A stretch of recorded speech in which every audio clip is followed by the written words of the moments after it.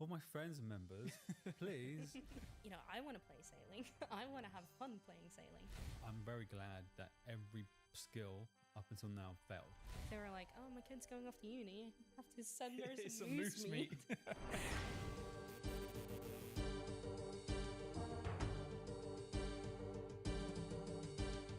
Hello everyone and welcome to the official Old School RuneScape podcast, where we get to chat shit with JMods and creators alike. I'm Mod Aiza.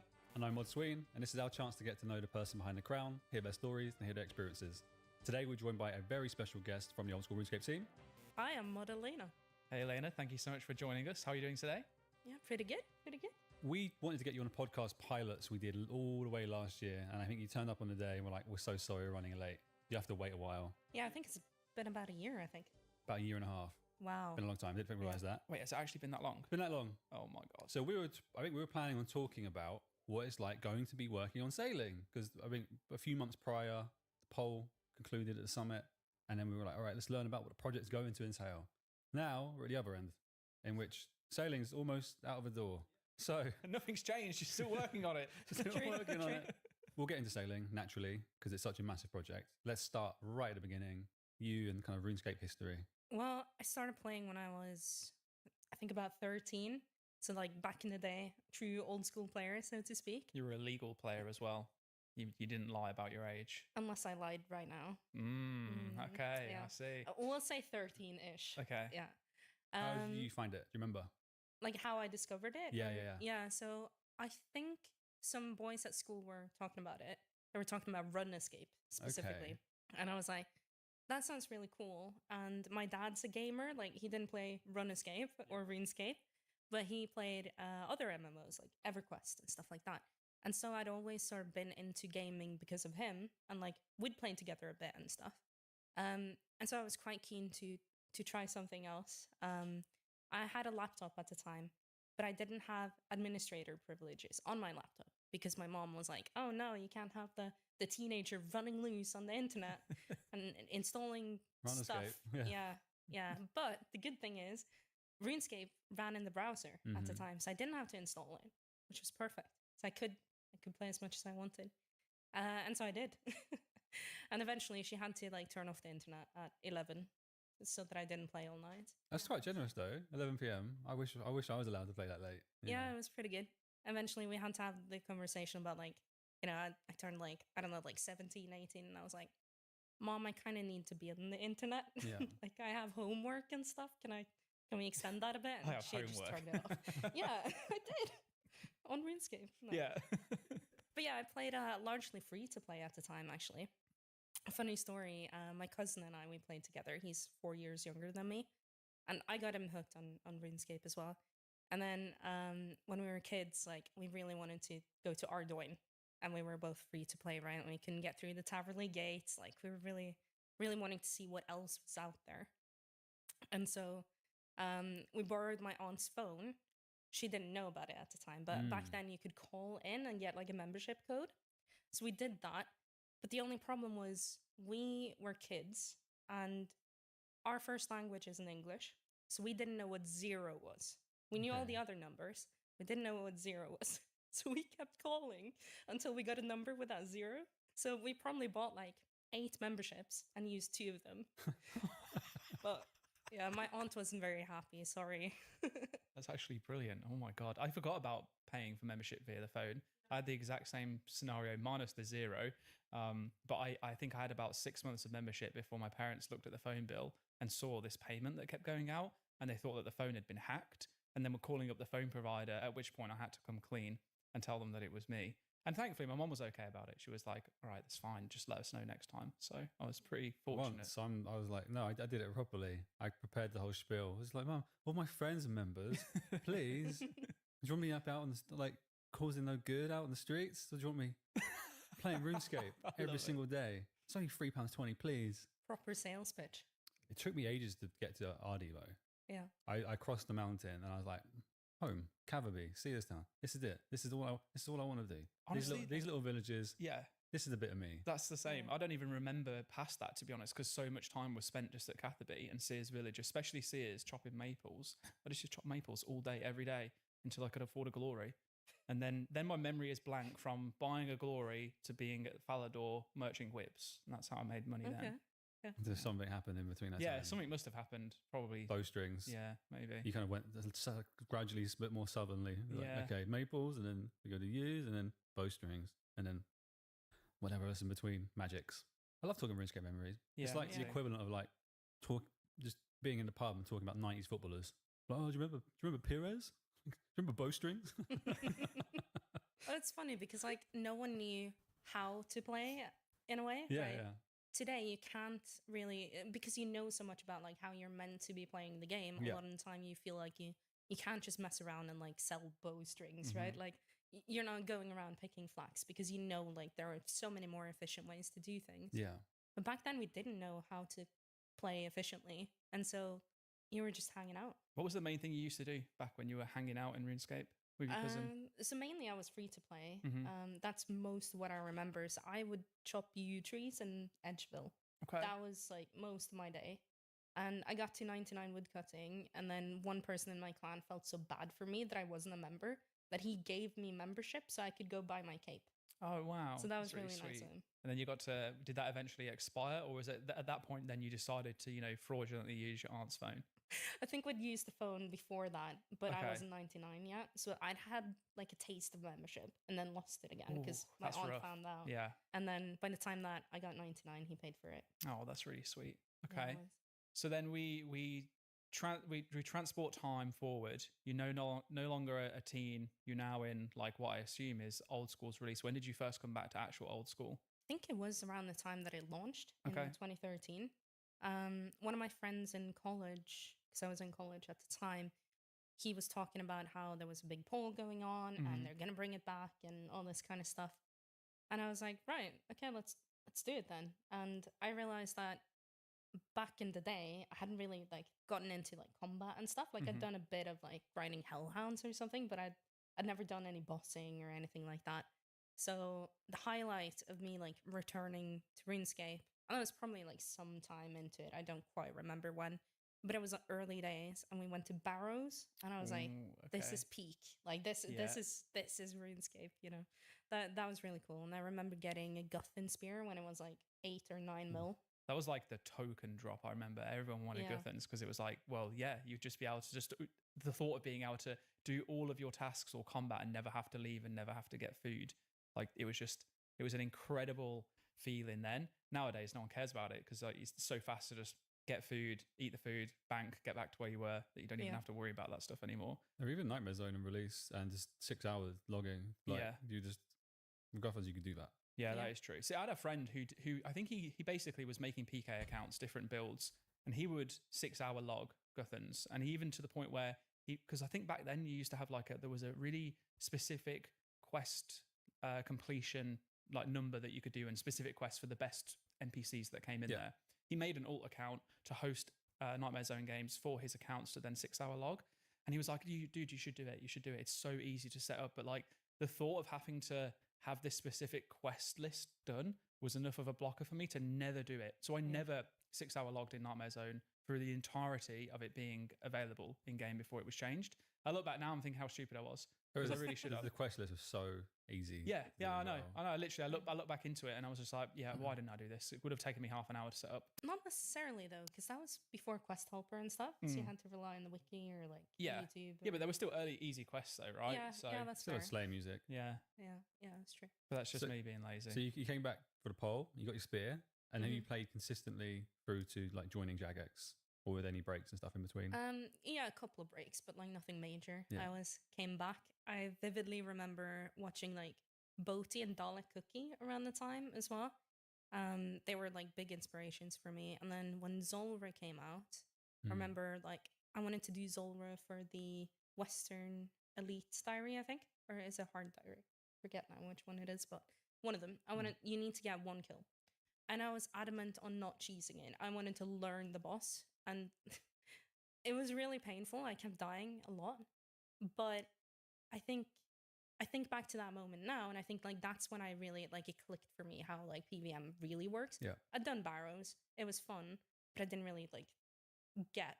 I don't know, like Mechanics. I didn't get it, you know. Mm. But something clicked when I started learning Zolra, And ever since then, I've been really hooked on PVM. When I was in uni, I started like going for harder and harder stuff. So like doing all the bosses, doing like solo trips in different places.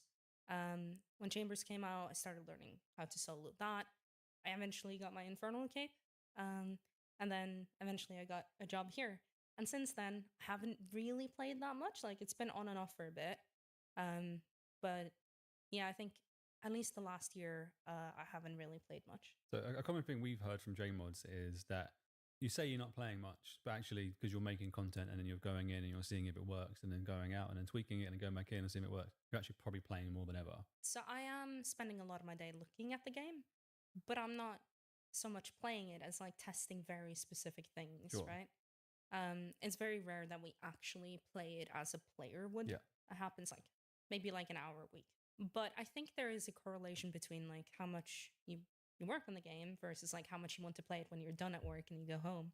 Especially with like working on sailing, it's been quite a tough project in terms of like there's a lot of pressure on the project to do well, both from the players and from the company as well. And of course, like we're players ourselves. Like we want to do a good job because we know that, you know, I want to play sailing. I want to have fun playing sailing. So that makes me motivated to do a good job of making it. But in turn, if I've spent all my energy on like focusing on making this really great at work that day, then I go home. I don't really want to look at the game. Some days I do it. Some days I don't. So it varies. In terms of working on sailing, you said it's been a particularly tough project. I know it's been going on for quite some time now. What would you say out of all of that time, and there's two parts to this, your most enjoyable part of working on sailing, and then the flip side of that, what has been the least enjoyable part? I think the most enjoyable was seeing players try it for the first time at RuneFest. That was a highlight for me because until then, we'd only shown brief moments of sailing. We'd shown like clips here and there. We talked about it a bit in blogs, but we were in a state of development where we were like, we want to show more, but everything's so rough around the edges that we don't really think that it's going to like give a good perception of what sailing actually is going to look like. So we'd rather hold off until it looks a bit better so that like players can get a more realistic view of what it's going to be. And at the time of RuneFest, we were like, you know what, it's pretty good. And we want to validate like how the boats move and stuff like that. We want to make sure that people feel involved in that process. And we still want feedback, right? Like it's not like we're being quiet because we don't want to hear from anyone. We still want player input. So we were like, okay, let's let them try it at RuneFest. But the cool part is we didn't tell anyone. We didn't tell the players that we were going to do this. So in the opening of RuneFest, there was a bit at the end where we were like, oh yeah, and by the way, you can try sailing here today. And that was really cool. We saw a bunch of people just like run to the computers after. That place got swarmed instantly, Yes, I remember. And you dressed up as a pirate as well, which is very cool. Yeah, I did. I kind of regret doing the hat though, because you can't really see my face. Oh, it was a big hat. Yeah, it was a big hat. I really enjoyed RuneFest. And I've never done a RuneFest as a JMod before. So I did one in 2019 before I joined the company as a player. And it was really weird going back and like being recognized. It was strange, but fun. RuneFest is always an absolute blast. And I swear, like you go into it and you just never know what to expect. But also at the same time, you kind of like have an understanding of what's going to happen. But I think the part where you don't expect is just the sheer kind of like volume of interactions that you have there, the amount of people that, you know, will recognize you and want to come up and chat to you and all that. And I want to ask you more about RuneFest, but I'm going to hold on to it because I want to hear the bad, and then we'll bring it back and maybe bring some joy into it from RuneFest again. I have a funny story as well. Remind me when we go back to that topic. Okay. It's about going undercover. Oh, okay. So Undercover. we'll get back to that one. All right. In terms of Incognito, Elena. in terms of the bad stuff on sailing, I wouldn't say it's like necessarily bad, but we've definitely had some parts in development where we're like, yeah, we shouldn't have done it that way, or like we should have chosen a different strategy, right? And that's meant that like either we're a bit delayed or like that it's just been like a tough conversation to have sometimes in terms of like, okay, how do we solve this problem, right? So I think one thing that we did quite early was we wanted to like way in the beginning, like when we started the project or we started developing it. So sailing's past the pole. We know we're doing sailing. Now we actually need to make the thing. I remember we tried to scale up a bit too fast. So before that, we'd had myself and Husky and Mod Curse and Mod Gecko and Mod Light. Like that was the team doing the sort of refinement of the skill. But at that point, we were like, okay, well, now we need to make the thing. So we need more people to help us make the thing. So we got an engineer on, and we got a few more designers and QA as well. The problem that we had was that we hadn't prototyped enough yet. So we were trying to figure out, like, okay, how do boats work? How should they work? What feels old school in terms of, like, we're creating a whole new move set here, like a way of moving a big entity. And that needs to feel different to moving a player. But how do you make something new but still make it feel old school? So that was a really big challenge for us. And at the same time, we were trying to create islands because we knew that, like, regardless of how you move the boat, we know that you're going to move the boat.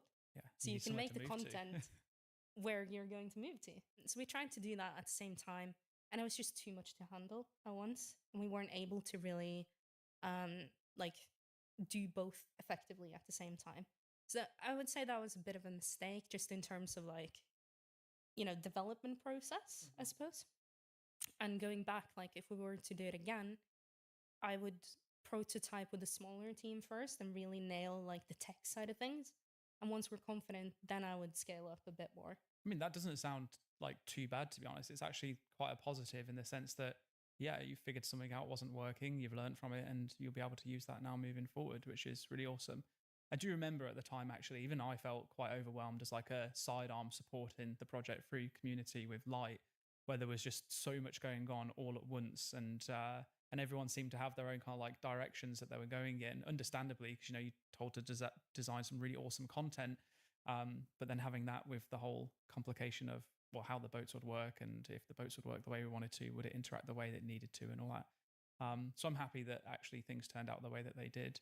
It was such a big pressure on getting that to work as well, because we couldn't really do anything else like boat related. Like I said, we could do the islands because we knew that we were going to go there, but we couldn't do, like, how do you get XP on the boat, because we didn't even know how the boat would move yet and what the player would be required to do.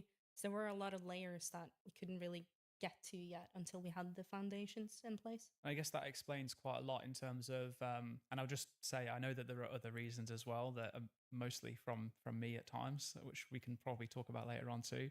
But there was a big period of almost silence, right, in terms of updates for sailing, where, you know, the skill had passed the poll and you started working on it, but then there was nothing to be shared. And I know, like, one of those reasons is sharing prototypes is risky, and we want to have stuff that's polished and ready. We saw that even with releasing footage, you know, in early alpha stages and in the marketing materials or videos to talk about what we're doing, and everyone's like, oh, the boats look like shit. Like, yeah, they're meant to. It's not finished, but like that's what everyone always just like hammers down to. If this is what the skill's going to look like, then I don't want it. I'm like, yeah. It's not what the skill's going to look like. Please work with us. Like, we want to work with you. Yeah, but obviously, you know, a lot of that time is I now understand, or hopefully, you know, listeners will understand that it's actually because you were going through all this process of figuring out those prototypes, figuring out boat movement, making sure that boats work the way they needed to, because that's the core fundamental of the skill, right? And in terms of, like, visuals as well, you might say that the visuals don't matter for how the boats move, but we didn't really want to commit to how the boats look until we had a better understanding of that, because and initially, like, some of the first boat assets we made, like art-wise, was we called it the bathtub eventually because it had really high edges, and it looked more like that traditional sort of like a big sailboat, basically, but kind of like shrunk together a little bit. And it ended up being really annoying to sail because it was too big. It was too tall as well. The very first one had a staircase. If you wanted to go between, like, the wheel where you're steering and the sails to trim the sails, you had to click a staircase and then go down to do it. And that was just annoying, right? And so we learned a lot about the layouts of the boat by just prototyping. But if we'd finished those assets and made them look really pretty and then decided, actually, we don't want it to work this way, then all of that time making those pretty assets would have gone to waste. It's interesting about showing visuals early on, because we've done it with other content. I remember the first time we showed the Sepulchre on stream, grey boxed entirely, projectiles, like the swords and stuff, were bot characters just walking towards, and players loved it because I think the Sepulchre didn't carry like the weight of expectation and even like the impact it's going to have on a game.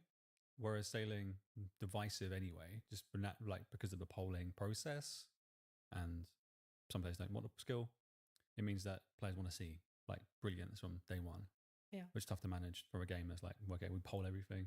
And I get the skepticism, right? Because like it's a game that people have put hours and hours of time into, and people naturally get a bit protective of that. Like I'm protective of the game. I don't want it to go in a direction I don't want. So I don't blame players for caring too much about it, right? Like it's totally natural. No, right on. I mean, there's loads of valid reasons why some people might not want sailing. They might not like the way we polled it. They might have didn't like the way we polled it versus shamanism. They might not have liked, they might not believe that sailing is the right skill, or maybe even that like we could deliver it to a high quality, even though they might want it. They might not want a new skill full stop. Like Old School's been out for 12 years. Why do we need a new skill? 12 years has been fine. So I get loads of valid reasons. We polled it. We've done like the kind of due process. Now we need to make sure we deliver something good. The thing is, as well, as like I think that there's a bit of a misconception within the community at times, in that we just dismiss negative feedback and ignore it. And maybe like that's a signal that we need to do better at addressing the negativity and acknowledging it more so. But I mean, you can attest, hopefully, for the countless conversations we've had around, you know, the negativity that we've seen, the skepticism that we've seen, and how we can best, you know, work towards bringing those people on board and taking into account their views and making sure that the skill is developed in a way with them in mind, as well as the people that are really looking forward to it. Because we know that there are so many people that are looking forward to sailing now. I mean, look at the poll results of late. Everything's passing with flying colours. There's a huge amount of positivity, which is awesome to see, but it wasn't always like that. So I guess we haven't talked too much about it, but we have this group of players who are under NDA. Some of them have been there from like way back when the skill first passed. Even before that, when we were just talking about making a new skill, we would like send them our pitches for different types of skills and just be like, hey, does this sound feasible? Like, would you guys want this kind of thing? And when sailing passed the poll, we actually brought in more people, and we intentionally invited people who voted no to sailing to get their perspectives as well. Because even though they voted no, they still have a vested interest in making it the best it can be. Because at that point, the skill is coming to the game. So at that point, they just want to make it the best it can be, despite them not initially wanting it. And how have you found that worked? Pretty well, actually. It's been healthy, I think, to be a bit challenged by those kind of like, I wouldn't say it's negative, right? Because it's just an opinion. Like, I didn't want sailing for one reason or another.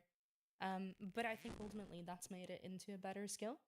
Because if you listen to that criticism, it might be that like, I don't like sailing because I think it's not integrated enough, because you're just going on the sea, so you're not like interacting with the existing game world. So we're like, okay, let's double down on the islands. Let's like tie more skills into it, right?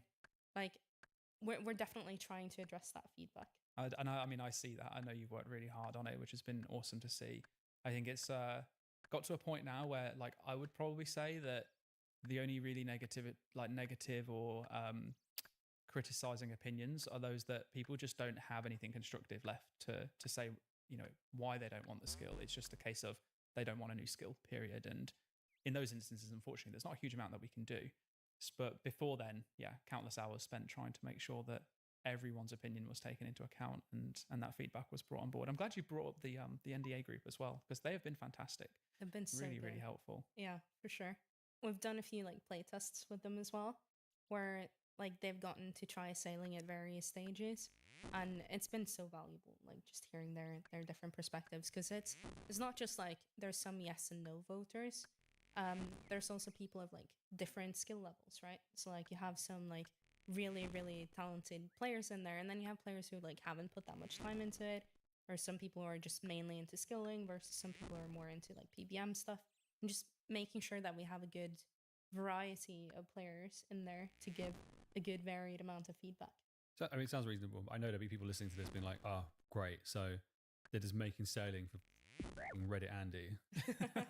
But yeah, sure. Yeah, but the thing is, like, I mean, I don't want to name any names, but like, I know who's in that group, and we have people who are front pages, right? 200 mil alls, max players, mid-level players, casual players, because that's a representative of everyone, right? We have so many different types of people, styles of players, and trying to bring them all together was an interesting challenge in its own right, but I'm glad that it worked out well and that, you know, they've stuck with it and helped us out. How would a player ever get involved in a playtest? So from what I remember, we put out some surveys about like, would you be interested basically in giving more feedback and like being part of this group? I suppose like keep an eye out for that kind of stuff. Yeah. I'm sure that with this being successful, with us like working with the NDA group for sailing, I can imagine we'll probably want to do something similar for future projects as well. Maybe at a smaller scale, but I think that stuff would always be useful. As a developer, then, to like add on to that a little bit, how much value do you put into kind of like the big posts that we see on social, normally on Reddit? You know, like someone has put together a design for a piece of content, whether it be sailing or any other updates. Do you ever think that would help someone's chances of being involved in a playtest, or outside of playtest, just how valuable do you find those kind of like larger posts? Yeah, that can absolutely help as well. So like, without spoiling or like revealing names again, like we have a few people in that group as well by invite, specifically because of their history with that kind of stuff. So yeah, that stuff is definitely useful as well. If we see that like you have a keen eye for details, or like that you care deeply about the topic that we're presenting, right? We're going to want you in there, most likely. A last question before I let Sween take the reins for a little bit more. You ever worked with a player that you really regret working with? You just think, you know what, those ideas were terrible. What have we done? With you? Do you know what? Yes, but it's most likely been creators. More often than not, you'll find that they have an agenda that suits the type of content that they want to make, which is completely understandable. And in the early days of working at Jagex, I really struggled to see past that. And I would always think of it as that, no, they know what's right. They're doing this for their job. And there was probably a few times where I favoured that feedback a little bit too hard in terms of pushing it forward. I look back now and I'm like, I'm glad that I can be way more level-headed and look at it more objectively than I used to. So yeah, but individual player, no, not one that jumps to mind, but there are a few creator names that I could throw out there. Nice. Well, hopefully that bought you some time for your answer. Yeah, thank you for that. I wouldn't say there's like one specific player, to be honest. Most of the players have been really good to work with, and you're not going to like this answer, but as a developer, I can rely on CM to kind of deal with the conversations with the players if I don't want to interact with them. Why wouldn't I like that? That's lovely. That keeps me in a job. Thank you, Ellie. That's true. So Modlight's been amazing with that kind of stuff. Like, good. She's been managing that group a lot, the NDA group. And so like, it's good for us to be involved, because then like myself or Husky or anyone on the sailing team can just jump in and ask very specific questions. But in terms of like generally managing that group, like answering FAQs and stuff like that, we rely on Modlight a lot. I've got a memory. I don't know if it's fake or not, so I'd like some clarity. Here we go. No. It's nothing outlandish. Sween's fever dream. Sailing wasn't in the original lineup of polls, right? Of skills to poll against. I remember it was shamanism, it was taming, and then there was this massive nebulous beast called exploration, which was like sailing plus every other way you can get around and do anything you want. And then we were like, we can't do that. That's mental. We cut that. And then eventually, I think we added sailing. Internally, that is true. Yeah. But that was never player facing. No, I know. Yeah. So the three that we pitched to the community was sailing, shamanism, and taming. But yes, we did have like huge rounds of trying to assess like which different skills to offer. We've done some surveying as well to just ask players like, what kind of skill would you be interested in? Like, do you want it to be a production skill or a gathering skill or utility skill? And what we saw this pattern, right, where they would usually pick the most like vague, open answer. So like in that case, it was utility, because utility could be anything. And then we asked like, do you want it to be a moneymaker? Do you want it to be like, I don't know, like really grindy, like that kind of stuff? And answers would be all over the place, right? Like a bit of everything. We're like, okay, great. That narrows it down, right? It's like Homer Simpson designing that car. I don't remember that episode. Is that the car that eventually made it into Simpsons Hit and Run? Was that his dream car? I think it is. Probably, right? probably did. Yeah, with the dome window. It's Yeah, like yeah, purple yeah. and green. It's got all the everything Yeah. in it. Yeah, I do remember. I Mm. never connected those dots. Yeah, He, that makes he sense. made it for his brother's company, didn't they? Yeah. And then he bankrupted him. Anyway. he did. Anyway, sailing. Oh, there's so many Yes. memories coming back now. Sorry. So back to sailing. Yeah, or like not Exploration. sailing, to be Or not honest. sailing. Exploration and all Mm. the other skills we explored as well. So we had I guess a bit of a funny story around shamanism, actually, because that was quite a popular one with the community. I And vote where for it it. Shamanism started, on my chest. Yeah, we baby. both voted for it. where it started was we wanted to do a different type of magic. So we have magic in the game, and we have prayer, which isn't really magic, but it's kind of magical in a way, like the effects that you get.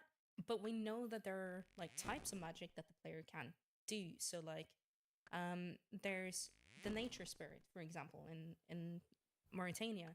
He does some crazy like nature magic, Mm. and we're like, could we do something like that? And we were like, well, if we're doing more of a nature type magic, it's probably like druidism or something, right?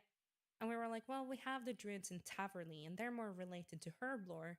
And also, our players like edgy stuff. So what's an edgy version of druidism? Shamanism. So Okay. that's how that came about. I remember being in that call actually. Yep.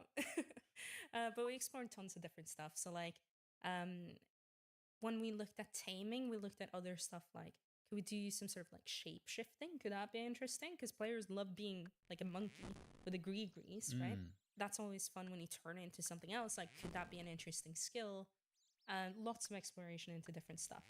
We knew that exploration was a popular player suggestion, but we really struggled to narrow it down into like a core loop that felt like you could reasonably repeat it. Yeah. Because in exploration, like you only explore something once. Mhm. Once it's explored, how do you do that again? And so that was really difficult to make into a skill without, turning it into some sort of like procedural generated stuff, which we could do, but we were a bit scared of doing that because of the tech, Yeah. like the tech implications of it. I say that, and then we went Yeah, I with was gonna say, sailing. and then you decided to do sailing with like boats Which- that are in separate instances and all Yeah. that else technical nonsense. But I think as Yeah. well that link would be people would then compare it to dungeoneering. And in those Yeah. surveys we put to players, I know, and I do remember we asked about other older skills, and dungeoneering, whilst always had like a nice little niche cult following, no one was really like, yeah, totally, that's the one. Yeah, bring it was back. it was never seen Yeah. in that way. We did look at the RuneScape skills as well, Mm. because we were like, well, dungeoneering is well liked, but it doesn't feel that much of a skill, Yeah. at least to me. I think maybe if we split up the levels that you can delve into and put them around the world, it would feel a bit more natural. But we looked at like archaeology, which did really well in RuneScape. But ultimately, we figured that I think for old school's first new skill, it deserves something unique. Mm. I don't want to necessarily take what RuneScape did and just old schoolify it like we do with some content. And I'm not saying we can't do that in the future. I think archaeology would fit really well. But I think for the first one, it deserves its own thing. In that topic, because you brought up I actually completely forgot about exploration until you mentioned it there. And then I know we had the discussions around it, and some people were probably maybe listening and wondering why sailing even made it to the board then in that instance. But if I remember correctly, when we were initially surveying in terms of skills, the number one suggestion that came back on multiple surveys was sailing in terms of a skill that we should pitch. And I'm pretty sure that in one of the meetings that we had, it was a case of we simply cannot go out there and not offer sailing with how much demand that there has been for it. We just need to figure out how it would work, but we'll worry about that when it comes to the pitches because we have some really solid skills to go forward with. And that's kind of like how sailing made it into it, is because there was an overwhelming level of support for sailing, even if at the time it was seen as a meme. That's why I find it interesting when people feel like, well, obviously they put sailing in and they made it happen because they wanted to do it this entire time. When we were really close, they're not including it on the refinement pile or whatever our terminology for it was. Yeah, I imagine that it probably would never have even made it in had people not constantly said in their results about wanting us to pitch it. Yeah, it was quite popular even before we said anything. And I think like part of it is because it was pitched before, which is quite interesting because why did it pass now and not back in like, I think 2014 it was pitched? And I think the game, the community, and even the team just wasn't ready. Like we Yeah. couldn't really have done the sailing that we're doing now back then. The team was too small. We Mhm. didn't have the tech support for it, but now we do. Yeah. The fact that it even passed the poll is a testament to the trust that the community has in us now Mm. in building something that is worthy of being the first skill. I think I'm very glad that every skill up until now failed. We weren't ready. The community weren't ready. Yeah. I quit RuneScape with VOC. It wasn't my cup of tea thereafter. And then I came back with old school. And then like, whilst even I joined Jagged in 2015, didn't join the old school team until 2017, I was still voting in polls like, I'm going to vote in a way that I think the team can continue to build the game in a way that it feels old school. And that means I'd vote no to some stuff. I just me vote too. selfishly based on what I do and don't want coming into the game. I take away all professional bias and just look at it from a player's point of view. Was the intention the entire time, but like, I've played RuneScape forever. I want to go and work on RuneScape. Or did it just happen? I didn't even know that I wanted to work in games. Okay. So I've never known what I want to do when I grow up. I still don't in a way. Yeah. But somehow I manage. I want to pay my bills and stay alive And play RuneScape. and play RuneScape. But no, I always sort of like career or like school wise at the time chose whatever would put me in a position where when I know what I want, I've made the choices so that I can get it. I got a degree within like computer science basically because I knew that I'm probably going to work with computers. I'm pretty good at that.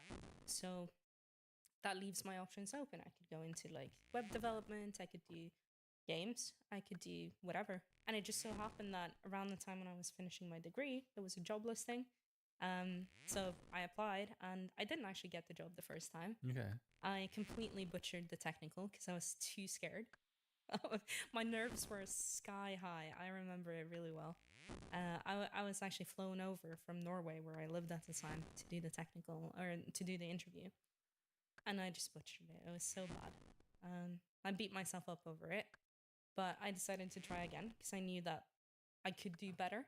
And the second time I applied, that was like, I want to say a few months later, like probably half a year later. At that time, COVID was rising. So everyone here had started working from home. And I couldn't get flown over because I would have to quarantine for 2 weeks. So we did the interview online, still did the tech assessment, and like as far as I'm concerned, nailed it. I wasn't that nervous anymore. Maybe it was because it was online, or maybe it was just because like I knew what to expect that time. But yeah, it went a lot better. Got the job and got offered to, move over, basically. That was a requirement that I had to live in the UK because of tax reasons. And so I was like, even though we were going to work from home, I had to move over. So during COVID, there were no vaccines yet or anything. I had to move to the UK, quarantine for 2 weeks upon arrival. So I couldn't like go buy the stuff I needed for my new house. I couldn't even like view the house before I went. Luckily, I knew Husky at the time, so he was able to view a place for me. Had to order everything off of Amazon and Tesco delivery and stuff. But yeah, no, it was good. It was good. I wouldn't recommend moving during like a global pandemic, especially across countries. But I no regrets. I'm happy I did it. So that was junior content dev role, was it? Yes. And now yeah. you were content dev, and now you're senior content dev. Is that right? Yes. Well, we've in that time changed over to game designer titles, but I'm doing the same thing, yeah, but at a senior level. So now I actually manage people as well, which is a new challenge for me. But yeah, it's interesting. I still do a lot of the same like work, I suppose, but I sort of have like three main responsibilities. One being like development, and then management, and then also like project management, essentially, which on sailing is quite time consuming because I have to make sure that like we work well with other departments as well. So like looping in audio with things and working well with art and like trying to figure out things across departments. Which of those kind of three pillars you mentioned are like, so obviously sailing's the main focus right now. Yep. I know you said you don't know what you want to do when you grow up, but are you thinking what's next? Like, are you looking at maybe like Kieran, who's moved into like design director role, coming up from QA and then into dev and designer and stuff, people management? Where do you reckon you're going to try and go into? What do you enjoy the most? So what I enjoy the most is probably just working directly on the game. So the design and implementation part of it. But I do get a lot of fulfillment, I guess, from like coaching people and seeing like them getting better at their work as well. So I'll probably go into more of a management route. I think where Kieran's at the moment is like almost a bit too detached from the game. Like he doesn't get to program anymore. He doesn't do like the groundwork design stuff that I still do. So I think maybe if I could go like into a lead position without quite going further, basically, would probably be ideal for me. For now, maybe I change my mind in the future. And just to clarify for players, Kieran is not too detached from the game, but that role is too detached for your preference of wanting to work closer to the game. Yes, Okay. yeah, Yeah, exactly. you still want to write code, and Kieran Yeah. doesn't get Yes, much yeah. at all chances to write code. If anything, essentially. he's probably more in touch with the entirety of the game than I am, because I work on project-specific stuff. So, like, I'm in Sailing World. I don't keep up with, like, everything else going on. Yeah. But Kieran oversees all of it, right? So, like, with that, he doesn't program on the individual projects, but he makes sure that, like, all of the projects are coming out on time and, like, helping people make decisions and stuff like that. I'd like to go back to Runefest. I heard there was a funny story. I was promised a funny story. Yes, okay. Runefest. I got there Friday for rehearsals, right? That basically took all day, getting settled into the hotel and stuff. Saturday, up early, just running around all day, doing my stage stuff, looking at how players are like dealing with sailing in the LAN area. Even did some press interviews on the day, so like I was quite drained. Like I'm not used to that much like social interaction in one weekend, so that was wild for me. And then in between all of that, like players coming up to me and chatting and stuff, which was great. Like I loved that, but it was also very draining because I'm not used to it. And the same happened on the Sunday, and I was getting really cold. Like I was freezing at the venue, which makes sense because you're running around all day, so you're quite stressed and like probably a bit tired. And there's like thousands of people in there, so they have to keep the aircon going, right? So I had my hoodie on, so it was a bit more hidden, so to speak. So people, unless they knew my face, wouldn't know that I was a JMod because they couldn't see like the You JMod covered up the t-shirt. I see. Exactly. Were you not wearing the Runefest hoodie? I was, but I think players just took that as like Okay, a generic it's just a generic Runefest hoodie. Okay, yeah. Because like no one was wearing them, were they? It was all the t-shirt. Yeah. So I was a bit more hidden. People still recognize me, but not as often. And I had some spare time between things, so I went to get some food, and I wanted to just sit down because I was exhausted. But I couldn't find a place to sit, and there was this table with like one girl sitting there. So I was like, "Hey, can I sit here? Is that okay?" And she was like, "Yeah, that's fine." And I could see that she didn't know who I was. Okay. I was like, "This is great. I get to have my lunch in peace. Like, it's awesome. I can have a break." And then we just started chatting about the game, and she told me like she plays RuneScape and stuff. So like RS3, not old school, which is like probably why she didn't know who I was. And I was like, "Oh yeah, I play old school," which isn't a lie. Yeah. But I also kind of avoided telling her that I work on the game. So I feel a bit bad about like, you know, having that lunch with her and like kind of hiding that. But at the same time, like I was just really appreciative of it being like a normal conversation and not like stressful for me. Yeah. I just got to have my lunch and chill out. It was good. That's actually really Those sweet. little moments of respite are so nice at Runefest, though. Which feels really bad to say because it's like I don't think anyone comes out of Runefest and says, "Oh my god, it's it's awful that so many people want to come and talk to us." It's more that the thing that I find the worst is that I don't have enough energy to give everyone the kind of like attention that I feel that they deserve. Like I want to make people feel appreciated just as much as they make like me feel appreciated when they come and speak to me. There just become a point where you are so tired, so exhausted that you just want to be able to escape from it all for a few moments to just like get yourself back together.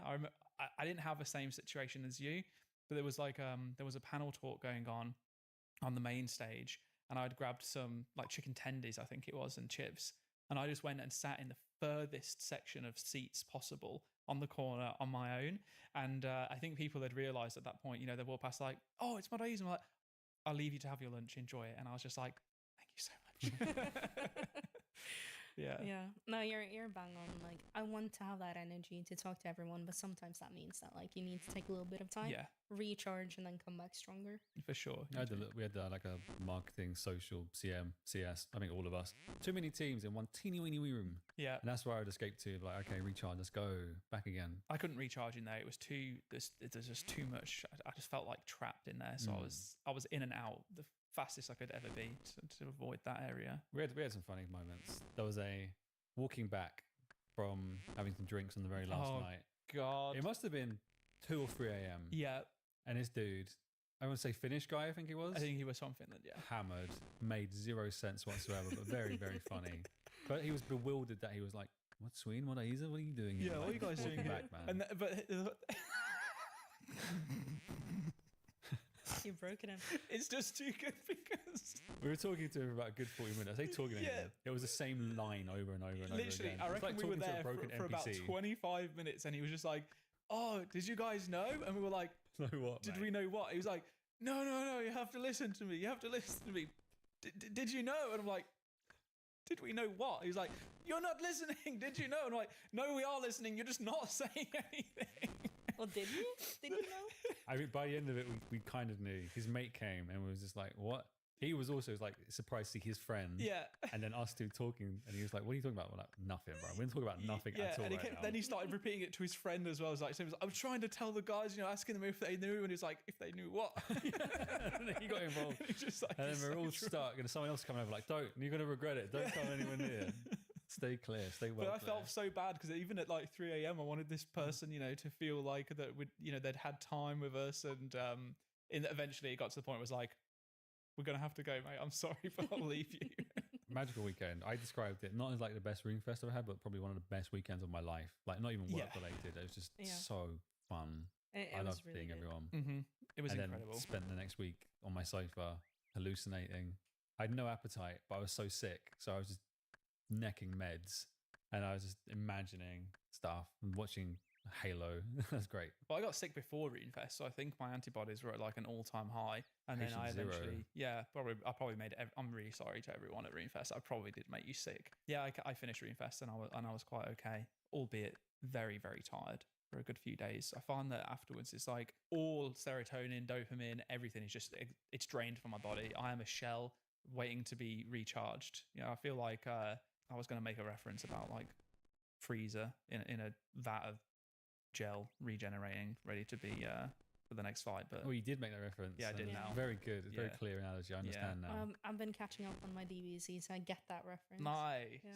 I respect that. Is that it? Sailing into DBZ. Oh, well, if sailing is like the One Piece skill, we have to do some like Dragon Ball stuff next, don't we? To be fair, we're doing Dragon Cannonballs. So, Okay, there might be Slightly. something there. we will have Dragon Balls. Yeah. Yeah, we're gonna collect the 7 slightly unique dragon cannonballs that are placed around the world, and when you collect them all together, I don't know, like another version of Huey or something is born and grants you a He wish. kind of looks like Huey, doesn't he? Do you know what? I probably shouldn't have said anything because maybe that would be an Easter egg in there now. If not, can There's we still maybe time. do it? Yeah, There's still time. yeah. If you Yeah. won't, I'll ask Husky. Maybe Husky will do it for We me. could just tell players right now that we're doing it, Yeah, and then they've got.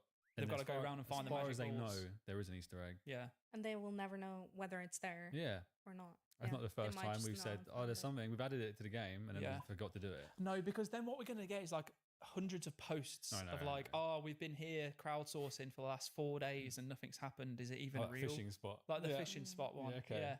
Yeah. Anyway, go out and find the magic balls, and if you do, maybe you'll get a wish. What project do you want to work on next? Perfect world, I think I would work on raids, but I wouldn't lead raids. Okay. So I would just get to like not do the project management side of things. I would just be a dev, getting on with my little code bits. Yeah. Like that would be quite nice. So someone's managing it, and they're like, "Elena, go and make some cool shit." And you're Yeah. like, "Okay, I'm gonna go make Go some make cool this shit." boss. Yeah. Okay. Okay, Yeah, sweet. that could be quite cool. Looking back at like projects I've enjoyed the most in the past, I would say like Group Iron Man was enjoyable just because of the like sheer impact of it. Like it's changed the game for so many people, and like going back to Runefest, I had people come up to me and say like, "My girlfriend and I have been playing this game mode together, and we just wanted to thank you for making it." And I was Aw, like, so "Oh, sweet. That's so cute." I think I enjoyed like the development side of it most on Guardians of the Rift. Like that was a highlight for me. That was sort of spawned in Game Jam. Mm-hmm. think we called it ideation back then, but it's the same thing. And yeah, we had this prototype working. We really wanted the players to go back to the altars and like do traditional rune crafting. And that was really cool to get to work on. So I think I'd love to get more involved in raids, just because I want to like learn more about combat and doing bosses and stuff, which I haven't really done yet. But also just like somewhat smaller scale skilling updates, like mini games and stuff like that would be cool. What does your ideal boss look like? Do you have anything in mind? Putting me on the spot here. It doesn't have to be in terms of mechanics. Like if you were to be put on raids, right? Let's forget about the current theming that's set for raids. It's just your perfect vision of, this is the type of boss that I want to work on. This is what I want to make. So when it comes to raids, I think there's a very unique case where like you want, as opposed to like a single player boss, you want to kind of lean into the multiplayer aspect of it. I really like it when a boss or like an encounter, I guess, has these sort of roles that players take on. So like, okay, you're the freezer, you're freezing north side maiden, right? Like you're freezing south side, the rest of us, like you're like the machine gun, like that kind of stuff. I really like that. Okay. So I would probably want a boss that kind of encourages those kind of roles. So like maybe we lean more into like a more traditional MMO type thing where like you actually have a tank and like that is the dedicated tank and they need to bring like heavy defenses, and maybe you have like bonus damage if you attack the boss from like a specific side or something. So you have like a DPS role that's like meant to be in that position. Maybe someone needs to be on different spell books to handle different mechanics. Like I really like that sort of thematic of roles, I guess, in raids. That sounds really cool. And I also fully agree with you. And I remember Theatre of Blood design trying to figure out how to make, I remember there was like this part of like Verzik where there was going to be a main tank role where instead of picking the staff up in Zarpas's room and now using that to take down the shield, it was going to be that there was a pillar or a pedestal in the middle of the room that someone had to go to and shove the staff into to create a barrier that you would then go into to prevent damage coming through. Didn't end up working out that way, and actually Verzik is probably infinitely better for it. But I'm just waffling a load of crap to eventually get to the point of, how do you get around the notion though of wanting to do these cool mechanical bosses that might require multiple people for a game that for a lot of people largely see as like a solo kind of experience? What is that like for you? Do you find it difficult having to potentially not do things that you would really like because the overall player base may prefer something else? The way I think about it is you can create encounters that are soloable, but not solo efficient. So looking at Theatre of Blood, for example, that's a bit of an extreme example, maybe. It is soloable, but it's just really annoying to do, right? I think if you think of all of the bosses, maybe except for Verzik, that's more of a good place to be in terms of like, you can solo it, it's just a bit slower. It's not efficient to do, but you can do it if you want to. I think with raids, like we want to lean into the multiplayer aspect, and therefore it should be better to go with other people. But I don't want to restrict people from playing alone because I know that a lot of people want to do that. So at least for raids, that's probably how I'd approach it. But we do a lot of other bosses as well that like often are targeted at single, like solo players as well. Yeah, that's where I'd go. But like, there are so many other bosses. You get so many bosses that are solo friendly or solo favored. Yeah. Please give the people who multiplayer some fun. Yeah.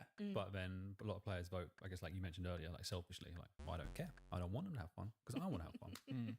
Which makes sense though. Like I don't put it against anyone, right? They're paying money and they're putting time in. Paying for the game, putting the time in and all that. They want the game to be and I totally respect that. This is me. Yeah, no, I know you do. I know. But I agree with the role stuff as well. But I think what I love about top roles is that they aren't clearly defined. Like you don't have to do that. Whereas I think like some people's criticisms of things like Things of a Massacre, which is you have to do it as the way the devs intended, or you die. Whereas Todd was like, hey, there's some bosses, they've got some mechanics. If you wanted to go figure it out. It's quite fluid, isn't it? Like you can handle Maiden without anyone freezing. Or everyone freezing. Yeah, or you could go that. You go the other route too. So it's not just like a mechanic and you choose how to handle it. I quite like that option of like there being multiple ways to solve things. It makes things harder to design for sure. Yeah. But I think the player experience is better for it. Got a bit of a heater one. What's more important, good game design or player opinion? Well, I thought you were going to say player experience because player experience is the real thing. But player opinion can be formed before player experience. That's true. especially in our game where we have to talk about things before they get to Before try they them. get to try Yeah. them. Yeah. Not the bosses really, because the extent of that is, hey, we're adding some bosses. They're going to be super fun. Should we add them to the game? Yes or no? And they go, yeah, I want super fun bosses. And then that's the extent of mechanic discussion beforehand. Which is intentional. I think, back in the days, it wasn't as clear cut as that. Now we purposely will go about it that way so that people have that experience for the first time before their opinion. But yeah, just generally speaking, if we were to see a huge thread about, I really hope that the next raid isn't doesn't require you to go in with multiple people. And we're like, well, actually, it's way better game design if it does require multiple people. As a designer, how do you feel about that kind of like the whole clash between just generally, what makes good game design and player opinions? When it's player opinion without player experience, so like before they've actually tried the content, I would say game design, because trust me, bro. But Fair once point. they've actually tried it and they've experienced it, if they have opinions at that point, I don't want to cling to something just because it's good game design. Like if it's genuinely not a good experience for you, arguably it's no longer good game design. So that's fair. that would be my answer. You could have the most well-designed game ever with 0 players. So it's not a very good game, dude. It's not a good game then at that point. No, that's Exactly. I like that. So essentially what you're saying is that like past the point of people trying it out, developer or designer ego shouldn't get in the way of what actually makes good content. Yeah, we don't want to be stubborn, essentially. And we want to be dynamic, listening to feedback. Obviously, we can do that beforehand as well. I'm not saying that all of our designs are perfect. And like, there's a reason we talk to the community. It's not just because we want to hype you up. It's because we want you to like input on the things that we're making and make that design better together. Well, we make the game for the people at the end of the day, right? And I think that's one of the things that I love the most about the old school team. I kind of felt like, even though I said it was going to be a heater, that's kind of where you would go to because that's where almost everyone in the team should essentially go to because we're all here for the same reason.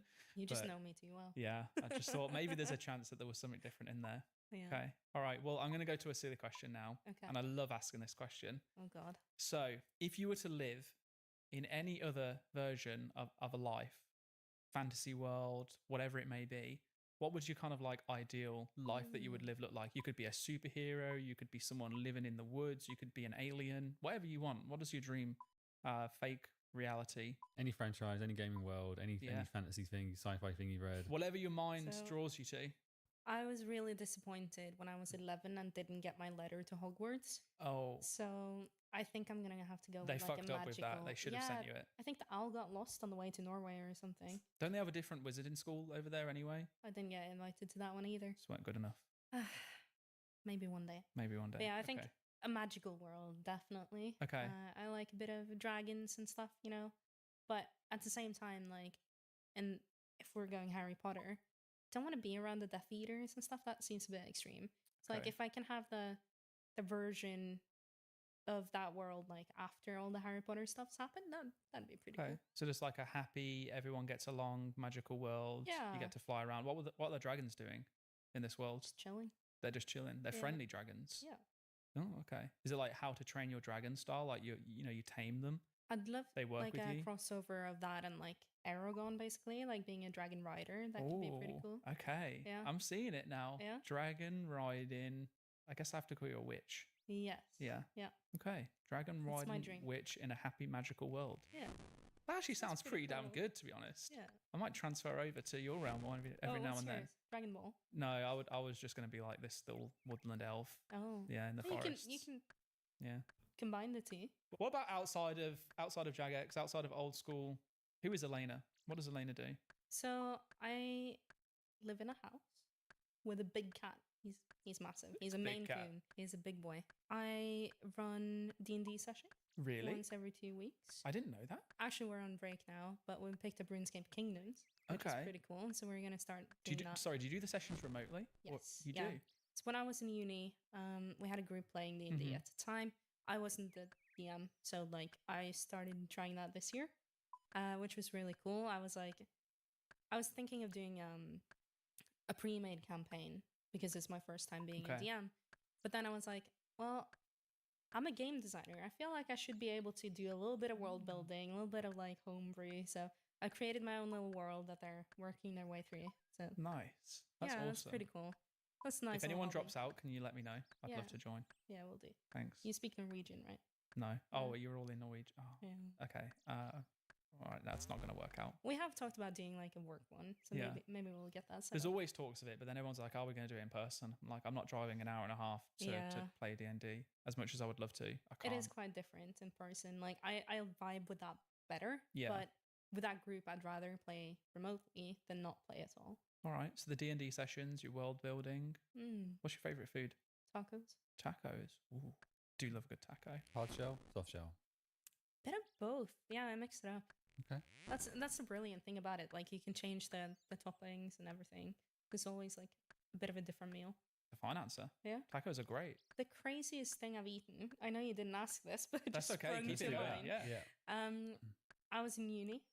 It was like 2-3 a.m. and I'd been out, come back home. Found man, Nolan all. really hungry and like a bit drunk, trying to mess around in the kitchen, trying to find any food. Find that I have this like mix of Sichuan, like a Sichuan kit basically. Okay. So you have like rice, you have the spices. All you need is the meat.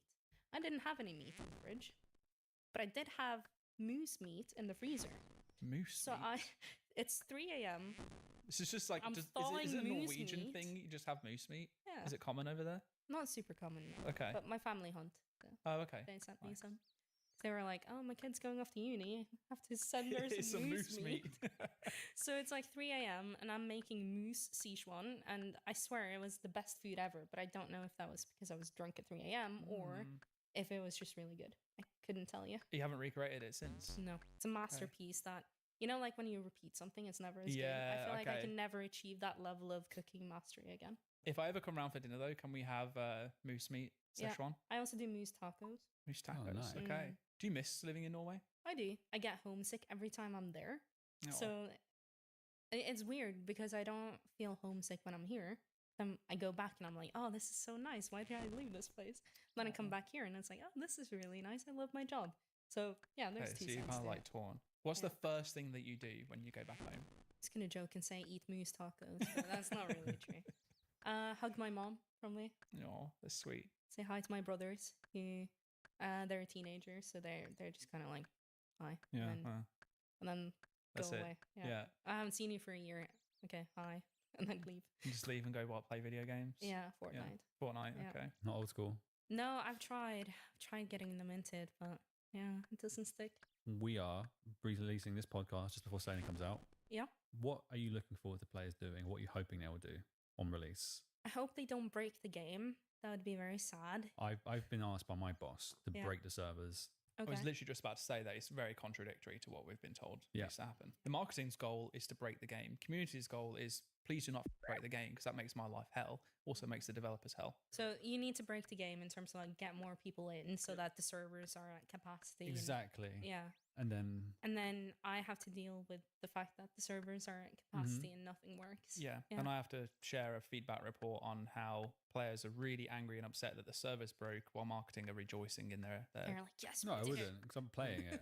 we did it. it. I've been locked Sween out. in his little corner. I've been locked of out of mischief. launch every single time. I got what I wanted.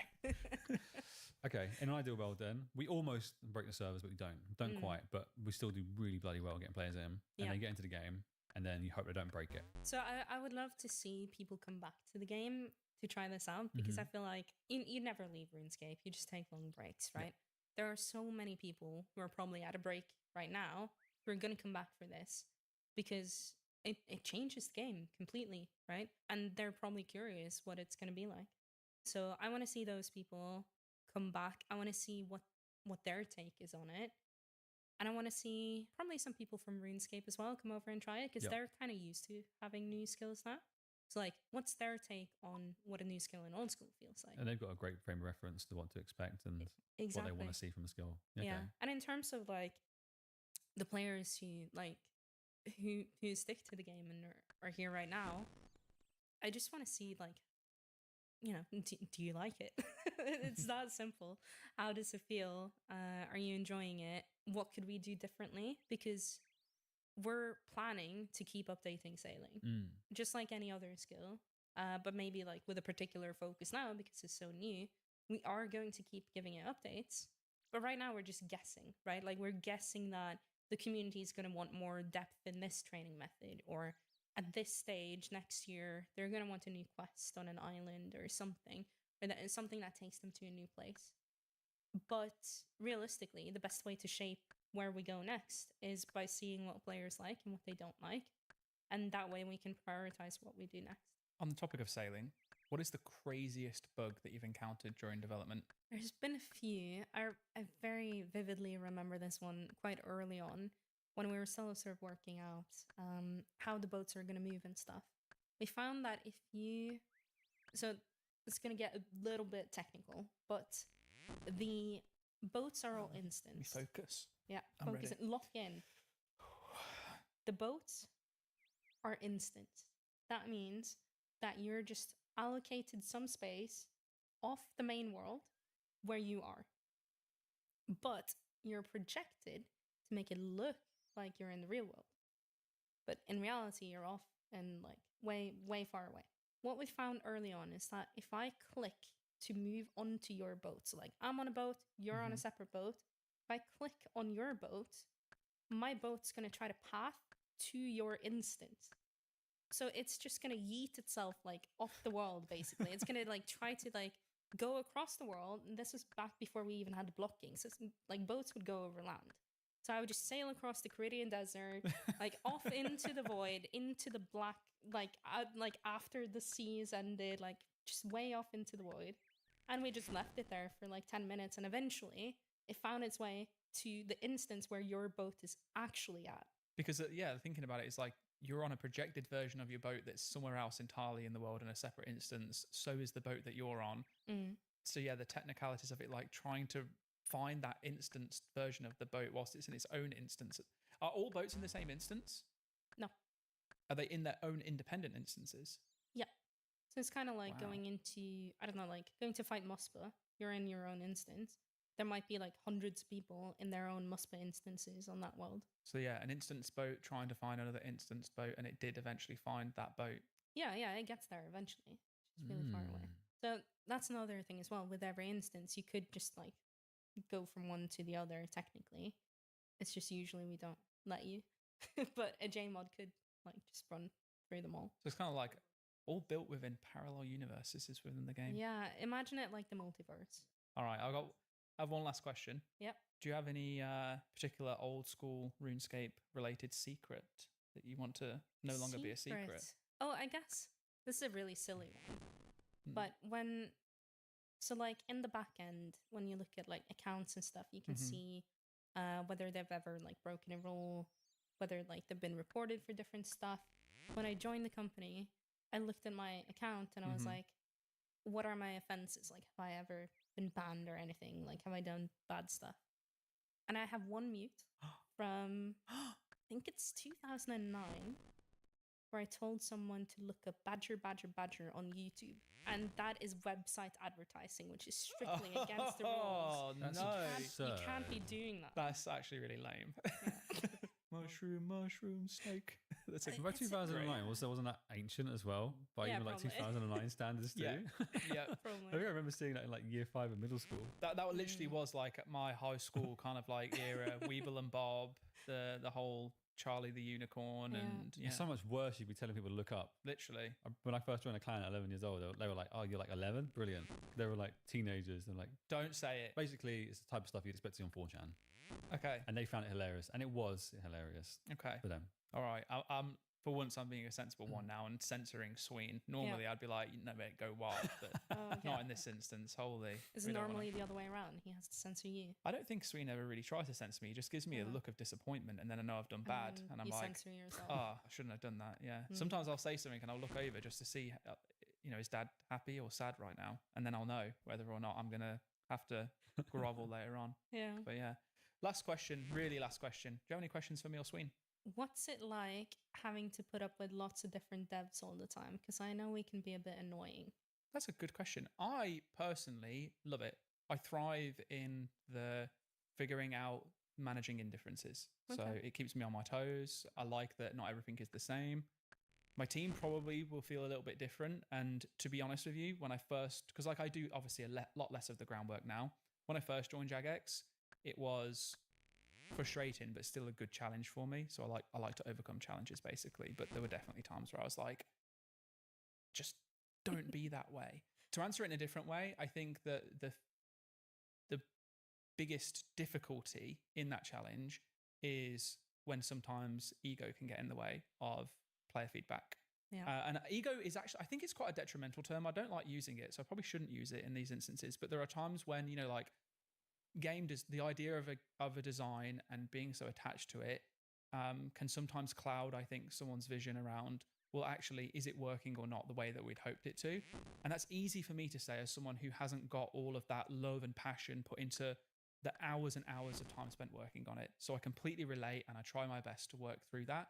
But there are some times where maybe I'm a little bit more brutal than I probably should be, in the sense of, you know, killing off someone's child and being like, it's just not the way it needs to be or should be. We're going to have to change it.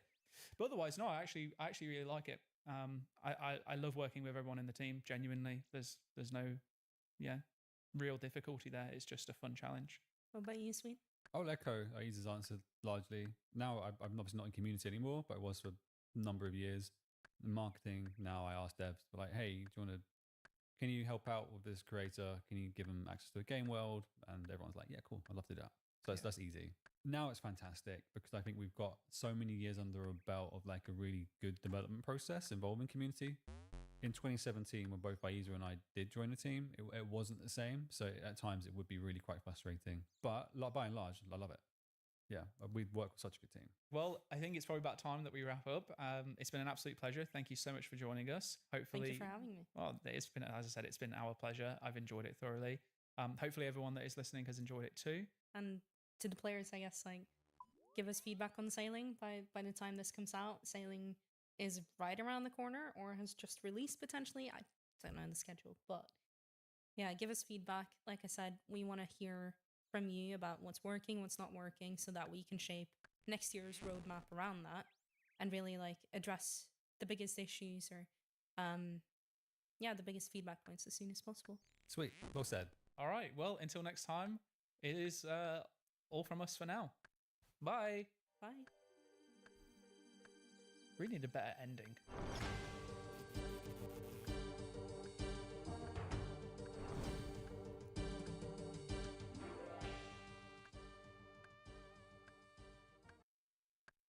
Players are starting to say it's not the golden age anymore, it's the platinum age. But what if the peak system told you which worlds were empty as well? Thing is, I bloody loved crashing at Bandos. Yeah.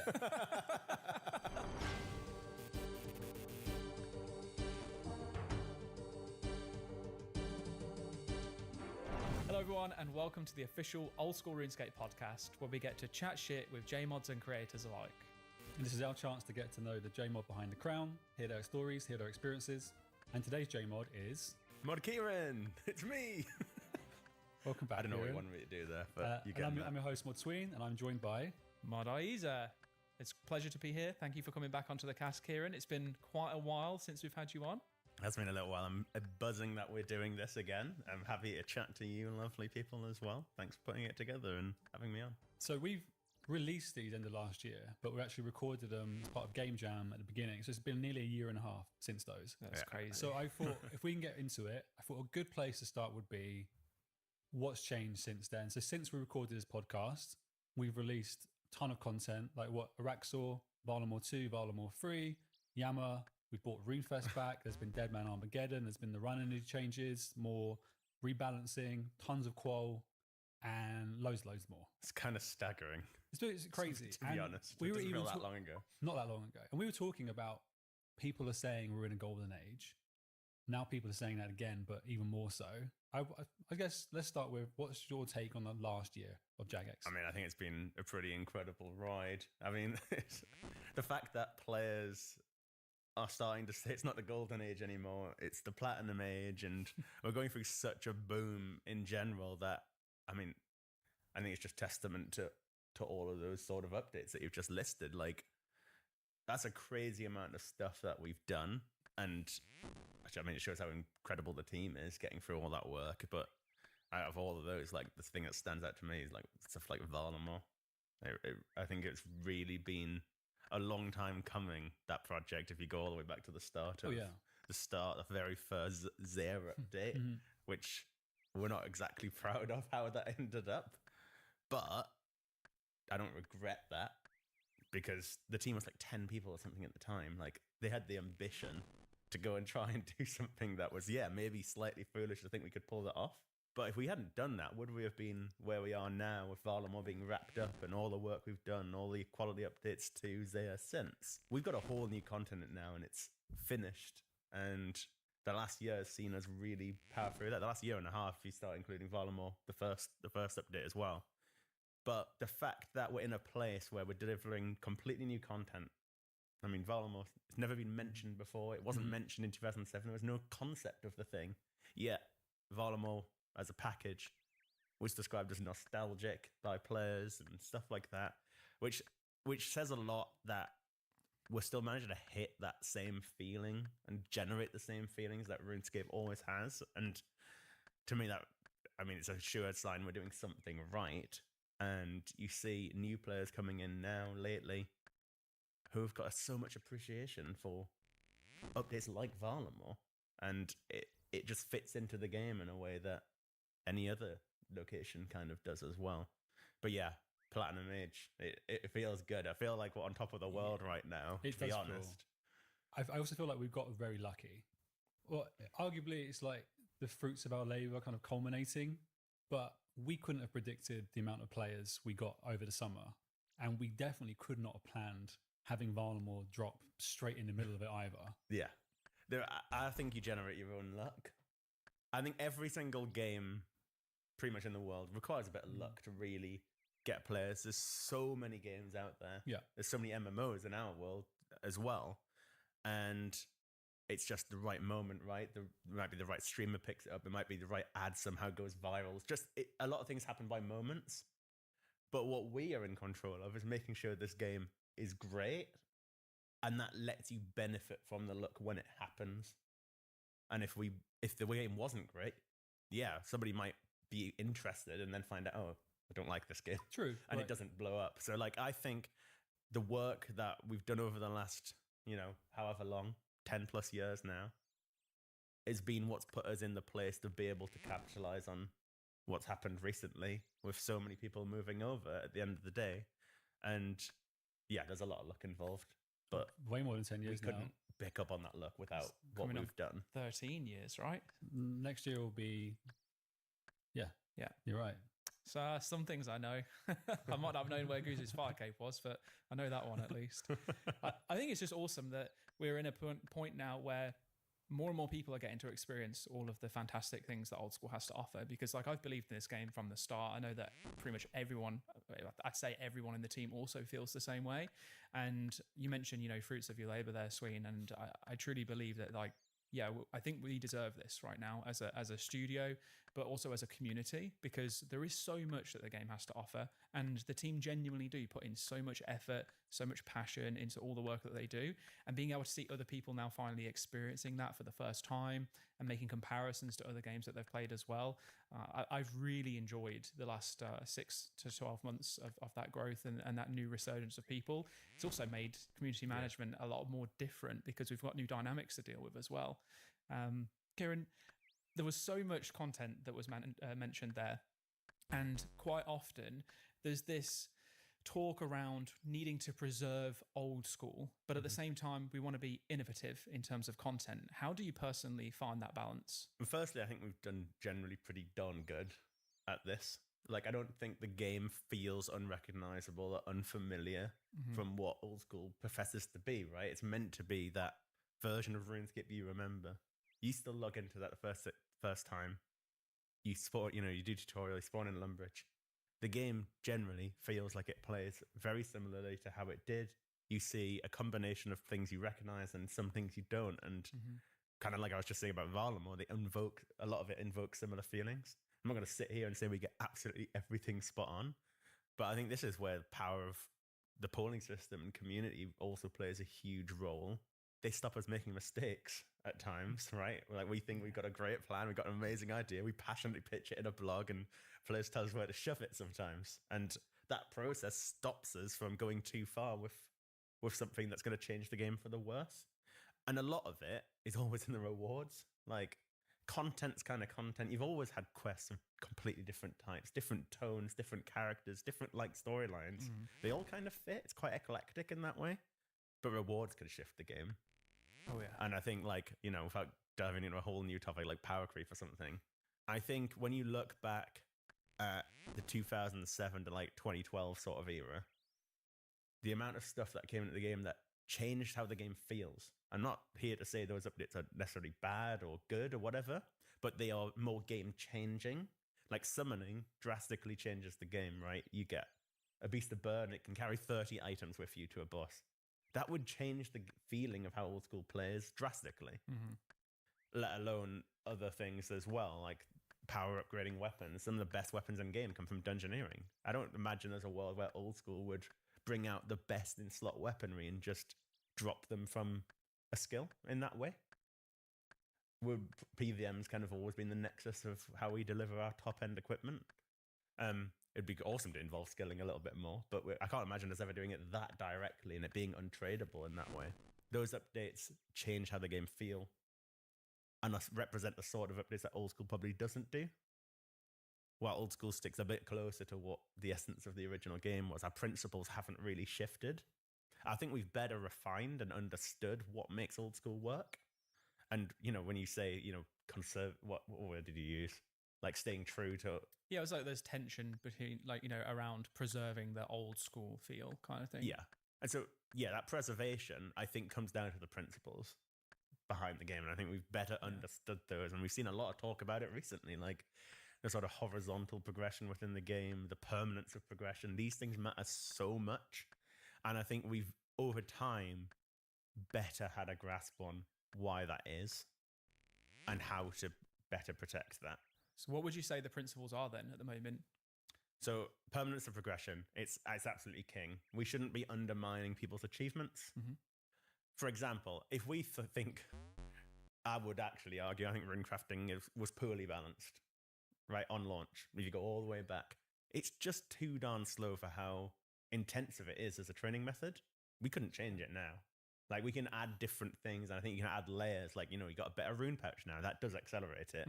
But we couldn't go in and say, all right, runecrafting was just badly balanced. Let's double the XP rates. I'm sure players would love it, though. I'm sure some people would love it. And I'm sat here arguing that it probably should have been faster. Yeah. But if you do something like that, you undermine the achievements of players as well. I think if you're looking at it from the purpose, okay, it's a skill and it needs to be trained to try and reach 99, so you need an XP rate, rather than looking at like this exists because it provides runes, and then you need runes because it's called RuneScape, first of all. Yeah. And that's like Rune Mysteries reveals that, oh my gosh, we've just rediscovered how you bring runes back, and now we can create magic. When you look at it through that lens, way back in 2000 and early doors, it makes a bit more sense. Yeah, it makes sense that it didn't have the same level of thought going into those numbers. And what they criticize that process. I don't have a clue what that process looked like back then, but we've heard certainly that no one ever expected players to be going to 99 in skills and so on. So it wasn't thought about in the same way as we probably do now. When we're thinking about skills, we're thinking about, all right, how much is it? What's its XP rate versus how intense is it? Versus what its requirements are, versus what else it generates in terms of gold or output and so on. And a skill can have multiple methods that sit in slightly different spots, and we position them all quite carefully so that there's a genuine option for players, and we're not undermining everything else that's came before it. But I think the most important thing with the progression stuff is like, you never lose it. It's permanent. So when you come back to if you temporarily quit and come back in a year, all the stuff you've earned, all the stuff, whether it's your gear, whether it's your skills, will continue to be useful, continue to have a purpose. There might be a couple of upgrades you might want to go and get, or some side grades for better, now optimal. I mean, the point is, it won't be worse than it was. Yeah, your whip. You could do something like make it better, but it won't be worse than it was. 100%. Like the whip was once the best weapon in the game, right? Long time ago. Now, do you still, if that's your character, you log on, you've just got a whip, still pretty bloody good. Yeah. It's just now there's further things you can do with that gear and so on. But it's never lost. You never get reset. We don't do things like a stat squish and so on. Like, the game is preserving your achievements. And this whole game, point is, old school RuneScape is a game based on progression. We've all had that experience, right? Whether you're an Iron Man or a main, and you're like, I want to go and do Theatre of Blood. All right, if I need to do that, I need to go and do this quest, this quest, this quest. Yep. I need to get this skill, this skill, this skill. And you end up like 7 layers deep into this network of progression stuff. And then you're like, wait, what was my goal? I love it. In a way. And that to me is literally the feeling of the game. I've heard old school RuneScape described as like a Metroidvania on like some absurd scale. Oh, it's constantly having to kind of path back. Because you're having to to path back and you got all this, the complexity in the progression network is genuinely the heartbeat of the game. And so to me, when we're doing updates, like whether it's Guardians of the Rift or a new quest with an awesome unlock like Prifdiness or something, we're all just adding new nodes onto this huge network. It's like a spider web in my mind of which path are you going down next. And you got to go down all these paths to unlock the next level up. And it's just complex to the point you can't really actually draw that network down. I'm trying to in my head, and I'm like losing concentration of listening to you because I'm like picturing this big network diagram from back when I was in my IT days, and it's really distracting me. So I'm going to try and stop thinking about that. It's crazy, but a lot of this thinking was stuff I had in my mind over the years. I've been at Jagex since 2015. I've passed my 10-year anniversary now, which is kind of wild how fast that's gone as well. And you're also a director as well now. Congratulations, Thank buddy. you. I'd say it took me the first 4 or 5 years at Jagex to truly start to understand why does this game work, like truly what it works. And then you might have seen the video. There's like a 3-hour video about what makes old school RuneScape work, why it kind of feels like it's not an MMO in some ways, and so on. That video talks about how it feels like a Metroidvania, and I think that video is amazing, and it closely mirrors our thinking on why the game works. I know what you mean. I can't remember the creator, but it's like blue thumbnail, old school logo. Blue thumbnail, yeah. And the video it's got tons of views. I think it's well north of 1 million.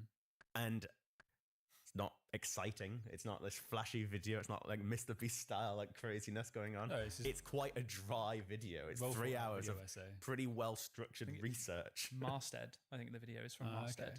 Yeah, nice. 3 hours, 20 minutes. And I think it's incredible that 1 million plus people, I mean, maybe we shouldn't be surprised. It's the old school RuneScape community. You sit there and grind 10 hours a day and hundreds of hours to get a 99. That a 3-hour video seems like child's play. Like nothingness. But I think if you want to get an understanding of why this game works, that video is better than any other that I've seen. And it was interesting watching that video the first time and hearing sort of played back to me similar thoughts on why the game will work.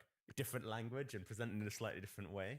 But it was really interesting and great to get that perspective. And I think, we're talking about all the players who've been coming over, the streamers and so on, and hearing a lot of the things that we've talked about, that guy talks about in that video as well, resonate with new players and them call it out as well. It's awesome, and it's reassuring that we're probably doing some of the right things.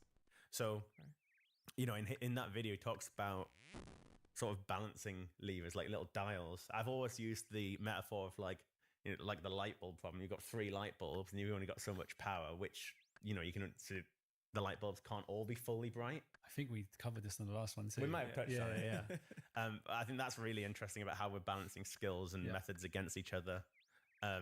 But the permanence, the progression, and the progression network is what makes the game perfect. So it sounds cliche, but we do talk about this game being, it's a journey, not the destination. Our goal isn't to fast track you to max cape and then spend your whole life doing raids. Loads of people love that, and that is the end goal for so many people. But the vast majority of time on your account is getting max. It's getting your skills up. It's completing the quests, and that is what makes the game work. Most people don't reach max, right? If the whole game is about that journey and that progression, how satisfying it feels when you get your goals, Barrow's Gloves used to be endgame. And nowadays it feels like one of those things you need to achieve in your first few weeks. Yeah, you get it straight away now. But it feels amazing nevertheless every single time you get Barrow's Gloves. It's one of the ultimate milestones, and it represents everything we've just been saying about that progression network, right? To get Barrow's Gloves, it is a laundry list of different things Bet your little Iron Man is buzzing to get those Barrows gloves. Can't wait. Yeah. Yeah. It's super fresh, but it's on my list of things to do relatively soon. There's a bit from Malcolm in the Middle that I always refer to when I hear about this kind of the setting goals and you have to go and achieve something else. And I think Hal wants to change a light bulb. And then to do that, he opens a drawer, but it's squeaky. Yeah. So then he needs to do that. And I think it ends with Lois being like, "How I thought you were changing a light bulb," and I think he's there fixing a car and being like, "What does it look like I'm doing?" Yeah, I remember that is so vividly in my brain as well. So we've touched on way back at the start of this great bit of like insight from you around our pillars and the kind of balancing, permanence, progression. You kind of touched on power creep in the past, and then you mentioned things like people want to get to raids at the end. Yeah. We have 3 raids. Each raid has a mega rare, kind of so like with a clear that mega rare is that combat style. We announced raids 4 at RuneFest, very light on details. I'm not asking you to tell us what the reward is going to be. You're welcome to do so. But how are we going to approach raids 4 in mind? That's when we need to. I think that's going to be a challenge for us. It is a big challenge.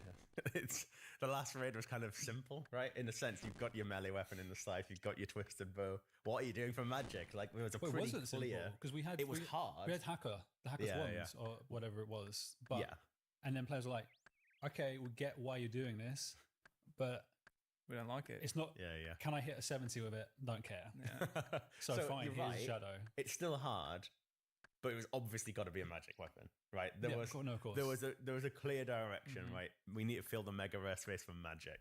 Yeah. Now it's a pretty blank slate, right? We've got one of all three styles. What on earth do we do next? Yeah. Can we just not? Let's please not add one for every style. Let's not do a chambers again where it's like bloated with rewards. Yeah. Yeah. I think similarly, We are don't very wanna- conscious of not over bloating with like middling rewards as But well. that's a difficulty in its own part as well, though, right? Because if there don't seem to be enough rewards, then suddenly it's in the players' minds. Why do I want to bother doing it? It's like there needs to have that draw, that allure there to bring you in. It absolutely does, and it needs a mega rare. There's no doubt the next raid will come with a mega rare. We've started brainstorming. Mod Rice has done some awesome ideation on it and presented a bunch of ideas. We have no idea which necessarily one we might go with yet, but realistically, like with the Shadow, it's a conversation with the players, right? As you know, talking about power creep and not doing the wrong thing, the players have been so immensely important to every single reward we've added to these blogs. That's where all the discussion always is. It's where all the controversy is. It's where everyone gets their passionate opinions out, whether good or bad, about it, and makes sure and holds us to account on getting it right. To me, I'm interested in what the players think the next mega rare should do, and then I'm pretty sure the scythe came from a player idea. Like I remember we stuck up a thread about Theatre of Blood and what rewards we'd like to see come from it. All of the rewards, to some extent, were inspired by these threads and ideation. So I'm looking at Aiza being like, actually, I think we drew the scythe on paint during a Game Blast stream. Pretty sure we did. I was about to say, do you remember that game jam session? Yeah, I do. Drawing it on paint. It's like, what if it was a big scythe that had this vial of blood dangling down from it, and then artists ended up. That's so So cool. we were killing time at like 2 a.m. because somebody either went home or fell asleep, and we were like, "Can you guys do something?" Like, yeah, sure, go on. Yeah, we can. And this is around the time when I think Ghost and West were doing loads of design streams. Yeah. We're like, let's do our own one. Me and Aiza. Yeah, let's do it. It's probably on my X still somewhere from there. There'll be a bunch of different items. Yeah. The first one was like the dragon dagger, and then the scythe. Anyway, yeah. It's the hardest part of the raid development. Really, is getting these rewards right. And I'm not trying to even undersell making a whole raid and like so many bosses. It's hard itself, but to me, you can make content fun, and the goal of that content should be be awesome. It should be a great time, and so on, and meet its difficulty needs and so on. But You want to see that purple loop? making sure the rewards good, making sure the process around the rewards, and we were thinking about in Toa. One of my highlights of Tombs of a Massacre is the way it reveals the unique. Yeah, right? It's so sick. Like we spent a little bit more time thinking about. Well, that's the moment, right? Surely, beating the bosses is cool. The ending animation when you beat the wardens and it gets sucked into the little like black hole like thing. And the music's great. It's sick. It's Thematics are amazing, right? The awesome. experience is incredible. Yeah. But nothing tops. Oh my god, it's a purple chest. Yeah. And you can see the journey. You go back to Chambers of Zera because there's one single chest. You can't even see the purple if you're not the one who received it. We need And to change that. I would love to change that. and we've moved it forward. In terms of our mascot now, it's the build up to which it's going to be. It's like Anything. I but a like shadow. to make that Fuck, experience just slog through cooler, 3 right? skilling rooms to finally get the loot. What is it? I'm like, oh, it's white beam. Now I'm depressed and I don't want to run the raid again. Never lucky, man. Never lucky. Fine, send it again. All right, Yeah. monkey room. Never mind. Let's go. To be fair, I inside. did get a fang pre early on, so I was okay Yeah. and happy about Yeah, that. so. yeah. I got. Teams of Mascot feels so much nicer now since the changes as well. Like I've really enjoyed doing a bunch of grinding there solo on my group iron. Nice. So I need to go back. I did a few chambers the other night with pure spam. That was fun just to get back into my iron because I've been crabbing a little while, like AFKing it on the side. Admittedly, I've just been out of the game for a fair bit, just distracted with work and real life and other bits. But the crab was a great way to just draw me back into just getting some of the skills up that I just neglected. I didn't bother with defense, for example. It's like, oh, what's the point? I'm just gonna do damage anyway. it's so funny. Why does like the gemstone crab started as this idea of? I mean, it was a community suggestion on Reddit. Yeah. That was literally just, why don't we just make a big crab so you can do it together and not have to Yeah. hop worlds? But it's so sick though, because there are so many times where like, I know that I can get better rates if I go and AFK at like the Naguas, for example, or I could hop around and find a crab. But the problem is, it's the thought of doing that puts me off doing it, and it's that little 10 minutes worth of prep even if it's only 20 minutes or so. That's enough for me to be like, well, I need to focus on work. I can't be doing that. Yeah. I will just log out and then forget about it. And then 2 hours later, I'll look over and be like, oh yeah, I was doing that. The crab, however, oh my God. It's so nice. Perfect. I love it so much. And you're right, it's that level, a little bit of effort of, I don't need to hop world, find a world. And then even the interaction is I love the confusing, chat. right? I love and hate the chat, actually. I should clarify on that. Well, There I'm are some- surprised by it. It's built to be AFK in the sense of old school, not truly AFK, but you still have to like minimal attention. But there is more chat there than anywhere else. Yeah. You should be. Why are you talking? You should be doing something else right now. This is your chance to be productive, not talking. Well, the thing about is, whatever nonsense someone you're talking pipes about. up with a piece of nonsense, and then someone else has an opinion on that, which then forms into an opinion on something else. And then someone who's been AFK for 5 minutes is looking at the chat log for a second, being like, "What the hell is going on?" It's like, guys, we're at the crab. Chill out. I love it. Honestly, I do. Yeah, if you spend too time trying to microanalyze what's going on at the gemstone crab chat or the Winterton chat, whatever, Someone you're should do gonna a have study on that. an I issue. wonder what would come back Well, from be it. a study. Yeah. But it is remarkable, like that little bit less effort and the weird interaction where you got to reset aggro. It's so confusing as a mechanic. Like it's strange, and the way it works under the hood is like bizarre as well. Yeah, well, there's But a it's reason just the plugin annoying, for right? it. The where you've got to run is different. You know, if you got the plugin on Rune, like it tells you like where the boundaries are. You see they change all the time, and it's quite confusing. But I don't like that interaction of having to run away every 10 minutes and come back. That feels a bit clunky. The gemstone crab feels like intentional, and everything about it just feels really nice. But again, it represents another sort of pillar of this game, like the single player but together. So why do I say that? Why is that a pillar? It's an MMO, for goodness sake. But it's linked to the progression, right? All that progression is personal. Most of this game kind of somewhat plays like a single player game. You know, you're completing your own quest, you're leveling your own skills, but together, because often you're in a shared world, and you do a gemstone crab, there's other people around you, and so on. There are people to show off your progression too, and that adds to it mattering. Because I think, for the most part, there's some features that wouldn't, but for the most part, old school RuneScape could almost work as a single player game. There are obviously parts of the game that don't, and there's parts of the game that are aimed at groups, but for the most part, it would work. But I don't think it'd be successful in any way, shape, or form. I think the but together bit is so important. You know, you put that fire cape on, and sure, I think it looks cool. Or you put your infernal cape on, and it's like, hell yeah. But it's the fact other people see it. I feel like adds something to it. Yeah, you're not wrong. It's the clan chat broadcast, and then people saying Yeah. grats. It's the social it's a little bit experience. validating, isn't it? And then obviously you have group content too, but the social experience of achieving a goal, it's like, oh, okay, that was worth it. Nice. But that validation also is almost, in essence, a reward as well by part of your investment to it, right? It's like one of the things I struggle with single player games, even though I play a lot of them, and there are some really fantastic single player games, is that there'll become a point where I start to lose interest because I've got a grasp of what the game's about, the story, I'm hooked into it, but then I feel like that I need more from it. I am definitely an online gaming kind of like fan in that sense, because I can compete against other people, or I can show off what I've got to someone else. And it sounds really weird, but it feels better knowing that my grind, someone else can look at that and be like, he's insane, or he's crazy, or actually you suck, you need to get better, to help motivate. And I don't get that from single player games, and I hate it because I really want to continue. Like I've got so many that I've not completed because I just fall off, and I'm eventually like, well, I'll go back into an online game because at least that way my time investment is like compared against other people's time investments. I don't feel as bad for spending so many hours. I think you have to find like the right gaming community for that. Like I love a JRPG, and that is totally your own. You put in what you get. Like when I was younger, it was different. I was fully into them, and there are certain single player games that I will go through that are like really true to my heart, like Legend of Zelda. I will always go and play through those and complete them as much as I can. Although I've still not done Tears of the Kingdom, which is really bad, but still. But yeah, it's like as soon as I hit into the age of World of Warcraft and old school RuneScape, that mentality for me shifted so much, and I want it back so bad. I was thinking as I would get older, it would become more and more as I get worse and worse at online games, but just, I mean, there's something magical to the social aspects. 100%.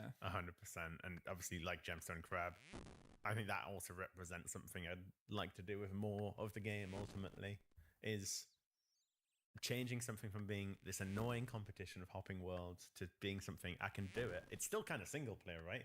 You don't have to form a team. It's not like you're asking your friends, oh, shall we do a round of Gemstone Crab tonight? You just turn up. You turn up on a single player basis, but other people are there.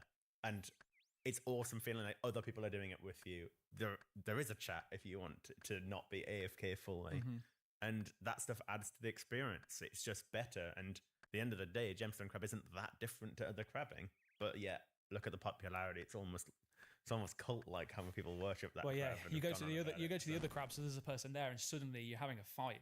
It's no longer a nice social interaction. You're brawling, and then it's I just went to the bank. Yeah, as if that lets you have any rights to keep that bloody spot. You weren't there. Yeah, but people say that all the time, and I want to improve the hopping experience at most content. Obviously, there's some things that are difficult to do, right? Like Slayer spots, right? For instance.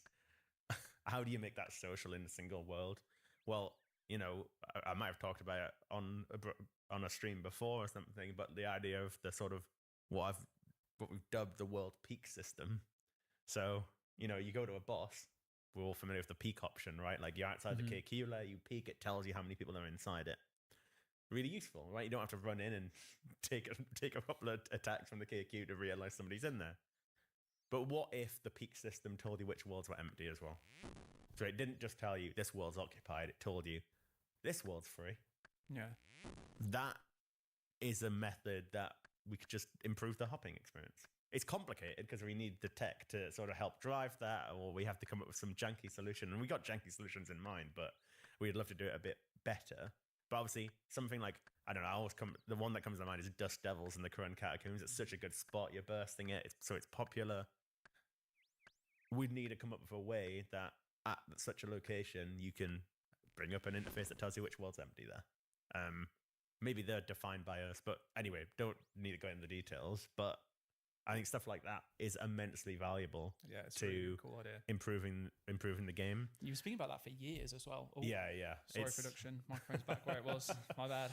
It's big fists. It's just quite hard to pull off and fit in. And obviously, as Serene, you went through the huge list of stuff we've been working on. Something like that is a pretty large quality of life piece of work, but it's not like, oh my God, it's new content. It's super exciting. So it's like, it's always a trade-off trying to fit in those updates. But they are important. The same as something like clans is so important, and we're seeing a lot of the benefits of that. And there's stuff I'd love to take further with clans, but again, the social experience. You get that achievement, you get a ping in your clan chat now. That wasn't a thing before clans, right? Yep. You go back 5 years, you weren't getting those, and we all love that now. You see your friends getting achievement, everyone says grats in the chat or something. It adds to it. I got 99 HP and everyone's just saying very healthy. And then I think I got like the notification for 20 mil HP experience, like very, very healthy. I just love that. I want to ask the question actually around this whole world peak system, and you were talking about how would you make things like Slayer more of a social interaction, or even if we should. I'm not saying that you said that we should do that. And I want to know what your view on competition for resources is. Do you think that it's important in old school in its current form? Because I remember a few years back when we were on the original couch, this question has came up before, and I think unanimously we said that competition for resources is a good thing, that there should be competition out there. How do you feel about that now? Has your mindset changed? My mind is, I think it's generally just annoying Okay. core gameplay, but there is a time and place for it, obviously. Mm-hmm. Firstly, I'd say I'm one person, Yeah. I might of be course. the design director, but there was lots of people on the team with different opinions, and they all have a big contribution to this game as well. It's not like I'm dictating everything on this stuff, but I don't see how having to hop 25 times to find a Dust Devil world is an additive experience, right? That resource, there's no value to us as designers for that to be a competition, right? I don't think that's added to the game. Competing for something like a Grado world does have implications for the economy, right? Dust Devil's not so much, but more Bandos chest plates coming into the game because we make it instance friendly to literally everybody makes a difference, right? There were potentially more people at Grado at any one moment than there would have been otherwise. So like the competition sometimes puts people off doing content. Now, from a personal player perspective, that's maybe annoying, right? I want to do Grado, but I feel I can't because of this thing that's out of my control because it's too popular. But it does have an economic aspect if it lowers demand for the content and thus lowers the supply for Bandos chest plates and drives the price up. So there are implications and things we care about, but competition for resources makes sense in areas like the wilderness, PvP, and so on, where like I feel like it could be a direct part of the gameplay loops involved. Sure. In a way that I shouldn't have to hop for a granite world. So like I think there's a time and place for it. But generally I just don't feel like it makes sense to have as a major part of the game. I don't want to have to hop for mining iron or whatever. Forestry, as an example, the best thing of the forestry update, and I know there's lots of mixed opinions on aspects of it, but the best part about it is making trees social, right? Like that, if you take that core part of the update, I think that was it was a huge change. great, and I still stand by a lot of the concepts that we worked on with forestry, even if we missed some of the execution details. But the core part of it, of making it social, I'm not finding a world by myself. I don't think the game should be full of features where seeing another player makes you want to log out and hop to a different world. Yeah. Hence the single player but together thing, right? I want it to be together. I want you to see other people. That's fair. I wonder how we'd ever end up like actually fixing that though, right? Because I would hate to live in a world to play in a world where, say for example, the Catacombs of Koren's Dust Devil spot, the NPCs there were unique to you, so you can see other people in your area bursting, but they're bursting nothingness because you can't see their NPCs. That would be weird. That's a line that goes too far, I think, right? Like in theory, maybe you could. We can't with the tech probably we have, but in theory that just breaks the world immersion. Like seeing players interact with the same things is cool. And I think Perilous Moons has this sort of mindset as well, right? Mm-hmm. Of you, that's a social experience. You were fighting the boss independently, but you see other people hitting the same boss at the same time. Yeah, that was different. We've never tried something like that before, and I mean, again, credit to Mod Rice for trying to do this and pull it off. It put certain limitations on what we could do and couldn't do, but it works there though. It works, but it has to be designed with that in mind. Like you can't just do that to Dust Devils. It just doesn't work, right? No. Maybe there is a solution there that we could work out, but I've been it makes really sense with conflicted. Perilous Moons. Like I'm nostalgic for crashing and anti-crashing. I think it adds to it adds to like the feeling of your place in the world. But I also recognize that our game has changed a lot since then. Mm-hmm. You mentioned things like Grado and like preservation of prices. Then I thought sure, but the collection log and combat achievements has meant that people are just you have to even whilst we try and mitigate as best as possible, even power creep means you just fucking rip straight through. And then there are tons of chest plates and tassets coming in game anyway. Thing is, I bloody loved crashing at Bandos. Like it was the funnest thing to crash masses. That's the opening clip of the podcast right there. No more context. That's it. You won't believe what Gear said. This is like predates old school. This is kind of like 2010, 2011 era. Mm-hmm. And this is what had a feature called loot share in the game that let you sort of both as a group contribute to winning the sort of DPS race.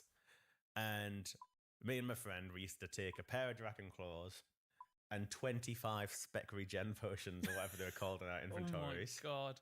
And you'd find a world with like 10, 15 people in it, massing Grado. And if you could double claw spec every kill. because you generated enough spec from the potions to do that. Obviously, you can't do that in old school, but we would sit there, we would stand next to the Grado spawn. The master was all scared. They'd be on the western wall, terrified, like, oh, I don't want to get meleeed. Well, we were, braver. You stand next to Grado. Calculated. And you would double claw spec. And between 2 double claw specs, you could often do half the damage. So masses would be incredulous. How are 2 people beating us? But it was so fun. And you got so many kills so quickly. I love the idea. But it was fun. But for the most part, I think most people's experience of like crashing and anti-crashing is just competition for spots that don't matter. And it's just, it ends up being a bit toxic and annoying. I like the moments where I'm like hopping into a world and then I don't crash them and they're like, oh, thanks for not crashing. That makes me feel good. And then they're like, I've only got like 10 more. You're like, sweet, I want to get a drink. I'll be right back. Yeah, and literally. And I do the same. When I finish up my Slayer task, if someone's just hopped, I'll be like, yeah, I'm literally about to finish if you want to wait. And honestly, the interactions you get from that, lovely. That makes it so no, and it's mine now. Yeah. It's the fact that, hey, if someone was nice to me, how low are their expectations when somebody else looks at it? On the flip side, though, is like when you are being that nice person, then someone comes in there, they just start attacking and don't say anything. And I'm like, do you mind? ?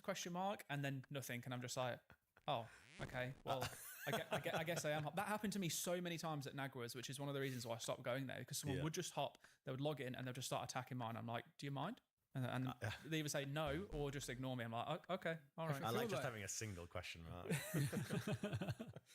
I feel like it's also like a societal thing too, where we look at each other as inconveniences as opposed to like people we share a world with. It's like, what do you mean you're trying to go to the same place I'm trying to go to? Get off the road. Yeah, how dare you? Why are you in this line I'm in? Get out. It's like when a lorry overtakes on the motorway and you're there then for the next 5 minutes waiting for it to go forward. I won't ever like apologize for getting mad at lorries. We can't be that. We can't do that, Sween, because there's going to be comments in the video telling us how there are nice lorry drivers, and there are so many nice lorry drivers that will thank me manually after I've let them go past to put the hand out the window or I'll see them in the mirror. I'm like, you're one of the good ones, but man, they have such a bad rep for the bad ones. I like stuff, and lorries bring stuff. They take stuff and they move stuff. I like that. But M11, I drive that every day to work. Yep. It's 2 lanes. It's the start of the day. I haven't had my coffee yet, so I'm there like. Do you know what we need to do? We need to get a lorry driver on so you can get to know the person behind the wheel. No, look, I'm sure they're lovely. I understand. You just don't care, do you? No. Okay, well, at least you own yourself it. in those shoes. I love the fact that you own it. I respect that. Yeah. I said it's a societal problem, and I'm a part of that problem. If you were driving a truck that was going 61 mile an hour and there was a truck in front of you doing 60, you would want to overtake it. Definitely. And I'd see some angry dude in the Volkswagen Golf. And you'd be laughing your head off about it. I'd see myself in the mirror, I get fuming. Oh, I shouldn't have brought up lorries. I'm sorry. Anyway, so I wanted to that's tons of content. We've approached the content too. How has your role within Jagex changed? I think you were associate design director. Now you're design director. It's been about a year and a half since we had you on the podcast. What's changed for the most you? part? At the end of the day, my core job is pretty much the same. Yeah. I'm in charge of the design team for Old School RuneScape. I've got a bunch of incredible people under me, which make my job straightforward at the end of the day. But generally, it's things like when it comes to a project, that a starting point will be working on a project brief that sort of details what we want to try and do with that project, what we want to achieve with it, the sort of beats it needs to hit, and so on. It might talk a little bit about rewards. It might talk a little bit about the content and how it should maybe play. Sometimes that's more detail, sometimes that's less, depending on the project. And then that'll maybe be iterated with the team and different staff in Old School and so on. And then that team go away and start working on the project. They put a design together. I might have input on that design. We'll help them brainstorm, review what they come out with. I want that to feel as collaborative as possible. Sure. If I'm going to be heavily involved. Some projects I'm barely involved. Yeah. And there's too many to be involved with all of them. But that's why we have incredible people who are principal designers, lead designers, senior designers who are helping to also be stakeholders on projects and make sure standards are sort of upheld and our thinking behind our design philosophy is present in everything we do. But that's pretty much the same as what it was. Okay. I think the big difference is wider than just Old School as well, and sort of my role in terms of working with other designers in Jagex. some level of assistance with some RuneScape stuff, and helping to coach designers over there and help guide them a little bit more. So it's a bit more wider studio stuff and involvement there, but mostly it's sort of reflective of experience and the level that I'm at, more than actually is a job change. I mean, you go back to being lead designer. I've been, the manager of all the designers on Old School for quite a while now. Yeah. And so it's really just stepping up through the gears and reflective of what I can do and so on. They're all so different, obviously, being back in the day when I was hands-on working in the content. And like now, it's like I'm satisfied by almost every project we do. I'm somewhat involved in all of them rather than deeply involved with one of them. And so the feeling's a bit different, but it means that, every single launch of every project, I'm like, oh, this is exciting. And it brings me satisfaction seeing how well the team manage these projects and seeing a lot of details that, I'm not aware of every single detail on the project now. So it's a different experience when I go and play it now. I'm like, oh, I didn't notice this bit. I didn't know about that The joy of first-time experience. Yeah, so you get a bit of that. Well, I know generally the direction and what we're trying to cover with it.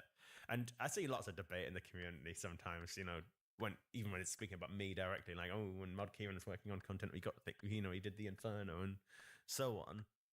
But like, and now everyone's like, well, Mod Kieran doesn't work on content. We'd love him to work on a piece of content again. But like, I'm not convinced that I could go sit there and produce something that feels like the Inferno again and stuff anyway. I think I can understand people jumping to these sort of conclusions, but like, I actually do think this is the best place to be, where I can help make sure all of the things we do are achieving what we want to achieve. All these pillars, single player but together, the permanence of progression, and all these sort of things are so important. Even things like respecting people's time is a pillar.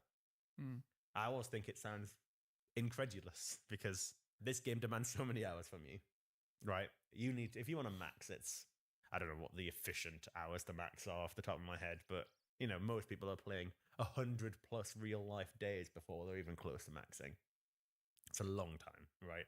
Most games, how many games do you put 100 days of playtime into? No. Not many. It's, if you play in an MMO, generally you're playing one, and that's the sort of game you're going to put that more sort of time into. But that is why it's so important for us to respect the time people are investing already. And so that's why I want to avoid things that reset daily, reset weekly, these sort of things where you feel like come a little chore. Like it feels like you're being sort of begged to log in every day. Yep. I want players to log into Old School RuneScape because they want to log in and play Old School RuneScape. And when a game you play over the course of, I've been playing the game nearly 20 years now.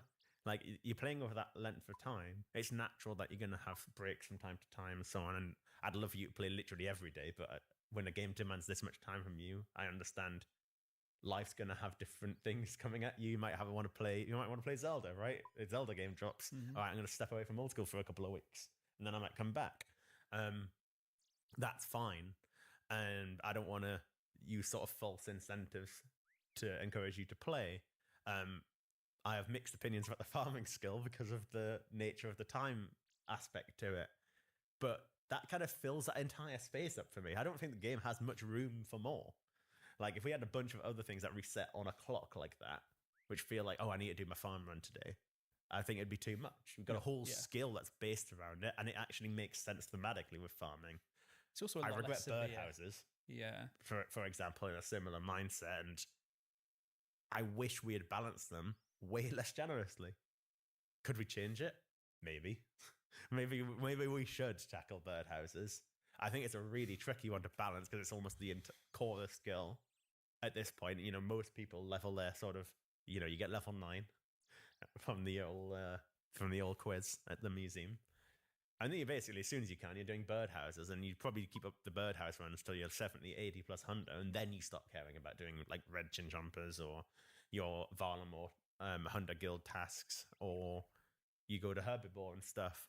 But that, we saw it. We're like, this is where the power of data and so on is so useful for the game, because we can ask players and we can anecdotally have an opinion on what things are like.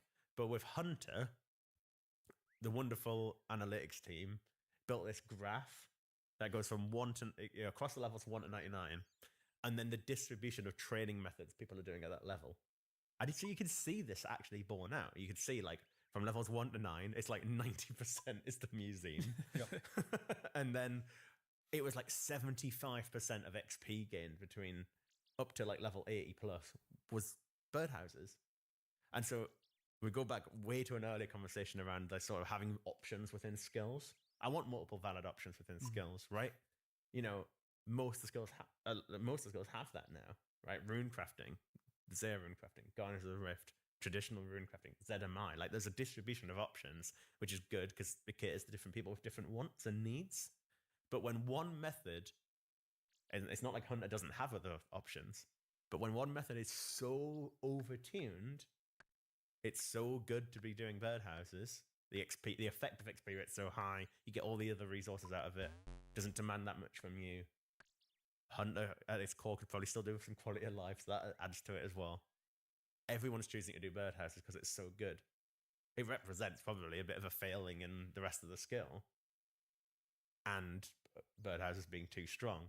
People's desire for rewards and XP overpowers maybe making the most fun choices most of the time. If two methods are close, you'll make a decision based on what you're going to enjoy more. But yeah, should we fix birdhouses? I mean, what do you guys think? I think it's a difficult conversation because it's right. so ingrained in the process. I've been sat here thinking the entire time. I think ultimately, we shipped Fossil Island in September. So it's been 8 years, maybe nearly to the day. We're recording this in September currently. I feel like it's too far gone. And if we're using that same logic, I would then say, would you want to go and change the XP rewards for the Knight Sword? I imagine if you look at the smithing graph, if ADSC were to do the same thing, it'd be like that. Waterfall quest, like combat stuff. And I look at least Fossil Island encourages you to get some grinds done out of the way. A bit of questing. I hate getting kudos on like a new account. Oh my gosh. But at least you get that done so then you can go and do your birdhouses. So whilst it isn't ideal, I almost feel like leave it there as a reminder of what not to do again in the future, but don't really touch it. Would probably be the way I'd go about it. Sometimes this is kind of, sometimes intentionally, sometimes unintentionally, we end up leaving things, and the time to fix birdhouses was week 1 of launch, right? It definitely was. I mean, there were some changes that were made to them in the first month. I remember working through them at the time, but they were mostly around rewards, and we knew that the XP was like way too high at the time. And I mean, I think if I could go back, I would be pushing harder for them to have been changed. But I would say that I would agree with Sween now that it's a little bit too far gone. And also, you mentioned it yourself, right? Is that the variety in Hunter was vast, but the methods were, for the most part, not fun, right? I really enjoy doing falconry. I like doing kebbit hunting. I like the click intensity of it. It feels fun to do. But why would I bother when I can just do birdhouses that are better, right? That now is a question of like, this is more enjoyable, but this is going to mean that I can go off and do so many other things whilst that carries on doing it. And I really don't want to have to put my team through dealing with the backlash of changing birdhouses now. I mean, this is the thing. This is why it's so hard. And we recently changed the drop rates at Tombs of a Mascot. Yes. And prices of like the Fang were quite low, and we wanted to improve that, and so on. Lots of people ask the same question, right? Why didn't we act sooner? It's a similar feeling of like worry that players will have a lot of backlash to it. It's a difficult conversation. Anybody who's watching, I'm sure, has seen the big Reddit discussions, Twitter discussions, and so on about any time we try to do something like this. We've made a lot of nerfs over the years, things like Blowpipe, Void, and so on. It's always difficult, but in an essence, I'm like, we need to do the right thing for the long-term future of the game, always. I believe every update we should do should be making the game better as an entire package to someone who's discovering it today. And the debate is like, do you keep ignoring the problem whilst it's doing damage, or do you fix it and rip the band-aid off and make the change? I think the two cases are a bit different though, right? The Fang being 10 mil, 5 mil, however low it might have gone, is damaging. That is actively causing problems in the game, right? The whole ecosystem. Again, come back to the pillars. Your achievement should matter. It disrespects your achievement earning this item that costs 5 mil if then you log back in and your item's now worthless because the Osmond's Fangs come down to the same price and it's drastically more powerful, that is disrespectful to the money you've earned. Generally, I don't like, as much as a player in economy, I don't think it's a good thing when a load of people buy an item for 100 mil and a couple of years later it's worth 10.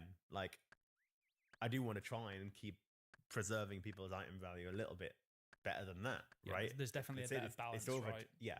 You know, I don't want to control the prices, but we do control supply and demand, and we can affect that based on what bosses are weak to stab, what, you know, the drop rates are, and all these sort of things contribute to that.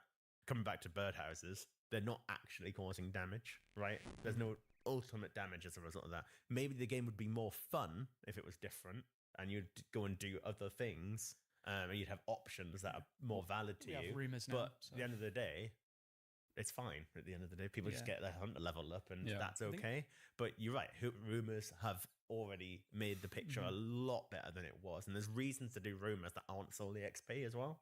So that adds to that. And I love having stuff that feels like you're getting the XP passively.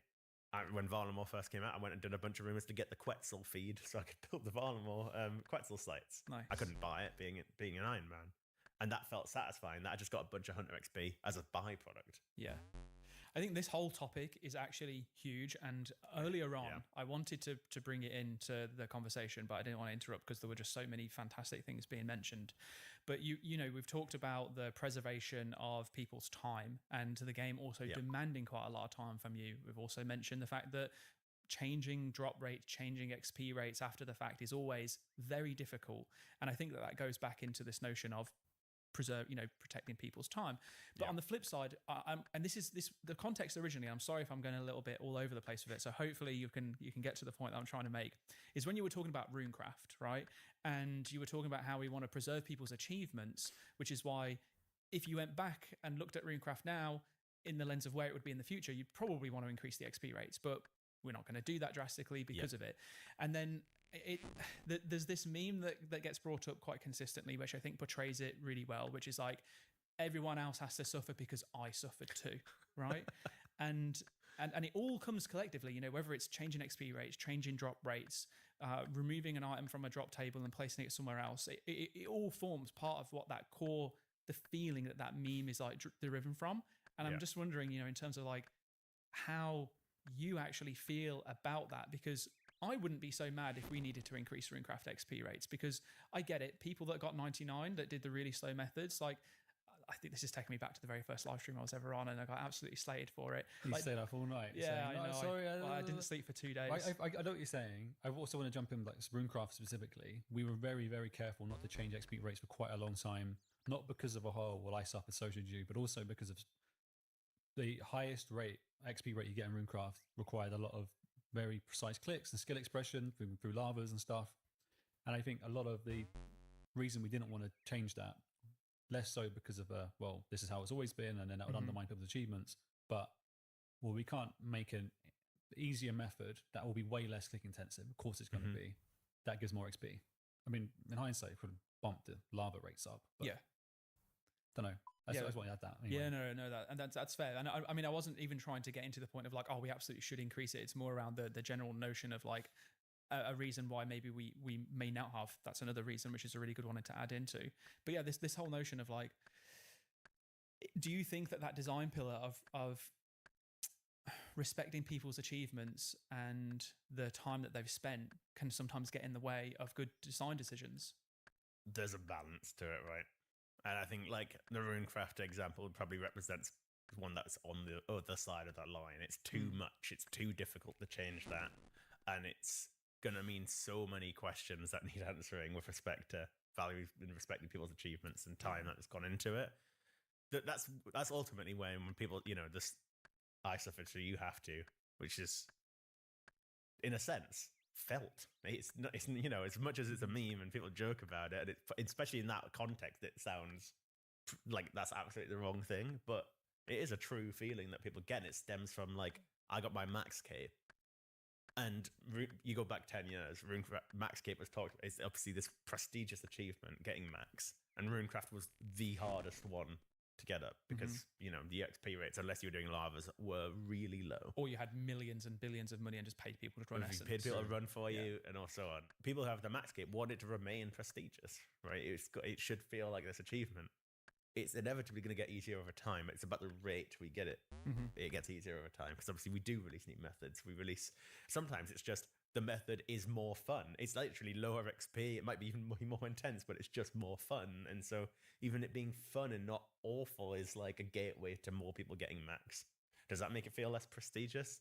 I think it's just the balance of the argument. And each individual, it's a case by case basis. I don't think there's a single answer. Like we should always say, screw it, you suffered, but I don't want anybody else to suffer. Generally, obviously, we want to minimize that going forward, and we do want to make changes where it makes sense, but there's a line to that. We can't rip up absolutely everything and fully change it. I think like stuff like Knight Sword, just on that example, I actually think that's a good thing. Knight Sword and stuff. I like having quests that feel like they're cheating progression. Oh, definitely. Because yes, I can't imagine us boldly releasing a quest today that introduces an XP reward that takes you from level 1 to 29 or whatever it is in another skill that doesn't have that today. That'd be really bold, but maybe that on a slightly smaller scale. I think it's great because this progression network, it gives you routing options, and like we know there's so much value in having awesome routing options that feel like you're getting a leg up for being smart. You want that, especially smithing too. Imagine like the tin and the copper, and then having to suffer through because presumably at that point you haven't got the rings. You don't quite have access to a lot of rubies and the magic level. You can't enchant the ring of forging. So then you're suffering through just burning iron away. It's so nice to be able to first time playing the game. That's what we did because you didn't know any better. But as you just said there, you know, Kieran, it's like you get rewarded for having knowledge, and that's what those kind of things do. I really like that, and that is a good thing. That even that adds to the socialness of the game, right? I like. There's a whole debate around. I mean, we got the wiki on these screens. The wiki's amazing, like actually incredible. What we've got with the wiki and the team that do it. Well, obviously phenomenal, and the game probably wouldn't be where it is without such a great resource. The debate around something like the wiki is no game should be a wiki game. I should be able to get all the info from in the game. I mean, in a sense you can, but when you can present the information in a much more accessible way, searchable, editable by the community, you've got strategies for bosses, all that stuff. We are never going to be able to compete with that level of information and put it in the game. No, it feels really the complexity in routing is so vast, right? You need that experience of other people putting ideas forward on which things should I do in what order to feel like I'm being somewhat efficient. And so you're right. I mean, we all noobs once upon a time. We went and mined tin and copper and then suffered through burning half my iron. It's painful. The point is there's a satisfaction. You see this in not just old school, but lots of games where it feels like you're kind of sequence breaking, but it's intentional, right? Being able to do Knight Sword and get 29. It feels good as a player of a video game to feel like you're getting a leg up on the designers. And that's how it kind of feels, right? Oh my God, I've just skipped all that stuff. It feels good. We want questing to be important, and XP is one of the major ways we can do that, is skipping through some of the levels. I did that back in 2007. I remember pulling up the documents on like which quests give XP in this skill, because I'm like, man, I need 60 agility, but the idea of doing a bunch more laps on the options back then, which were even more limited, actually not like I'm going to get as much XP I can without bloody doing more laps. That's a good thing for the game. It enhances all the parts of the game enhance each other, and they need to do that.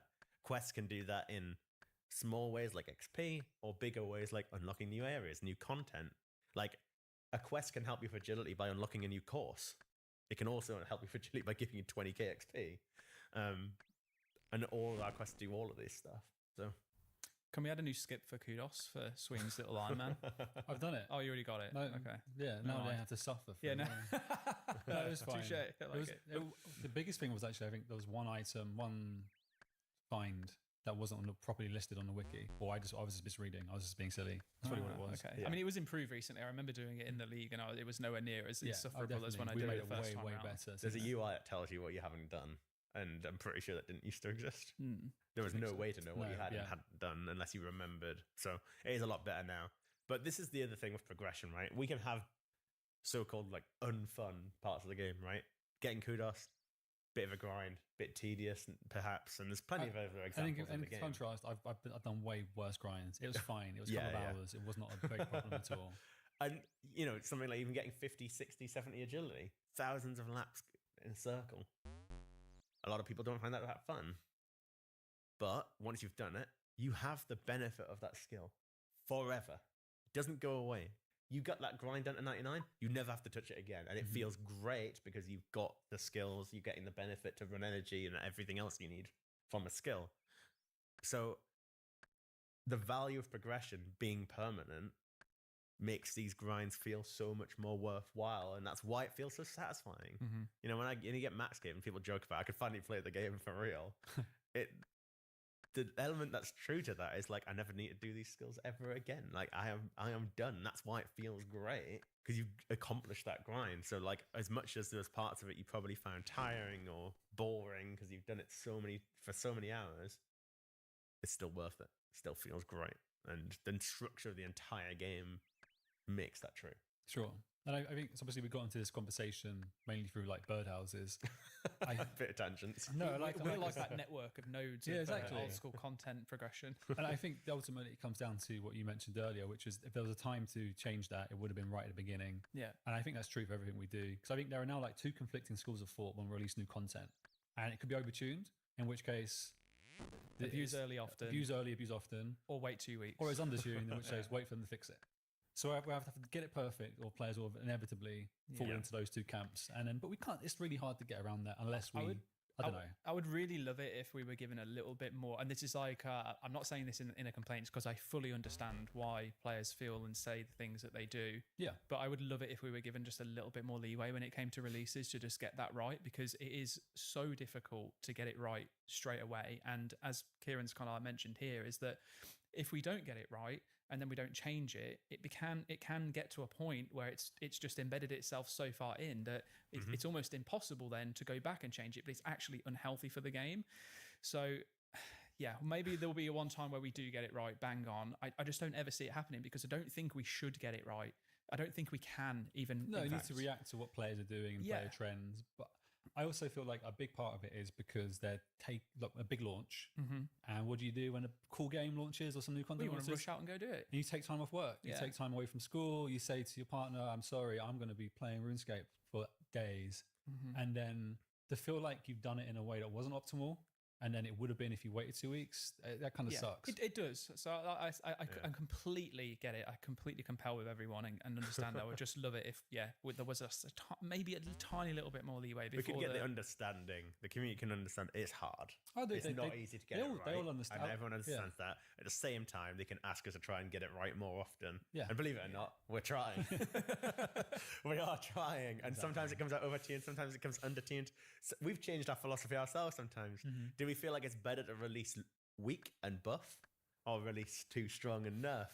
And sometimes we'll say, let's try and make it too weak, and it ends up overtuned, right? Like, it is difficult, and best will in the world, we will try and endeavor to be better and change our playtesting processes, change how we approach balancing, get more data, all these other things.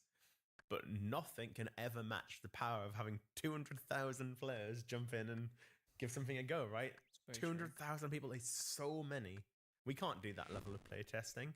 We've got designers thinking about what's in the code. We can mathematically model things. Every drop table, we've got an extensive spreadsheet where then having to estimate how many kills an hour do we think are possible and so on. And it's not necessarily easy to always do that. Something I am asking for us to start doing a bit more directly is just assume no one misses hits on a boss, right? So you got DPS calcs. So assume you're permanently attacking a boss, and you're not ever healing, you're never missing hits. How long does a kill take, right? And presume players will get that good. Now that sounds straightforward, but it's still complex when you've got mechanics that boost damage. Like, how do you do the wardens at Toa, where you've got the whole phases, the drop?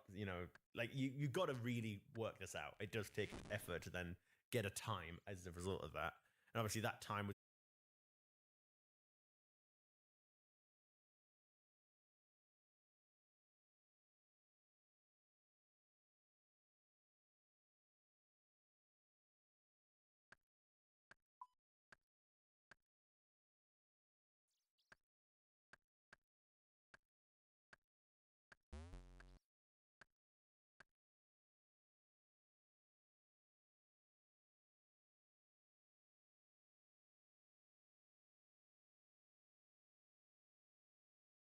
strategy. The point of doing a DPS calc, basically imagine somebody's got 1,000 health and you do 100 DPS, 10 seconds, right? You can do that maths. That avoids all strategizing and so on. The part of strategizing it does include is which gear is best. But that stuff we're generally pretty decent at. We know what the defenses are. We know in theory then what the best weapon is. So stuff like that, I think we can level up and make better. So we can make these things better, and we can do slightly better than we have. But there is no world where we're going to get this nailed on every single time. Like something like the price of a new item. That's generally what we're worried about, right? A new item comes into the game. It's an awesome upgrade to some slot. We're very conscious of what it's worth in contrast to the existing options. For the most part, progression for a main account is based on money. Yeah. There's not many untradables. So you going from like, I don't know, a blowpipe to a bowfer to a twisted bow. Obviously, they all have a utility regardless. You want all three eventually, but generally, there's a tree there, right? Blowpipe's not worth very much. Bowfer's worth a decent amount. Twisted bow's worth a ton. The stuff gating you from just getting the twisted bow immediately is not your range level, right? By the time you're getting a twisted bow, the 85 range requirement or whatever it is irrelevant, right? For the most part, you're 90 plus range. You're getting that as fast as you can. So the stuff stopping you from just using the best weapon immediately is money. If the twisted bow is coming into the economy too fast and it encroaches on the value of the other items, that progression hierarchy is just broken. There are things out of our control, though. So, like, if a boss is really popular, you know, we released, I don't know, I'm just going to name an example, like we released Yama. Yeah. The thing we can't guess very well is how many people are going to do it. How many people do it dictates how many of those drops come into the game. So we can model kill times. We could even nail that. But if the boss is 3 times more popular than we thought it was going to be, there's 3 times more. There's 3 times more drops coming into the game. Yeah. That's going to affect the price. That's really difficult to account for. And I want to generally let supply and demand do their talking as best as we can. But to most players, it feels wrong for items to be rarer because the boss is just popular, right? That doesn't make sense. Yeah. You're looking at it as if you look at it from a single player mindset, as an Iron Man, for example, the power of that reward is the only thing that really should dictate how hard it is to get or how rare it is. You want to feel like you're going to get a chance of getting the drop, because obviously the better you are at the game, you're going to get way more kills per hour. And if you're kind of middling, then it's going to feel pretty crap if you might just go a little bit dry on it too. 100%. There's always competing forces at the end of the day that make getting drops right difficult. The needs of an Iron Man are obviously quite different to the needs of a main, and the difference based on your skill level for a boss. Our needs from the macroeconomy sense are very different to what an individual player might actually care about as well. You just want to feel like the drop rate's fair for the power of the reward generally. And sometimes if that drop rate is fair, but yet the price is plummeting because there's so many people doing the boss, we still probably need to do something. The worst scenarios are when bosses drop multiple things, really. And most bosses do. It's expected. You want to be able to get multiple things from a single boss. When a boss drops one thing, and let's say it's just a new weapon, the boss drops this weapon at like 1 in 500 or something. If the value of that weapon drops, an amount of people might decide this boss isn't worth my time anymore, right? The GP per hour from this boss is dropped. I'm going to hold off. If enough people hold off, the price would go back up because the supply drops. In theory, that's, simplifying it to a mega level. It's just supply and demand, right? But when a boss drops multiple things, let's say you got a weapon that's the sort of top rare item. It's going to be worth the most in theory. That's the chase item. But you've got another item that drops at the same drop rate. It was even more common and it's lesser powerful. That lesser powerful item might drop to 0 gold. But the desire to do that boss is still driven by the top item. And so that second item's coming in so passively into the economy. There's no inherent choice about whether I do this content or not based on its price. It contributes maybe a little bit, but the big chase item's the main reason you're doing it. That second item's price can just tank. The Fang is the best example of this, right? People are chasing the shadow. It's quite rare. For every shadow that comes into the game, you get a lot more fangs. Yeah. Mm-hmm. And so even if the fang's worthless, which it was heading that way, I'm still doing tour. And so there's the supply and demand part just kind of breaks. So how do we handle that? You're right. And There's no just, easy way to handle it. That's just chasing like items for money. And Not even really touching on things like collection log Yeah. and pet hunting. How much of an impact do you think like collection logging has on pricing generally? I don't know. I mean, everyone kind of likes the collection log, right? You know, whether you're going for collection Oh, it log is slots super or cool. not, it Yeah. feels really nice. Mhm. You know, I'm not sat there Collection trying to get as many slot slots completed as completed. possible. Sorry, I was just doing sea engineer voice. I can't help it. I have problems. But it feels good, right? Yeah, it does. You know, when sea engineer says that, you feel satisfaction, you feel dopamine, And again, Clamcast. Yeah. Everyone Yep. cheers Yeah, for you. dude, It's all totally. good. totally. You green log something, even if I'm not a so-called clogger. Clogger, yeah. I'm happy about it. It absolutely probably ups the demand on every piece of content and makes non-economic reasons to do it. For the most part, though, people who are going for collection log, money's probably no object anyway. You're at the point where you've got most of the gear upgrades. You might have some to still obviously go and get, but for the most part, you're not just there to get richer and richer and No, richer. I You're doing agree. it. And a lot of the time, people are choosing content to do just based off what they fancy doing. Yeah. Like, do I do Tob or do I do Tour today? Well, it just depends on which friends are online, which friends I want to hang out with, what I fancy doing, and you'll just vary it up. I don't think it's that often you're saying, oh, Tour is this million gold per hour and Tob is this Yeah. million gold an hour, and I'm going to make the decision based on that. Maybe some people do, but managing the economy is a humongous challenge when it comes to these drops. And obviously, it's not just drops, it's skilling resources, all these other things that Mhm. are part of that. And it's something we've put probably more effort into the last few years in terms of analyzing it from a data perspective and so on. You know, I don't want to go too deep into it, but like, should we have inflation in the value of gold? Well, probably to some level. You know, I don't know what the wisdom necessarily is in real life, but you might have wisdom that says like inflation in real life should be 2%. What should it be in old school? I don't know how to answer that question. That's quite a difficult thing to comprehend. You need economists, you need people to genuinely almost study this from a research perspective. The needs in real life are also very different to the needs in a video game. You want to play the video game, you want to be able to upgrade your gear, you want to be able to buy the things you need eventually, and it wants to feel fair for the way you're progressing through the game. That is more important. Than- Which is than very getting different people to to fill I out can their- afford to buy food for Yeah. my family, right? Like it's totally different situation. Yeah, you So don't want people being like, oh no, the interest rate really sucks. I don't know if I can shadow. Can I? Yeah. I mean, then Yeah. next it'll be everyone's going to start filling out their own self-tax forms in old Yeah, school. yeah. Yeah. But what I tell you, what feels bad is I buy a shadow for $2 and then I log off for a few weeks, then I come back and it's $1, right? Yeah. We all know Yeah, that that would feels feel bad. terrible. Yeah. And so this is the sort of thing that ends up mattering. No, that's true. I want to ask something that it's like a concept. Okay, I want to see your view on it, and I'm just going to say that I'm not saying that I support this concept. It's just for discussion purposes. I like how this is becoming a.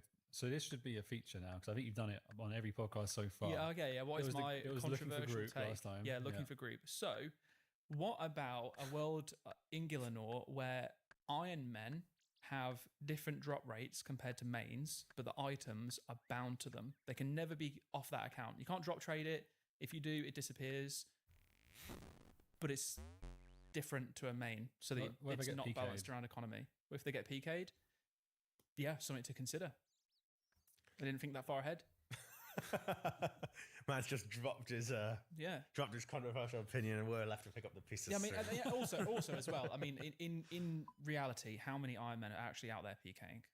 I know they get PK'd. Well, that's what I which- mean. They get yeah. PK. Yeah. So But no, you're right. I think the thing is when someone goes, "I've got this thing," instantly in my mind, at least, maybe I'm just a bit of an arsehole. I go, "How can I break this down?" Yeah, no, How do I that's tell a you? good thing. That's why Yeah. we work together so well, right? It's like that's what we're meant to do, and that's what the Yeah. players would do too. Like it's Yeah, not thought out. I'm just as a general because you mentioned around how if we're looking to balance items, one of the levers that we have to pull on is economy. But an Iron Man, in theory, an Iron Man's drop rates should not be affected by a main Mm-hmm. getting the items too fast to make the items worth less, because it's about how many hours you're spending on that character. So if you've got a 100-hour grind to get a particular reward, and now suddenly there are 50,000 mains that are doing it, that makes it so that we've now got to make that grind a 140-hour grind to compensate for the fact that too many are coming into the game. Well, it was actually balanced well enough around the Iron Man spending 100 hours. Why do they now have to suffer more? So it's like, Dude, I get the logic. The logic is there. Well, a the crude example original- of like what do you think about it? Yeah. When the original wisdom when Iron Man first launched 2014 is like, we should never make design decisions for Iron Yeah, Man. but that was never going to stick, was it? And their thinking is, no, you signed up to play the game in this more brutal way. You need to suffer and experience what a game designed for multiplayer Yeah. and economy and so on as a single player. But that's not obviously something we've stuck to. And I think there's still plenty of people who think that should be the stance in the team. There's players in the community who think that. And for the most part, it probably does uphold. But this is where you feel the pressure, right? Drop rates and so on have implications. Things that are definitively driven to be economically driven. Like, again, I'm just naming an example. I want to get back to the core question. But something like Blood Runes. Charging a scythe, charging a sang, right? Yep. We've been back and forward on this stuff. We've made changes. We've got the thing where you can go and essentially buy runes via rune crafting. Scar. The scar, yeah. Mhm. So we've done things that help solve that problem. But in an economy, I don't need to be able to self-sufficiently get myself enough blood runes to power an item. Yeah. I don't need to be able to self-sufficiently get enough Ranor weed so I can have potions to do PVM with. In an Iron Man world, you kind of end up feeling that you have to. But in for a main, as long as the collective community generates enough blood runes and I can economically buy them on the Grand Exchange, I'm fine. I don't need to get, the 10,000 blood runes I need to power my stuff and move on with my day. But for an Iron Man, you need a direct way to get it. Getting a lot of gems is a nightmare, right? Like, how do you get 5,000 diamonds as an Iron Man? We've had things since that obviously make this easy, more easy. Not necessarily for Iron Man, but we've got things like gem bags, certain activities that drop a decent amount of them now. But historically, they were a nightmare to get in large quantities. As a main, no problem. I buy them on the GE and it progressively fills my offer. I think in So the past, we've had to change our thinking, I think, to make sure the Iron Man experience isn't, well, not impossible, but Less really, insufferable. really Yeah. suffering. A lot of people love playing the game that way yeah, and enjoy it regardless of this stuff being softened in different ways, because it's the feeling of the gear upgrades and managing to solve the herb lore problems and stuff. Certain skills are way more tricky on Iron Man than others. But getting your gear upgrades feels obviously inherently more satisfying in an Iron Man just because of the nature you've had to earn that. I think a lot of people, not so much me anymore, but when I was younger and I was kind of enamored by like what the magic of RuneScape was, I loved that people played a part in the economy.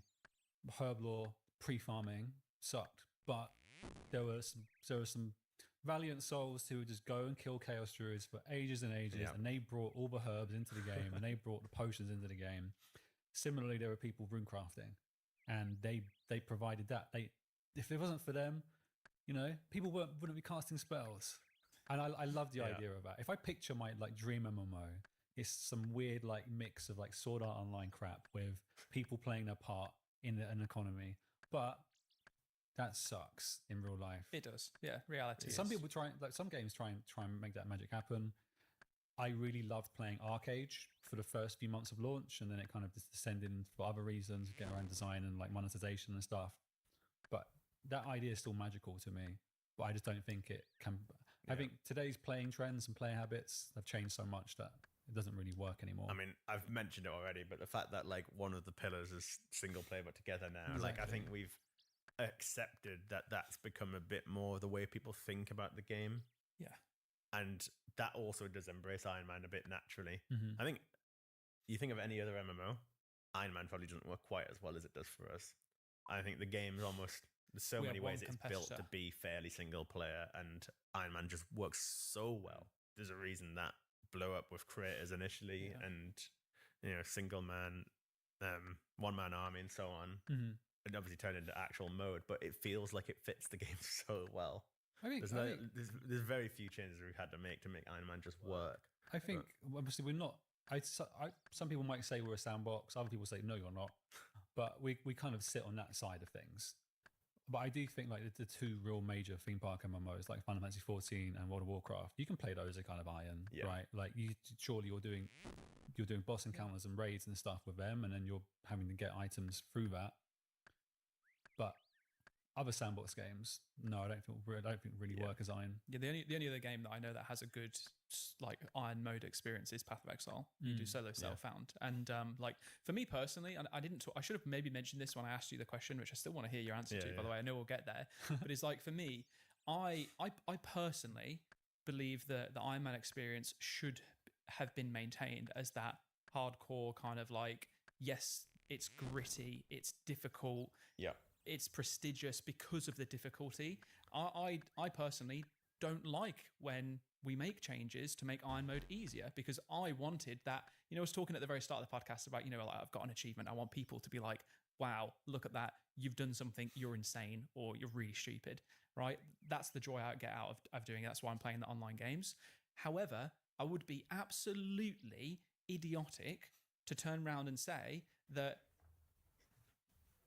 if we hadn't made those changes, the game would still be where it is today. Like, we've had to. Old School would not be as popular and as successful had we not made Iron Man more forgiving, in the sense of, or even not even forgiving is the word, but just make it so that it's actually more of a cohesive experience. Because there were clear flaws in the way that you had to go about it. So, like, I'm saying this as a person who's a proponent of not changing it. I like the difficulty aspect of it. I like the fact that, you can't fill your scythe up with all the blood runes without doing 10 hours of rune crafting to use your scythe for 1 hour. Granted, I've also not sat there and used the scythe as an Iron Man to know what the pain and experience of it is. But in my head, I think that is what the true Iron Man experience is to me. But I know that that's not the reality, again, of what it's actually making fun gameplay, making it worthwhile. So there's that. I want to actually, what is everyone else's opinion on it?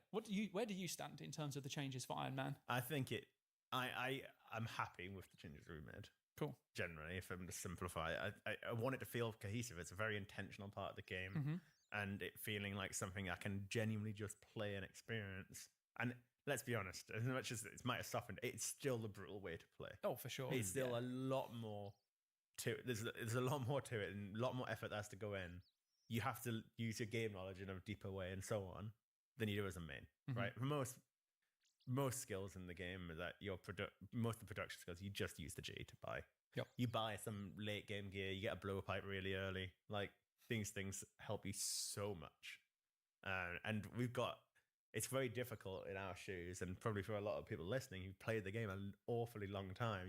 You know these things like the back of your hand. You've experienced Iron Man at this point. But you go back and imagine playing it from scratch. Like, Iron Man is a lot more difficult than playing a main game, and it still is. Even if that level's come down a bit. What about you, Sween? I think I generally am supportive of the changes we've made. I think you've used a lot of ways to describe it. I think, if we're being brutally honest, casual friendly, but it's still, like Kieran mentioned, it's still not casual. It's just more casual friendly, and that's added to the popularity of the game mode, and that's added to the popularity of the game itself. There are tons of different little changes I would make. Like, I keep coming back to Runecraft. I just find it weird that it's called RuneScape, and some of the early quests are around runes. What? And then it's just, dude, why are you surprised? You sell rune packs. Why are you so crazy? Like, an air talisman. Like, dude, the one time you told me about that, actually, we went on a big, massive tangent, just going down that. But that's just a tiny moment of it. That's just a little bit. That's a little bit of narrative you can easily overlook. Where did they come from? Yeah, exactly. It's like, But do you know what I love, though, is that I think it's one of the things that makes that Old School team so special, is that there are multiple people with different opinions, and even for myself, as someone who would prefer, in my head at least, to have that true nitty-gritty Iron Man experience, I'm still supportive of the changes that we've made, and I still will look to make sure that the people who want to see those changes made have their voices heard. And there are many times where I've had to argue with people internally about how it doesn't matter what you want as an individual, because it's not your game, it's everyone's game. And we have to keep that in mind. And for me personally, it helps. I like having a differing opinion, because it makes me see the side. It's like, it reminds me of when Sween was trying to pick at the point of the whole bound items idea. Is it makes for a good discussion as long as people are approaching it in a healthy way. So I'm saying it because I don't want to get the wrong impression across, in that any one individual, whether it be me, Kieran, Sween, or someone else in the team is like a blocker for changes because they have a different opinion. We're all very well versed in approaching suggestions and feedback with different opinions and feedback in mind, because think we have opinions these discussions on change. everything. yeah. And I have conflicting opinions and stuff. You mentioned the Scythe as an Iron Man earlier around like the blood rune changes. Part of me at the time felt like, well, yeah, okay, it's up to you to manage your resources. If you want to use the Scythe, you have to use your blood runes, and that's on you. And the other part is you hear them say, well, I've just got the Scythe on my iron. That's crazy. I want to use it. And you're like, yeah, fair enough. He wants to use Yeah. the iron. Let him use the iron. Let him use the Scythe. That's exactly it, right? So you contradict myself. And I think opinions change and opinions grow, and that's fine. Yeah, to me, with the Scythe one, it's like shops have already have blood runes, right? Shops have always had blood runes. You can buy them pretty darn fast, but you can't because it's busy. That was the core of the problem, Yeah. right? People used to well. Yeah, it's not fun going to shops and wall hopping for it, but Yeah. like you can do that. You can hop for half an hour and just find empty stock in all the worlds. Mhm. Like competition for resources, is that a good thing? It's Iron Man. Like, why is this even part of it? It's so complex, and like at the end of the day, the Scar Essence mine is kind of a shop with extra steps, but it does give you a benefit to your runecrafting skill. It's like a shop that has runecrafting requirements in a For thing. sure. It's like I the remember- sandstone grinder as well, right? That was Yep. in response to the fact that people had to just buy sand from shops because it was way better than filling up buckets of sand. Like they are obviously Iron Man focused updates. Like Yeah. there's not really any incentive for a main account to sometimes deal with them. But to be honest, there are sometimes mains who play a bit Iron Man-y. So there are plenty of people who do that. Just because you can go to the G doesn't mean people do. I did some really stupid stuff when I was playing my first ever account. I was getting level 80 in all the skills back in like 2007. And I decided, all right, to get the smithing, I need to mine 20k iron and 20k coal or whatever it was. And I mined it all myself. You I don't know might- why. And then you presumably And what, then I smithed it all. cannonballs? yeah. I turned it into steel plate bodies, Okay. and then I alched And you them all with outdosed. natures I'd crafted Yeah. by myself. You were actually so advanced back in then. Like you had it thought out, mate. That was like, yeah. I thought out the whole plan, Yeah. but there was no way it was efficient. I got 99 magic by using chaos gauntlets and casting bolt spells at metal dragons the entire Dragons, time. Oh yeah, dude. Why did I do that? Don't know. The idea that I could make some extra money by Yeah, getting on the draconic side, researches yeah. on the way. Why You might not? want to do leg And drops and stuff, using the yeah. gauntlets to save resources. I Like, I there's smashed no on way people this in was the- efficient, but I did it anyway. I like those little ironish grinds. I Yeah. don't. If I were getting like nostalgia, when we were just talking about shops, came back to me. I remember my mum coming home from work to find that I skipped school because blood rooms is super hard to get in mid 2000s. And one of the methods was when there was a game update or like the game went down, the stock Go to the shop. really, really restocked. Yep. So you're just kind of waiting and you're like, I'm going to get to the Magic Guild and I'm going to get in that shop and I'm going to buy all the Yeah. blood runes. And they were selling for 600 each, maybe with something like 1k each at the time. I love that. Yeah, I that's did the exact crazy. same thing, but a patol for law runes. And I would have a forum post saying, "Oh, they're probably actually they're not. We got rid of the forums, but you probably would have found my forum posts of like having the shop and when it would be open and closed if I had stock or not, because I would just hop around and get them." Yeah. But anyway, question, answer. question. We need to wrap up the podcast soon. There's still a couple of things that I want to ask. I'm sure So- Sweet's got some things. Iron Man exclusive drop rates? No. It's a no from me too. I also would say no as well. I think I'd be open to exploring if it would ever be a possibility though. If Iron Man played on a separate set of game worlds, Mm-hmm. as a different mode that played on its own worlds, I think it'd be the world would be more of an oyster, I think, to make changes and make it actually play a bit different. But it takes place on the same game worlds. I don't want to stand at the G as a main account and see somebody who's wearing a Bander's chestplate that was a lot easier to obtain. But I mean, you just bought it anyway with bonds. I might have bought it with bonds. So yeah, I get your point though. It's fair. But, Interesting. You know, a Bander's chestplate on an Iron Man, if it was twice as fast to get a drop, is inherently representing different value. Yeah, I think So- where I was coming at it from though was more in the lens of like, say for example, it starts off balanced at a 100-hour grind, Yeah. and then it gets adjusted because of Yeah. balancing reasons to a 140-hour grind. Well, if we felt like it was suitable at 100-hour for an iron, for example, now that iron is Yeah. having to do longer and it's not as suitable. The So reasoning is sound, I think, right? Yeah. Like the logic to doing it makes sense. but there's the but reality the altogether. cost to that, as the problem, and I'm sort of suggesting is one of the problems. I'm like, that has a cost that degrades the game for other people in some capacity. That's probably more damaging than the benefit of the drop rates remaining static Yeah. for Iron Man. So Yeah. that's fair. kind of I my think view. little things too, like would you allow them to de-iron? Would the collection log Oh mess no, it no, in? you would have to be locked. You would be, and the thing is, I don't know. It would be I think you'd banned, have to right? do it as new irons only as well. Yeah. There's so many complications. I just thought it was an interesting topic, and like, Yeah. I mean, we spoke for a good 20 minutes around. Did it kill time? So it's good. Okay, I want to ask. I'm going to quickly just throw it out there. What the hell's going on with leagues? Leagues. Yep, Leagues is awesome. it is awesome. What do you want to know about leagues? I want to know whatever you're able to tell me about leagues, or Whatever even you're if able to not tell me. leagues, what about community events? Right, we're in September now. Gridmaster's coming out soon. It's going to be one of the very first community events. Well, it is the first community event Yeah. from the team in the sense that we want to do it. Obviously, it's heavily inspired, I would say, from leagues. Yeah. People are going to want to hear about leagues as well. I think Gridmaster is probably something worth talking about when it's actually out, so we know what people think about it. But we know people love leagues, so I mean, leagues is one of those things that I think has been immensely valuable to the game. We've seen how much players love it. I mean, I remember us sat in the first ever session when we were really fleshing out what we wanted to do with the first league, and it was truly an idea that sort of generated over time.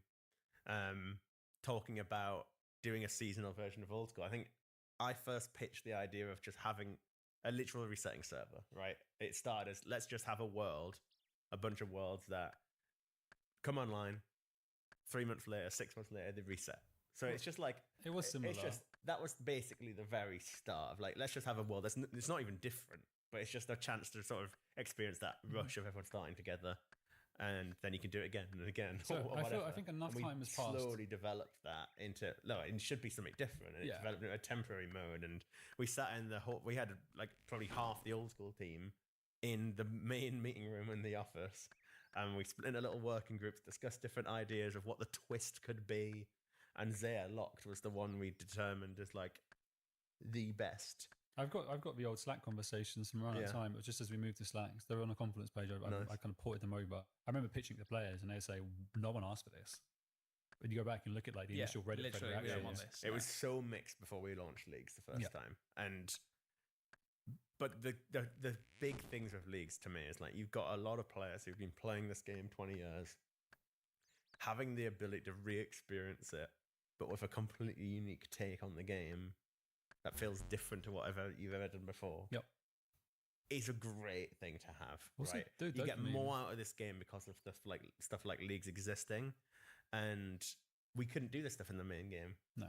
What's the experience like if you go to go and do some high end PVM, but you hit 3 times as fast? Like it's just cool. Or just we spec, set out like spec. design the relics. Like Yeah. the direction was break the game, but break the game not too much, but break the game. Because Power like fantasy. you can't just. It's like having JMod with cheats, right? You can't just if leagues you just logged on, you could type set stat to 99. It's not fun, right? That breaks the game, but it needs to break the game in a way that is all about that power fantasy and Yeah. so on, and it feels great. We have had a lot of conversations around the next league, and that is an active. We've confirmed active publicly it's in discussion. pre-production currently. Okay. So it's moving forward. We've got ideas about what we want to do with it to some extent.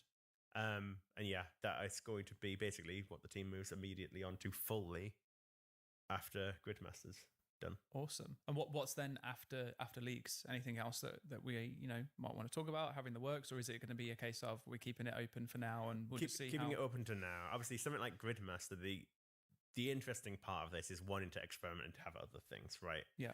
I think a lot of people love game modes. You have a lot of people who literally now, like leagues is one of their main ways of interacting with Old School. People's lives change, right? You can't dedicate so much time to the game, but having these moments where like, oh my God, this is my reason to come back and be interested is good.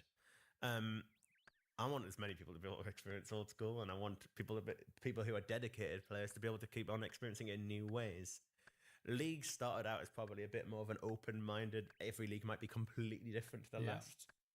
We have morphed that more directly into leagues is now a pretty coherent experience, and for the most part, like we'll try and do different things, but the underlying core experience is probably going to remain fairly similar.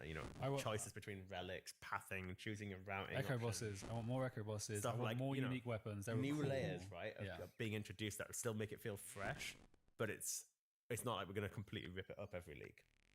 And so we still want space to be able to experiment. We want to be able to work with the community to put different ideas into play. I'd love to work with creators to put on events and stuff as well, like all this stuff, just to again let people experience old school in different ways, and let us just try crazy stuff and try different ideas. Like Gridmaster very much is born out of leagues is awesome. There's loads of cool components to leagues. We know people really want a bingo system in the core game as well. Yep. A lot of people like that formula of having the challenges on a grid. What if we combine the two in a different way? And to me, it's just, I want to be able to experiment, and I want to be the team to feel empowered to experiment and offer different things. And it's a chance to surprise players. You know, the core game, obviously, blogs everything, full details out. Like, seldom are you surprised. A chance to surprise comes through things like leagues and game modes. And the key thing for me is having a good balance. Too many game modes distract from the core game too much. Right? They're certainly temporary ones. I don't want the whole calendar to be completely swamped by different experiences. Mm-hmm. So that's got to be kept in mind. Yep.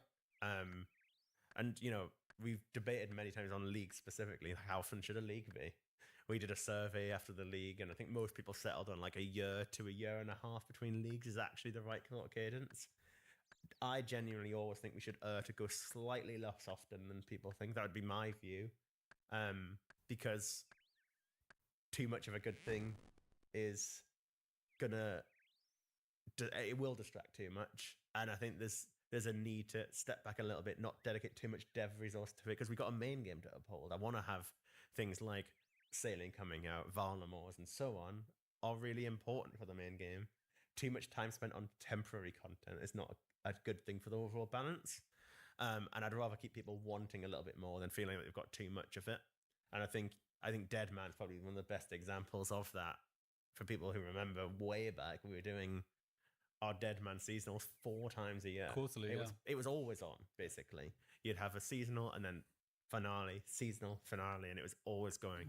Barely And had I think time it to just fix it issues. took away from itself Yeah. because people were sick of it. Right, it was just too much. Something being absent for a little bit and coming back lets us do it properly, bug fix, add features to it. You know, if we're doing leagues more than once a year or something, there's no way we could do echo bosses and things like that every single time. Great point. So I look forward to the next one and I'm seeing buzzing for leagues as again. more comes out. I'm looking forward to being able to talk about what the twist is. So, well, I'm gonna stop asking questions now. Sweeney, is there anything you want to ask before we wrap up the cast? Just another thank you, Kieran, for joining us. That's all right. And we'll have you on again soon. I feel like it's Yeah. one. You're a kind of guest where we can probably just talk for hours and hours and hours about different subjects. There's Absolutely. so many topics that we talked about that we could talk about or we haven't got into, and there's the whole game and a whole history to the game that I'd love to keep chatting. So no, I'm always happy to come back on and And I know the chat old community, school. they've loved seeing like the growth and progression of Mod Kieran from QA to design director. Hell yeah, there's more to come hopefully with the game as well. Like, I mean, obviously we talked a little bit about the start, but the growth old school's been on in the time I've been at Jagex over 10 years now is quite staggering. And I think I'm glad it resonates that the direction things we've talked about, those principles are being recognized more and more. I think the players are much more conscious of why this game works nowadays than they used to be. And the fact it's sort of giving us that reassurance that we're doing a lot of the right things is great. And this game's only going from strength to strength. I don't think there's many games that can say they're this old and are in their best state ever. Like, I will actively stand by the fact that I think this game is in the best state it's ever been. Mhm. As a new game, if you're a new player today, this game is better than it ever has been. And that should always be true. Yeah. It should always be true. In 2030, it should be better than it is today. That's going to be hard. I mean, I've always... the existential question I've asked myself. This game depends on updates. That's what keeps it alive. We update every week. It's been a part of the entire game's history. Mm-hmm. That's what keeps people coming back, right? What's coming out? We go on RuneFest stage. We announce awesome things. We do a summit. We reveal awesome trailers. People are excited by new things coming to the game. That's what keeps people playing. I've asked myself the question, what if the game was perfect? If the game's perfect, how do you do an update to it? We'll just add more perfect, mate. Easy. I feel like we covered this in the last one too. I can't quite remember. Yeah, I mean, maybe I'll cross over, but like I think at the end of the day, I remember when I first joined and people were saying, you know, well, I hope in 5 years' time, you know, we'll still be at a point where the game is, you know, good.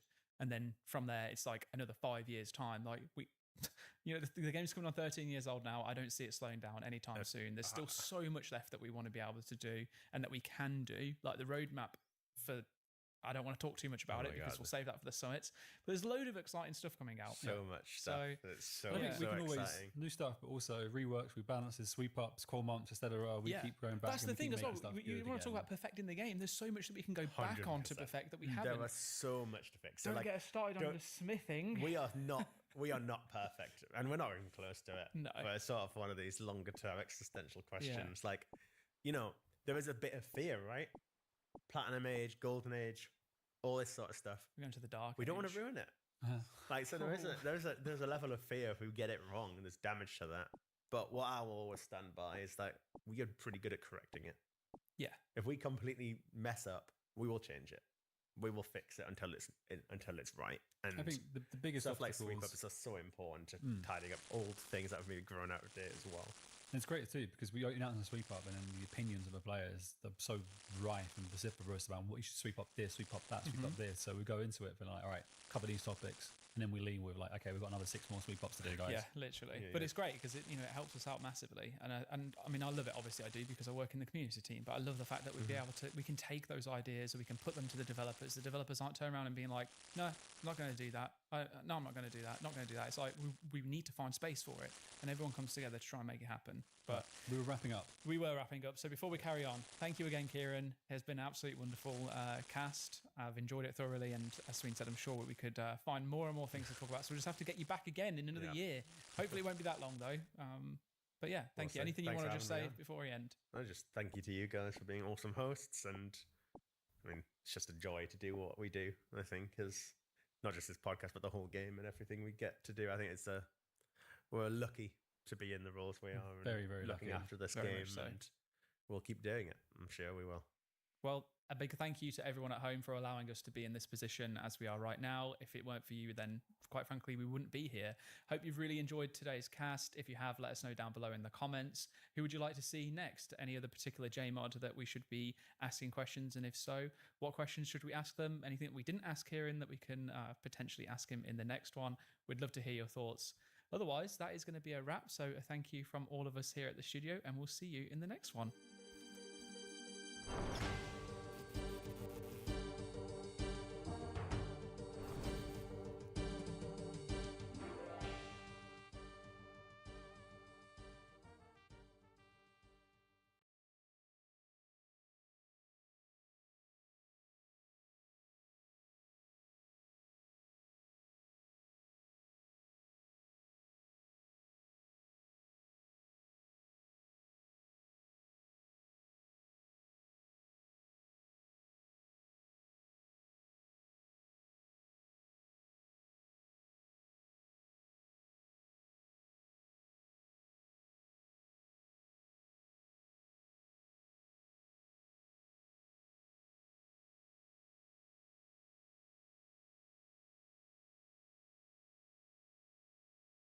Hey there, I'm Marstead, and today we're going to talk about a 20-year-old point-and-click browser game called RuneScape.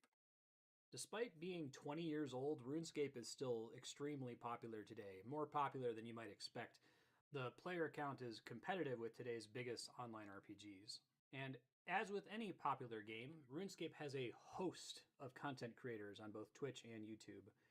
Most of these creators have been playing the game for over a decade. Personally, I first tried the game a little over a year ago, and I think being a relatively new player means I have a unique perspective to share. I've watched all of these RuneScape content creators try to describe this game, and you can see their passion for it. They make great points, but I think that because they've all been playing it for so long, they struggle to even remember what it's like to not know what RuneScape is. I want to try to explain what makes RuneScape so special to people who've never played it before. But I've got a bit of an audience issue. If I'm targeting existing RuneScape players, then it doesn't really matter how long I make this video. For reasons that will become apparent soon, folks who play this game are just hungry for videos that are super long. If I target a complete newbie, a 3-hour video essay might be a little intimidating. For what it's worth, though, the Venn diagram of people who like to watch long video essays on YouTube and the target audience for RuneScape is a circle. So screw it, it's going to be long. Let's put some disclaimers up front here. Number one, all of my experience with RuneScape has been with the classic version of the game called Old School RuneScape. I could get into the differences between OSRS and the modern version of the game, but it's a huge can of worms for a future video after I've, actually played the modern version of the game. This video should apply to both versions for the most part, but I'll try to call out whenever something is specific to Old School. Number two, I said that I'm a new player, but I don't want veteran RuneScape players to just roll their eyes at this and say, this guy's too much of a newbie to understand this game. I started playing in August of 2019, but I went hard on the game, and I have nearly 3,000 hours clocked. Here are my stats on the high scores, and I've also published my full blind Questcape playthrough on YouTube. There's going to be a link to that playlist in the description if that interests you. It'll also be in the end cards 3 hours from now if you make it that far. So I am new, as in I didn't play this game as a kid, but I've played enough to see all of the game's unique content. Alright, and disclaimer number 3, I gotta make some generalizations in this video. It's already 3 hours long. It's not worth getting bogged down in specifics. If you're an OSRS veteran, watch the bottom left for clarifications. Alright, and so I'm not just talking out of my butt here. Let's go over my MMO credentials real quick. I used to play the original EverQuest and its PS2 spin-off, EverQuest Online Adventures. I got into Korean MMOs when I was a kid. You've probably never heard of Nexus TK, but maybe you've heard of Ragnarok Online. I was extremely addicted to Final Fantasy XI, so it was a long time before I even gave World of Warcraft a try. And when I did, I went really hard on WoW. I became a raiding guild leader before I burned out on the game. I loved City of Heroes. I probably have over 1,000 hours clocked in it. That includes the recent fan server launch for it. It was around this time, though, when City of Villains first launched that I started to put my ear to the design ground, so to speak, for MMOs. So I was really excited when Guild Wars 2 started development, and the devs were publishing manifestos about how they plan to reinvent the genre, rethinking fundamentals, changing up how quests work, getting rid of the tank, healer, DPS trinity. In the end, Guild Wars 2 streamlined things a bit, but they didn't really reinvent MMOs the way that I had hoped. I still like Guild Wars 2, though, enough to check out Guild Wars 1, which was also great. And since I've started streaming, I've played through all of the Final Fantasy XIV expansions, and I've seen a decent chunk of Star Wars The Old Republic. There are a bunch of other MMOs that I've, dipped my feet into. I either played these briefly, had friends who were into them, or I'm familiar with them through cultural osmosis. I've been to several PAX panels about EVE Online, for example. So this list of games, they couldn't be more different from one another, but I'd still say it's fair to describe them all as MMOs. Well, maybe EVE Online is its own thing, but even Guild Wars 2, which had the lofty goal of revisiting genre staples, it ended up being pretty similar in the end. So I was shocked when I started playing RuneScape in 2019 because it doesn't feel like the same kind of game. In fact, RuneScape feels different from any game I've ever played. The internet classifies RuneScape as an MMORPG, but that leads me to the clickbait thesis statement of this video. RuneScape is not an MMO. Okay, fine. It's massive, it's multiplayer, it's online, and it has lots of RPG elements. It's got more RPG than most of the MMOs I've played. So, cool. End the video there, roll credits, that's a wrap. What I really mean when I say RuneScape isn't an MMO is that the game is so different from the core gameplay loops we associate with MMOs that calling it one is doing it a massive disservice. RuneScape is as different from a game like World of Warcraft or Final Fantasy XIV as a game like Super Mario Bros. Is different from Zelda or Metroid. It's true that Mario, Zelda, and Metroid are all 2D action-adventure games on the NES, but they could not be more different. And hell, I'm even going to argue that RuneScape is the only major game in its own genre. I've thought about how to classify the game, and I would call it a MSOI RPG. Look, MMORPG sucks as an initialism. This one does too. It's not my fault. Okay. So MSOI RPG stands for Massively Single Player Online Idle RPG. That's a lot of words, so let's dive into that. Massive. The game is certainly massive. It supports hundreds of thousands of players across hundreds of servers, this point cannot be argued. Single player. When I say the game is single player, I mean that the vast majority of the things to do are not designed around group play. All of the content for your first several hundred or even 1,000 hours of play is solo. There is group content toward the end of the game, but it's less than 1% of the total. Online. Okay, massively single player online game might seem silly to you, but as I'm going to get into much later when we talk about integrity, the game being both massive and online is crucial to the experience. It would not be the same game if it was just a downloadable offline title. And idle is the most important word in my classification. RuneScape stands out from other MMOs in a lot of ways. It's going to take me 2 or 3 hours to communicate why, but this is the element that I believe is the most critical differentiator. It's the one outsiders don't really get about the game. And I'm going to get to that RPG bit here in a second, but first let's talk more about this idle concept. All right, let me blow your mind. At its core, RuneScape has more in common with games like Cookie Clicker and Universal Paperclips than it does with World of Warcraft. If you've never played an idle game before, they've got a really simple core gameplay loop. In the case of Cookie Clicker, it's literally just clicking a cookie over and over. Over time, you purchase upgrades that allow you to make progress in the game while idle by producing cookies automatically without needing to click anymore. It's about making intermittent decisions every couple of minutes or so and enjoying the progress while you're idle. When I say RuneScape is similar to an idle game, I mean that it has thousands of productive things you can do that require very little of your attention. In fact, if you tried to do some of those things attentively, the game would seem horrifically boring. I believe this is where the game is most misunderstood by MMO fans who just see clips of gameplay. They're used to playing games attentively, so if you show them a clip of someone fishing or mining or running agility laps, they imagine doing that and only that and quite reasonably say, that looks terrible. In reality though, people play RuneScape while multitasking. The game has challenging content that requires 100% of your attention, but most of the game is able to be played while doing something else, like watching TV, joining a work meeting, listening to a podcast, or even playing another game. I literally did that. I would fish in RuneScape while I was playing Animal Crossing. In fact, what I'm going to call attention calibration is built directly into the design space. When the developers add new content, one of the knobs that they can turn is, how much attention does this require from the player? To me, attention calibration is RuneScape's biggest strength. When I play, there are hundreds of things that I could do that would all permanently progress my account. RuneScape doesn't prioritize one piece of content over another. It doesn't say to be efficient, do your dailies and your weekly lockouts and X and Y and etc. and so forth. When I play, I don't have to worry about that stuff. I just decide what I want to do based purely on how much attention I want to give it. If I need to do housework, I might choose a task that I can leave unattended for 20 minutes at a time. If I'm working on my computer, I might do something that only requires my attention every 30 seconds or so. If I'm listening to an audiobook, I might choose something a little more active. And if I really want to go hard on RuneScape, I might choose to fight a difficult boss that requires 100% of my attention. And to be perfectly fair, most MMOs have some level of attention calibration.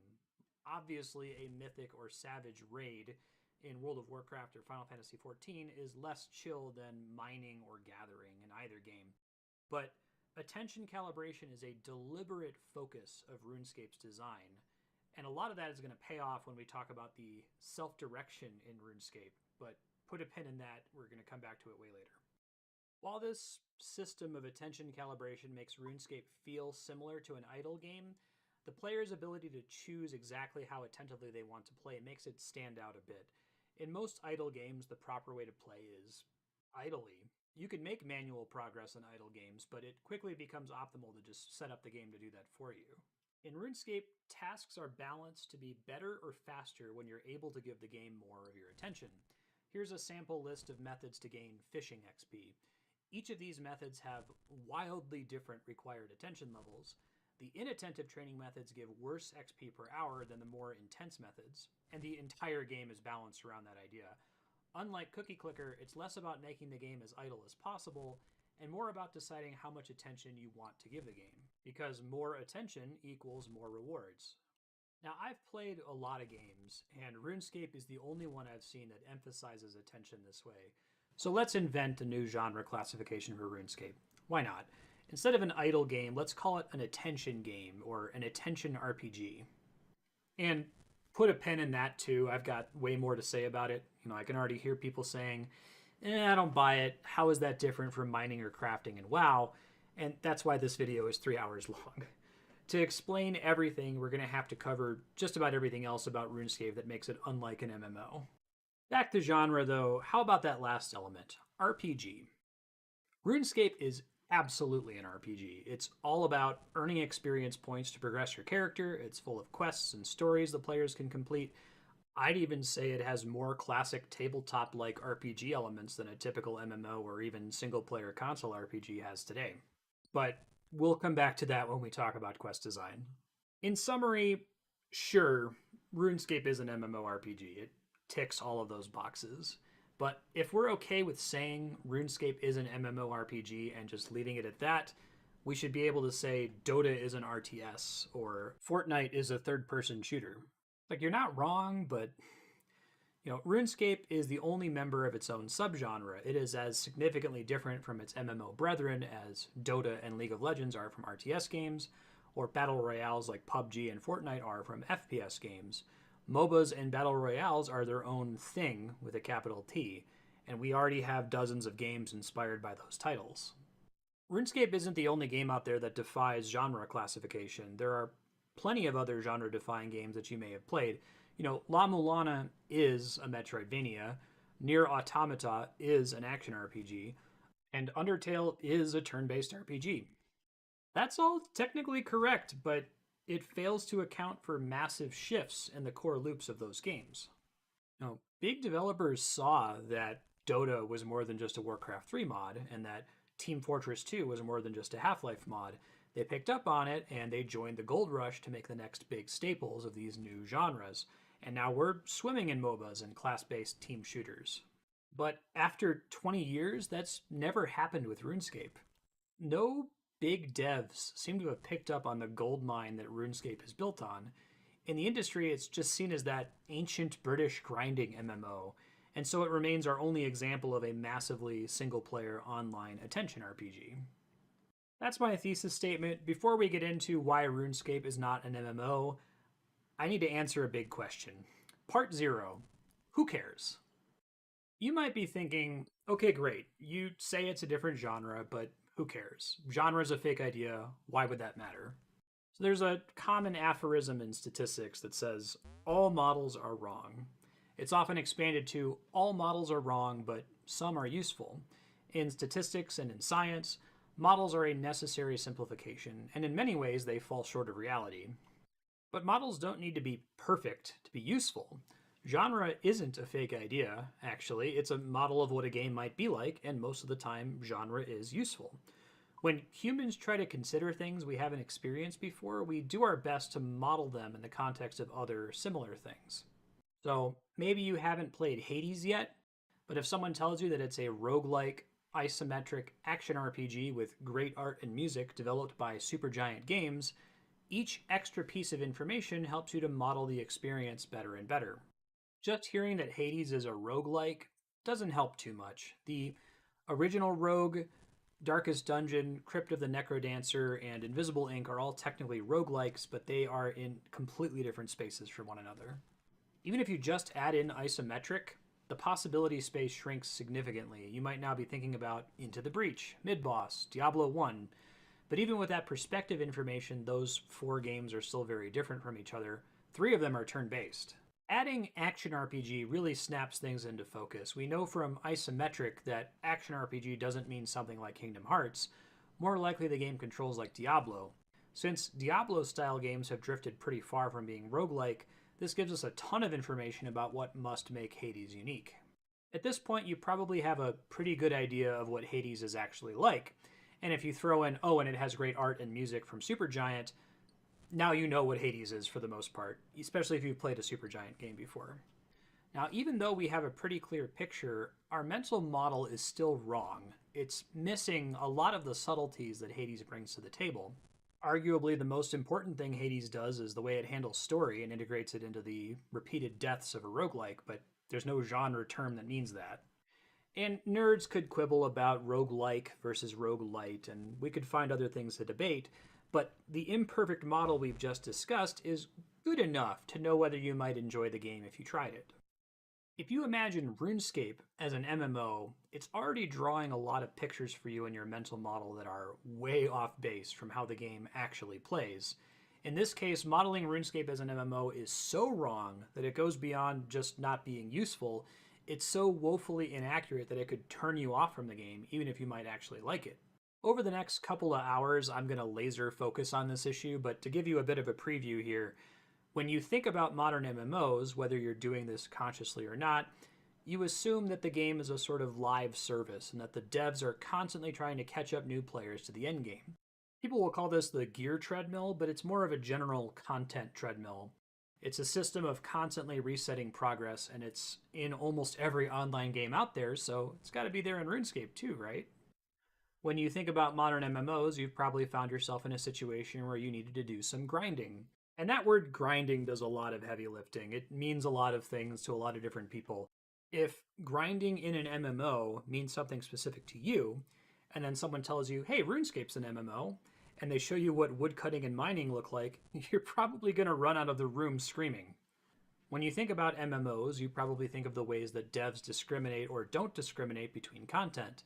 The goal of most modern MMO development is to either 1. Create multiple equally valid pathways to the same endgame, or 2. To prioritize one pathway above all others, making one correct way to reach the end content. For example, WoW takes the first path, tries to let players choose from multiple options to reach the same endgame, picking which zones to level through, whether you focus on questing or running dungeons. And Final Fantasy XIV takes the second path, saying to reach the endgame, you must complete the main story quest, which is a single uber quest chain. If you've played a lot of MMOs, it doesn't seem like there could be another way. And as I'm sure you've surmised from my tone, all of these models are wrong. In this video, I'm going to explain all the ways RuneScape is as different from MMOs as Super Mario Bros. Is different from Zelda and Metroid. And on the back end, I'm going to argue why RuneScape is awesome. I've talked a lot about the big picture here, but we got to start getting into specifics. I'm going to structure this by first describing how modern MMOs work, and then contrasting them against RuneScape. And there's going to be a lot of games that you would call modern MMOs, but I want to focus on the broad genre trends. So I'm going to be focusing on the 2 most popular MMOs as of 2021, World of Warcraft and Final Fantasy XIV. All right, let's go. Why RuneScape is not an MMO, Part 1, Basic Structure and Class Design. Or, in MMOs, you can be anything, but in RuneScape, you have to be everything. So modern MMOs tend to be built around combat classes or jobs with distinct roles. You pick a class or a job at character creation, you progress by earning experience points to level up your combat class, and increasing your main character's level is often the main thing that's gating further progress to the game. Even if areas have optional content like gathering or crafting, those activities are gated by your combat level. Final Fantasy XIV offers a little more freedom in that you can freely swap out your combat job outside of encounters, but you can still see the majority of the game's content without ever changing jobs. And your combat level in these games rules everything. Quests require combat levels to complete. Quests that deal with combat almost never require the player to level up crafting or gathering skills. You never have to level up your gatherer to 70 to fight the next boss, but you do need to fight the next boss in order to level your gatherer to 70. RuneScape could not be more different.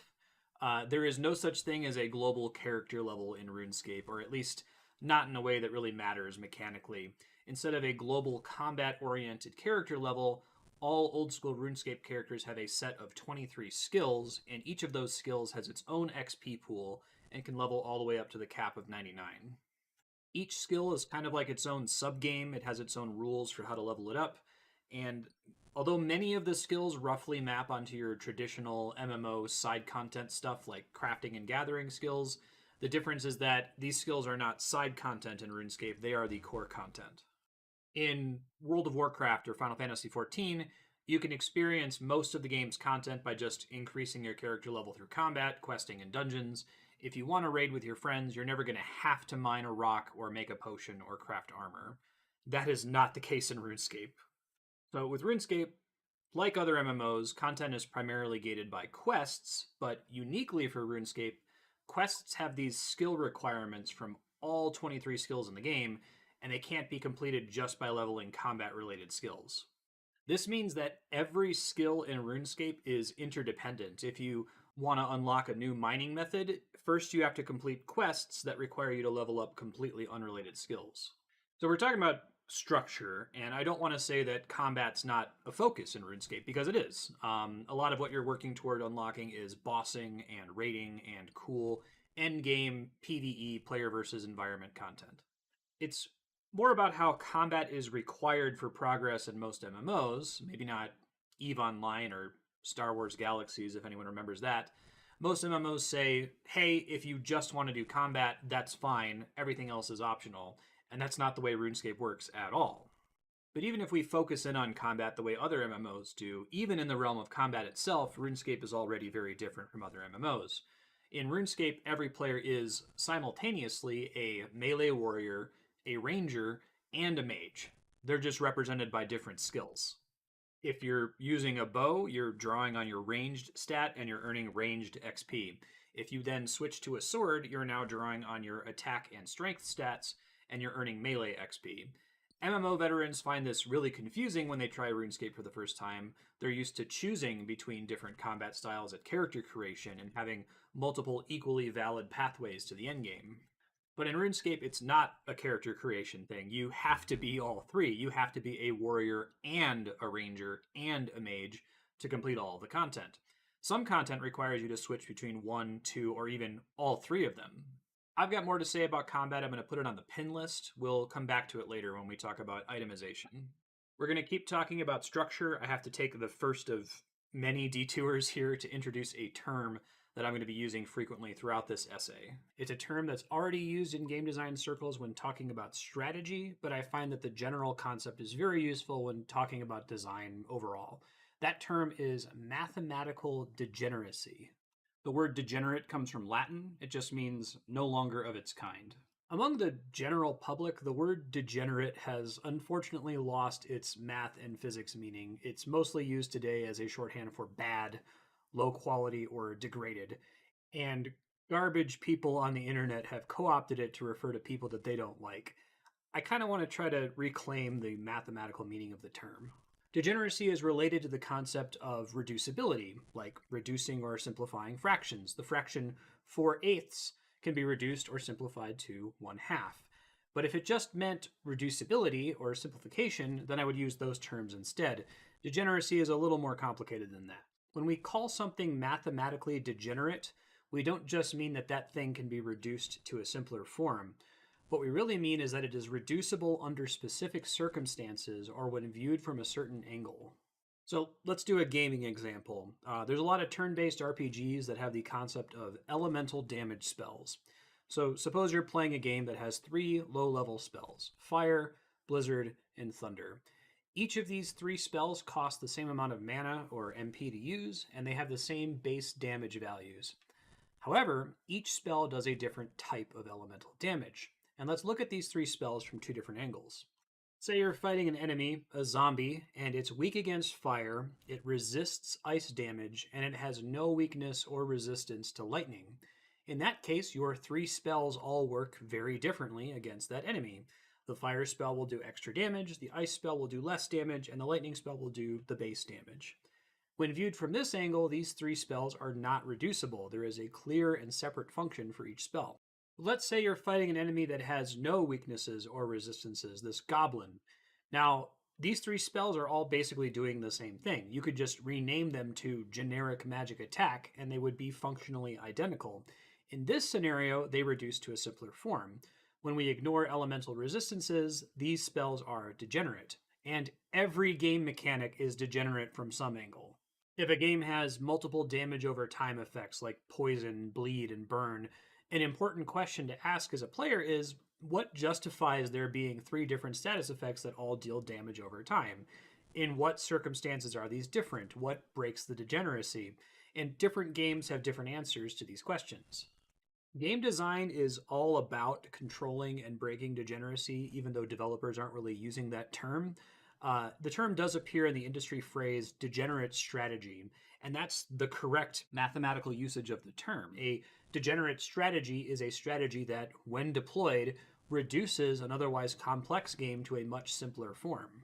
For example, you could develop a super complicated fighting game full of combos and parries, but if any player can achieve a fairly high win rate by just mindlessly mashing a single button, then button mashing is a degenerate strategy because when it's used, it simplifies an otherwise non-reducible game. So, thank you for coming to my TED Talk on degeneracy in game design. It's a very interesting topic, one I intend to publish a full video on at some point. I really wanted to get this term out there because it's very useful when talking about MMO design and talking about RuneScape in particular. So let's get back to MMOs. In MMOs, character classes are progress degenerate. That is, of course, they're all special snowflakes with different features and qualities from one another, but when it comes to progression through to the end game, they are all basically the same. Even in a game like Final Fantasy XIV, where you can freely change your job, you never need to switch jobs to progress through to the bulk of the game's content. At the end of the day, a warrior and a ninja play pretty differently, but playing as either class gets you to the same place. 14 never says, in order to fight the next boss, you need to have leveled the black mage and the paladin and the white mage jobs to level 52. You have to have mining at least level 60, and you have to be a level 40 goldsmith. And oh boy, RuneScape does exactly that. And that's why RuneScape is not an MMO. Part 2, quest design. Or RuneScape has obtuse, difficult, 5-hour long quests that require 600 plus hours of play to even attempt, and oh my god, I want more of them. So I'd said that attention calibration is RuneScape's biggest strength, but the quest design is nearly tied for me. The quests in RuneScape are unlike anything you're going to see in a modern MMO. World of Warcraft has been around for such a long time now that most people have forgotten what had changed about the genre, and for many people, WoW is the old MMO. The biggest innovation that WoW brought to the genre was its overhaul of quest design. Instead of being complicated and obtuse like Ultima and EverQuest, WoW quests were simple and easy to understand. To explain how RuneScape deviates from WoW, we really need to recap some history here, so let's just go through a list of WoW's quest design innovations. Number 1, quests should be relatively short and of relatively uniform length. Number 2, quests should deal with content in the immediate vicinity of the quest giver. Number 3, quests should ask the player to complete a simple task or minigame with an easy to understand objective. Number 4, quests should be able to be completed entirely on site with temporary materials found on site. Players shouldn't need to bring gear or items from outside the quest area. Number 5, quests should have very simple prerequisites, usually just character level and maybe a couple other quests as part of an in-zone quest chain.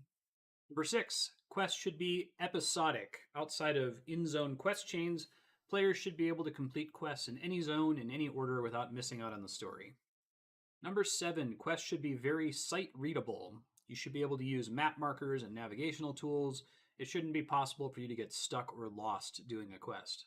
Number 8, quests should provide great gear and XP rewards and should be the optimal route to play through the game instead of grinding, as was favored by the MMOs that WoW replaced. However, quest rewards should be degenerate. If there are 2 quests in a zone, they should provide about the same rewards per hour. Number 9, despite all of this, quests should never be mandatory for progress to the game. When new content is added, old quests can generally be ignored. Now, my objective with this essay is not to shit on WoW and Final Fantasy XIV. I think those games are very good. I used to play the old school 90s and early aughts MMOs that WoW replaced, and they were rough. The innovations that Blizzard brought to the table changed the landscape forever, and all of those choices appeared to be unequivocally good at the time. So there's this really important idea that I think we all need to understand about game design, and I'm going to repeat this in every section coming up. It is extremely rare for a game design decision to be a strict upgrade with no downside whatsoever. Design decisions are trade-offs or side grades. When something is gained, something else is necessarily lost. Game designers are forced to decide whether the trade offs are worth it, and often with imperfect information. Sometimes the upside is so awesome that the feeling that something has been lost takes months or years for players and critics to detect. Cover based shooters with regenerating health seem to be the correct way to do shooters until Doom 2016 came around almost a decade later to demonstrate what we were missing. Another example of trade offs, I think a lot of people can understand the double edged sword that is fast travel. Fast travel was this brilliant idea. Man, isn't it annoying that we have to keep walking over the map? It's so boring and repetitive. Let's just let the player pop open the map and teleport wherever they want to go. But I think if you've ever played a game that doesn't have fast travel or which gates fast travel until very late in the game, you know that you lose something in the process when there is fast travel. It's good, it's nice, but I have the entire map of Dark Souls 1 just burned into my brain because I had to run through it so many times. Whereas in every other Soulsborne game, fast travel is available right away, and I don't know those maps at all. I bring this up because I want you to take these lessons we've learned about fast travel and apply them to everything, everything in game design. But here, let's apply it to quest design. Apply it to that list of 9 things and go, wow, that just looks like a list of 9 good things. If I were to invert all of those things, that sounds bad, right? But try to imagine what could be wrong, what we could be losing in the process. WoW's quest innovation has blossomed over the decades, and virtually all modern MMOs and even MMO adjacent games have adopted it. Quests should be short, simple, parsable, relevant, difficult to get stuck on. You shouldn't need a walkthrough to find out what to do. You shouldn't have to do too much thinking. It sounds great, but in the process, I would argue we have left some things behind, and I'm going to try to explain by talking how RuneScape handles quests in comparison to WoW. Back to the list. Do these apply to RuneScape quests? Okay, number 1. Quests should be relatively short and a relatively uniform length. Nope. RuneScape quests vary in length from 5 minutes long to over 5 hours. Those 5-hour quests are awesome. Like, if I could just give money to Jagex to just keep making 5-hour quests. Sorry, I'm gushing. Next point. Number 2. Quests should deal with content in the immediate vicinity of the quest giver. Nope. RuneScape quests involve the player globe-trotting all across the game world. Maybe number 3. Okay, quests should ask the player to complete a simple task or mini-game with an easy-to-understand objective. I would say no. RuneScape quests almost never involve trivial tasks like kill 20 boars or collect 2 bear asses. Quest mini-games are unique, they're rarely repeated. Understanding what to do next is often not simple. I mean, hints exist, but there's never an on-screen guide that says, combine the 3 items in your inventory, or use a bottle on the water spout, or cast a fire spell on the target. Just a few quick examples. In one quest, you have to use a bowl on a water pump to get a bowl of water. Now, the bowl is an item in your inventory. It's not... As I'm describing this quest, I can imagine how WoW would adapt the quest, where there's just like a shiny thing that you go up to the water pump and it just automatically gives you a bowl of water. But in RuneScape, you have a bowl in your inventory and you have to click use on it and then use bowl on pump, right? Okay. Then you have to equip a pair of gloves. Fingerless gloves won't work. Any gloves in the game will work as long as they're not fingerless. And then pick some nettles. You have to use the nettles on your bowl of water and then light a fire by using a tinderbox and logs, and then use the bowl on the fire before it burns out. Another quest requires you to drop an optional pet called a pet rock into a geyser. Then you need to fish for it, but you have to have a special pair of quest gloves you got from an unrelated earlier quest to keep it from burning your hands when you fish it up. And then a third quest involves a puzzle that requires you to cast a specific spell on a door that is typically only used when leveling crafting. So it's bizarre that you're casting this spell on something other than an orb in your inventory.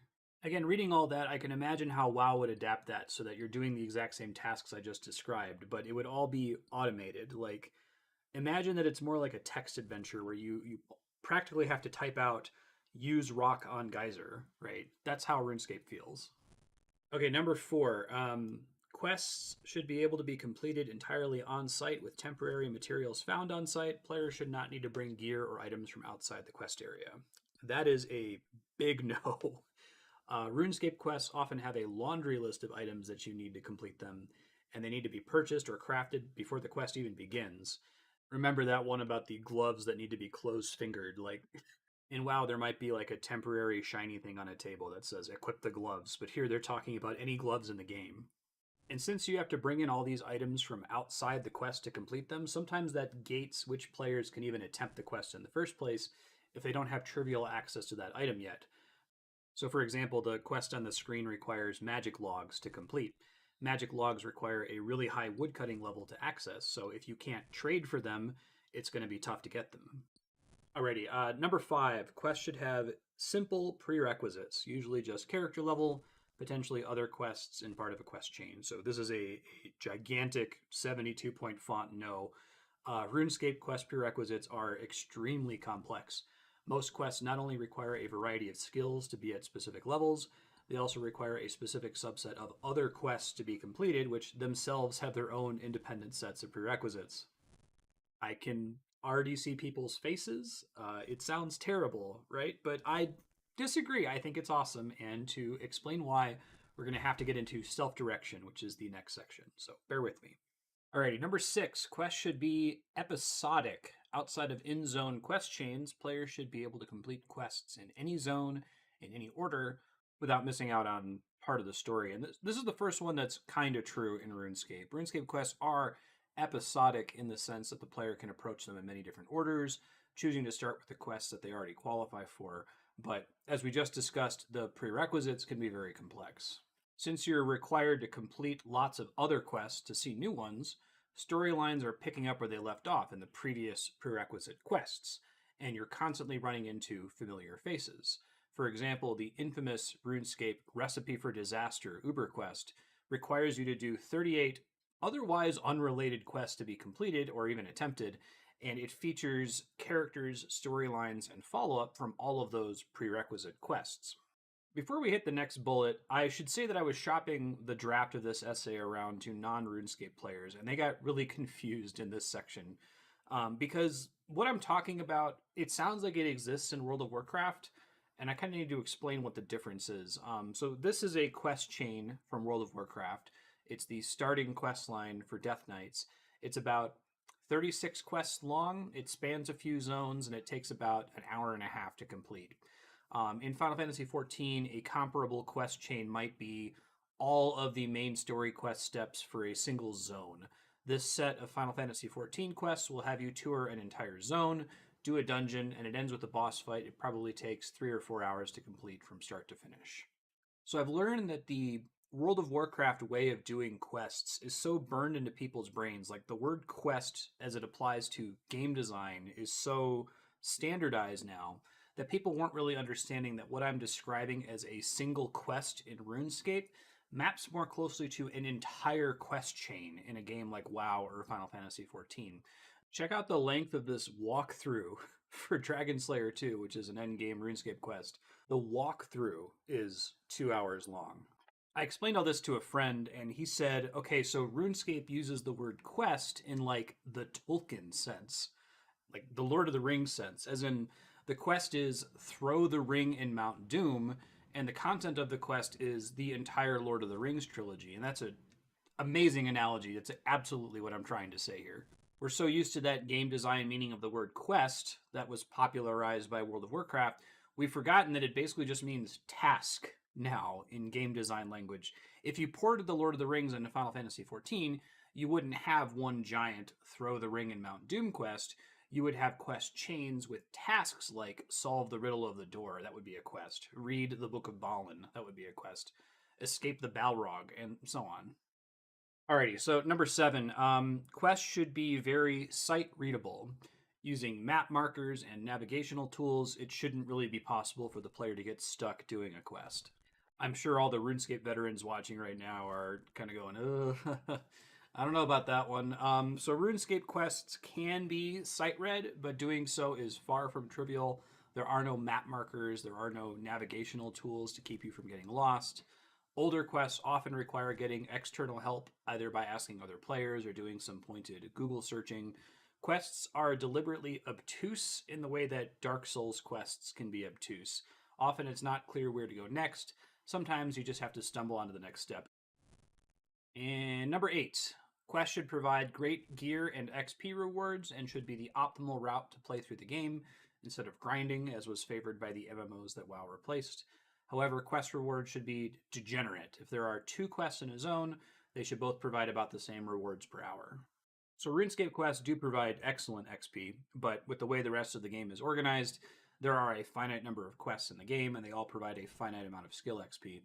And RuneScape quest rewards are the opposite of degenerate. The 139 some quests in RuneScape at time of recording all provide wildly different rewards. Some of the shorter quests just give you a small amount of money and XP. Other quests might gate huge areas of the game, unlock access to bosses or raids, or otherwise block access to huge swaths of content. Quests rarely give rewards that the player could get elsewhere. If a quest gives you access to a new sword, then that quest is often the only source of that sword in the game. The Dragon Scimitar, for example, is a reward for completing a quest, but it does drop from some enemies. You can find it elsewhere. But even if you get it elsewhere, if you get it from a drop or you buy it from a player, you can't equip it until you complete that quest. I teased the self-direction section earlier. I'm going to tease it again here. These non-degenerate rewards really make RuneScape work. Finally, number 9, despite all of this, quests should never be mandatory for fundamental progress through the game, and when new content is added, old quests can generally be ignored. So, RuneScape quests are absolutely mandatory for progressing through the game, as they gate the majority of the game's content. Final Fantasy XIV has a similar approach. In FF14, a single Uber quest chain called the Main Story Quest, or MSQ, is required to unlock all of that game's content. RuneScape doesn't have an MSQ. Instead, the player just eventually wants to complete all of the quests in the game in order to access all of its content. Even the little dinky short quests from closer to the game's launch, which might seem inconsequential to the player at first, like there's one that takes 5 minutes where you have to bake a cake. Even those little dinky quests end up being prerequisites for the massive 5+ hour Grandmaster quests at the endgame. There's more to unpack here. It could fill its own separate video. I haven't even gotten into the way that quests are individually authored by team members at Jagex. They aren't required to fit into any quest design formula like you see in most WoW or FF14 quests. And as a result, each quest feels like an individual labor of love, like something you'd get from a dungeon master in a tabletop RPG. I gotta stop gushing, or this 3-hour video is going to be a 10-hour video. Suffice to say, the best way to play RuneScape is to play all of it. New quests don't invalidate the old ones. Instead, they often require you to complete the old ones first. So speaking of having all of this relevant, non-degenerate content to do, that's a big part of why RuneScape is not an MMO. Part 3, self-direction. Or, ooh, a piece of candy. So I really encourage you to check out Dan Olson's video, World of Warcraft Classic and What We Left Behind. He does a great job explaining why WoW Classic is appealing to modern players. And one of his focuses has to do with self-direction. Dan says in the video, Classic has an unexpected strength. If there's nothing to do, if nothing is meaningful, then you are free to self-direct. Dan's argument is that modern WoW gives you dozens of officially sanctioned ways to play. You log in, you do your world quests, you run your dungeons, you join your raids, and so on. There's so much to do and so many signposts screaming at the player, hey, do this. And having so many options can just paralyze the player. Instead of feeling like you can do anything, you feel like you must do these sanctioned things, and it can make the game feel smaller. In contrast, in WoW Classic, there's basically nothing to do. There are few formal systems beckoning you to interact with them.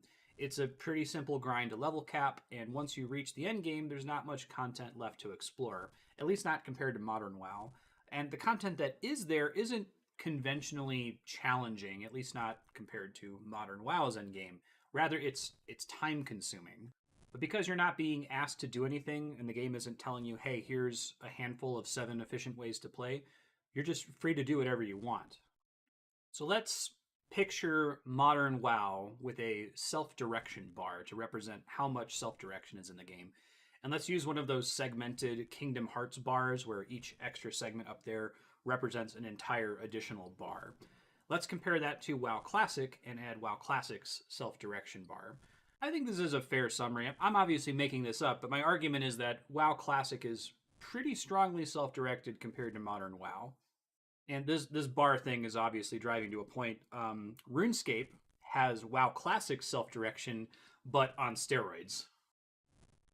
In WoW Classic, there's nothing to do, but in RuneScape, there's everything to do. To see all of the content, you have to level up all 23 skills as high as possible. You have to do every single quest. You need to complete all of the achievements. But hey, wait a minute. Doesn't that just sound like modern WoW? Isn't that signposting problem where you're getting option paralysis from having too much to do? Well, WoW gives you 100 things to do, and it says any of these will progress your account. But that progress is degenerate. You can represent an hour of dungeoning as being equal to a couple hours of questing, or back in Battle for Azeroth, doing your weekly Warfront lockout was about equal to doing a difficult mythic dungeon. Blizzard wants to say, hey, here's a dozen options. Pick one because all roads lead to the same destination. Final Fantasy XIV is different. It's often called a theme park MMO. You have the one main story quest, which is a visual novel punctuated by tightly designed instanced content, but the devs are constantly adding little mini games, side quests, and optional bosses along the way. Those side roads don't lead to the same end like they do in WoW. Playing Triple Triad or Lord of Verminion or running old optional raids doesn't really get you to the end game any faster. Instead of giving you dozens of roads to the same destination, there is one road to one destination and dozens of optional little distractions that you unlock along the way. So WoW has many roads, one destination. FF14 has one road, one destination. Which of those two does RuneScape pick? It's neither. In RuneScape, all of the content is needed to progress. It's not dozens of roads to the same destination, it's dozens of roads, and you must eventually travel down all of them. You've probably seen this sort of structure before in a different genre. Metroidvanias. Yeah, I'm making that argument. I am going to argue that RuneScape is structured like a Metroidvania. Strap in, let's go. So another great YouTube channel, Mark Brown at Game Maker's Toolkit has a great video series called Boss Keys, and it talks about dungeon design in Zelda and in Metroidvanias. It's wonderful. I've linked it in the description. You should totally watch it. He comes up with this unique level design dependency chart that shows the different keys and locks required for progression in these games. You can think of a key as a progression gating ability like a double jump or a bomb that opens a lock, which is an obstacle to progress like a high ledge or a bombable wall.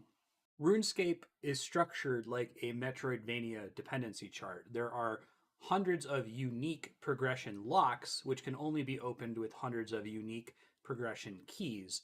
And the keys and locks take the form of quest, skill level, or gear prerequisites that gate access to content.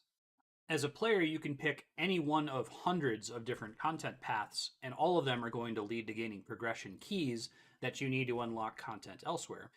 And you might be wondering, but in modern MMOs, there are also level, quest, and gear requirements that gate content. How is that different? It comes down to structure. As we've discussed, in a typical MMO, you have one character level that represents your combat ability. You have simple quest chains that can be followed one after the other, and gear is a huge topic. I'm going to get into it later, but to summarize, in a typical MMO, gear is extremely degenerate. Your gear power is just something you estimate with an item level. In RuneScape, individual pieces of gear are required for individual pieces of content, so there's not a way to summarize your equipment with an eye level path. You can't just look at a set of gear and say, that's better than this set of gear. It depends on what you're using it for. More on that later. Okay. It would be an impossibly daunting task to try to make a Game Maker's Toolkit dependency chart for RuneScape. But I'm going to try to make a simplified version of it to just visually demonstrate the difference between WoW, Final Fantasy XIV, and RuneScape's progression design. So GMTK introduces the idea of games being thought of as wide, tall, or both.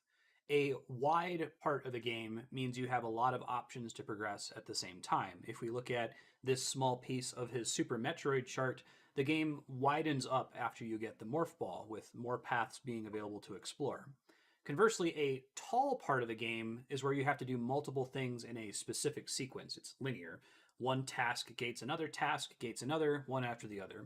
And there's nothing in this section of the chart that's particularly tall, but notice how you have to get the high jump to jump to where Crate is, and then you have to fight Kraid before you can get the Varia suit. Wide and tall are not quality descriptors. Wide games are not necessarily better than tall games. They are different, and let's bring this up again. Each one has benefits and drawbacks, and games can have both long, strictly linear sections mixed up with wide open exploration. So let's take a look at the dependency charts for modern MMOs. I'm going to be looking at this zoomed all the way out. Obviously, there's some dependency within a quest chain, for example, but I want to show you the general shape of these games to contrast them with RuneScape. Let's do WoW first. This is how I would chart WoW's high-level structure. Here I've made each node one of the game's expansions, along with the option of grinding dungeons and using the free level cap boost that comes with a new character. The purple node in the center is the newest expansion, Shadowlands. And in Shadowlands, they've overhauled the leveling experience so that you pick just one of these expansion and use it to level to the end game. So you can think of WoW as a very wide game, but not a tall game. That is, they've tried to structure the game so that you have many options, but they all get you to the same content. And to me, that structure is fractal. If we were to dive into a random expansion here, say Burning Crusade, it's the same basic shape. Now we're in Burning Crusade. We can move through the individual Burning Crusade zones in whatever order we like. You'll notice that now we do have to do all of the zones eventually to get to Shadowlands, but the point remains that it's wide and not tall. And how about FF14? So instead of being wide, Final Fantasy XIV is tall. Each main story quest requires the previous quest in the chain to be completed and is a prerequisite for the next step. The way you reach the endgame is to finish this Uber quest chain. And as I mentioned earlier, there are optional offshoots that unlock along the way, but I would still describe Final Fantasy XIV as a game that is tall rather than wide. And now it's time to show you RuneScape. For WoW and FF14, I talked about the big picture structure, but I can't really get away with that in RuneScape because if I did, it would be a multiple terabyte image file that would be gigantic. So I've decided to make a dependency chart for a single quest in RuneScape. You might be worried, hey, that's comparing apples to oranges. You can't show us WoW at the expansion level and then talk about one quest in RuneScape. But RuneScape's structure is fractal, just like WoW and Final Fantasy XIV. If you zoom out from just the one quest, the overall structure of the game looks pretty similar. Let's make this a subsection, Why RuneScape is not an MMO, part 3.5, OSRS quest dependency chart.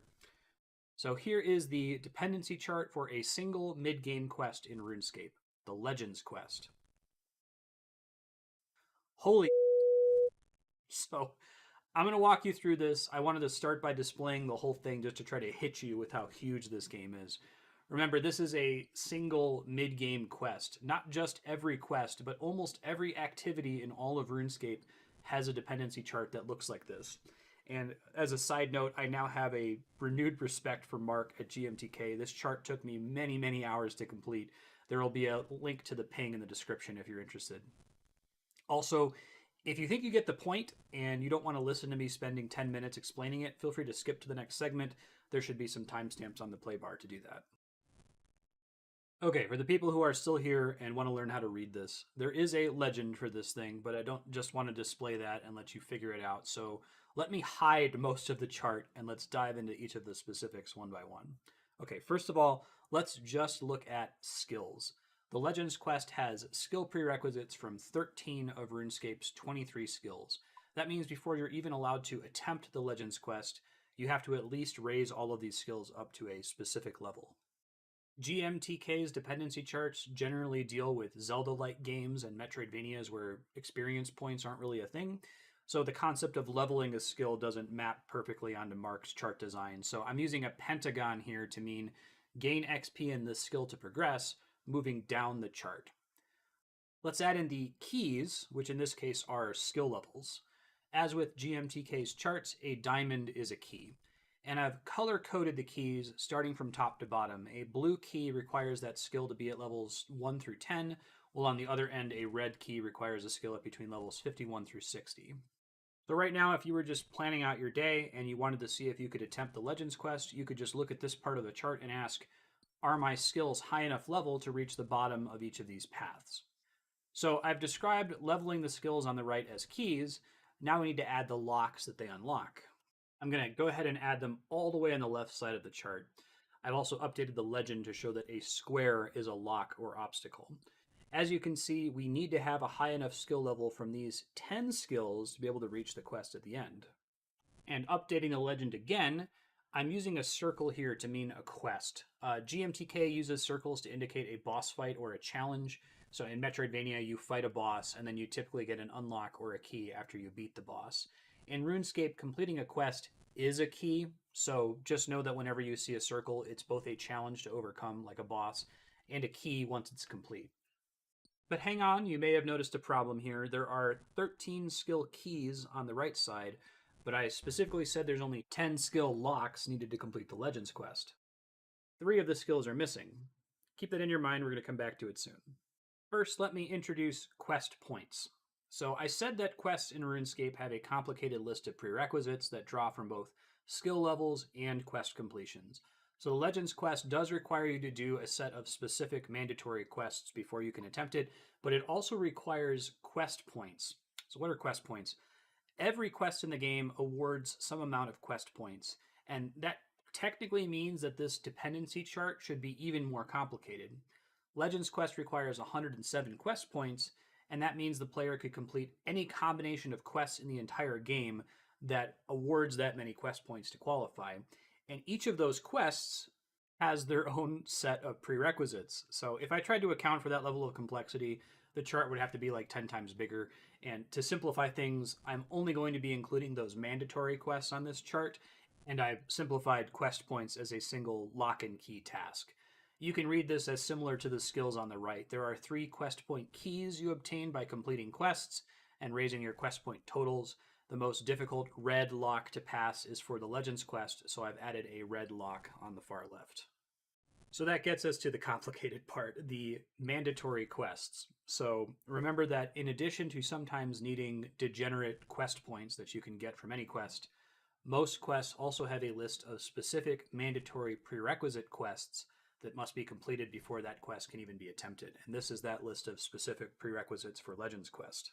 Let's go ahead and add those back to the legend at the bottom. The icons here are just items that you get in those quests. It helps me to give them a unique visual indicator.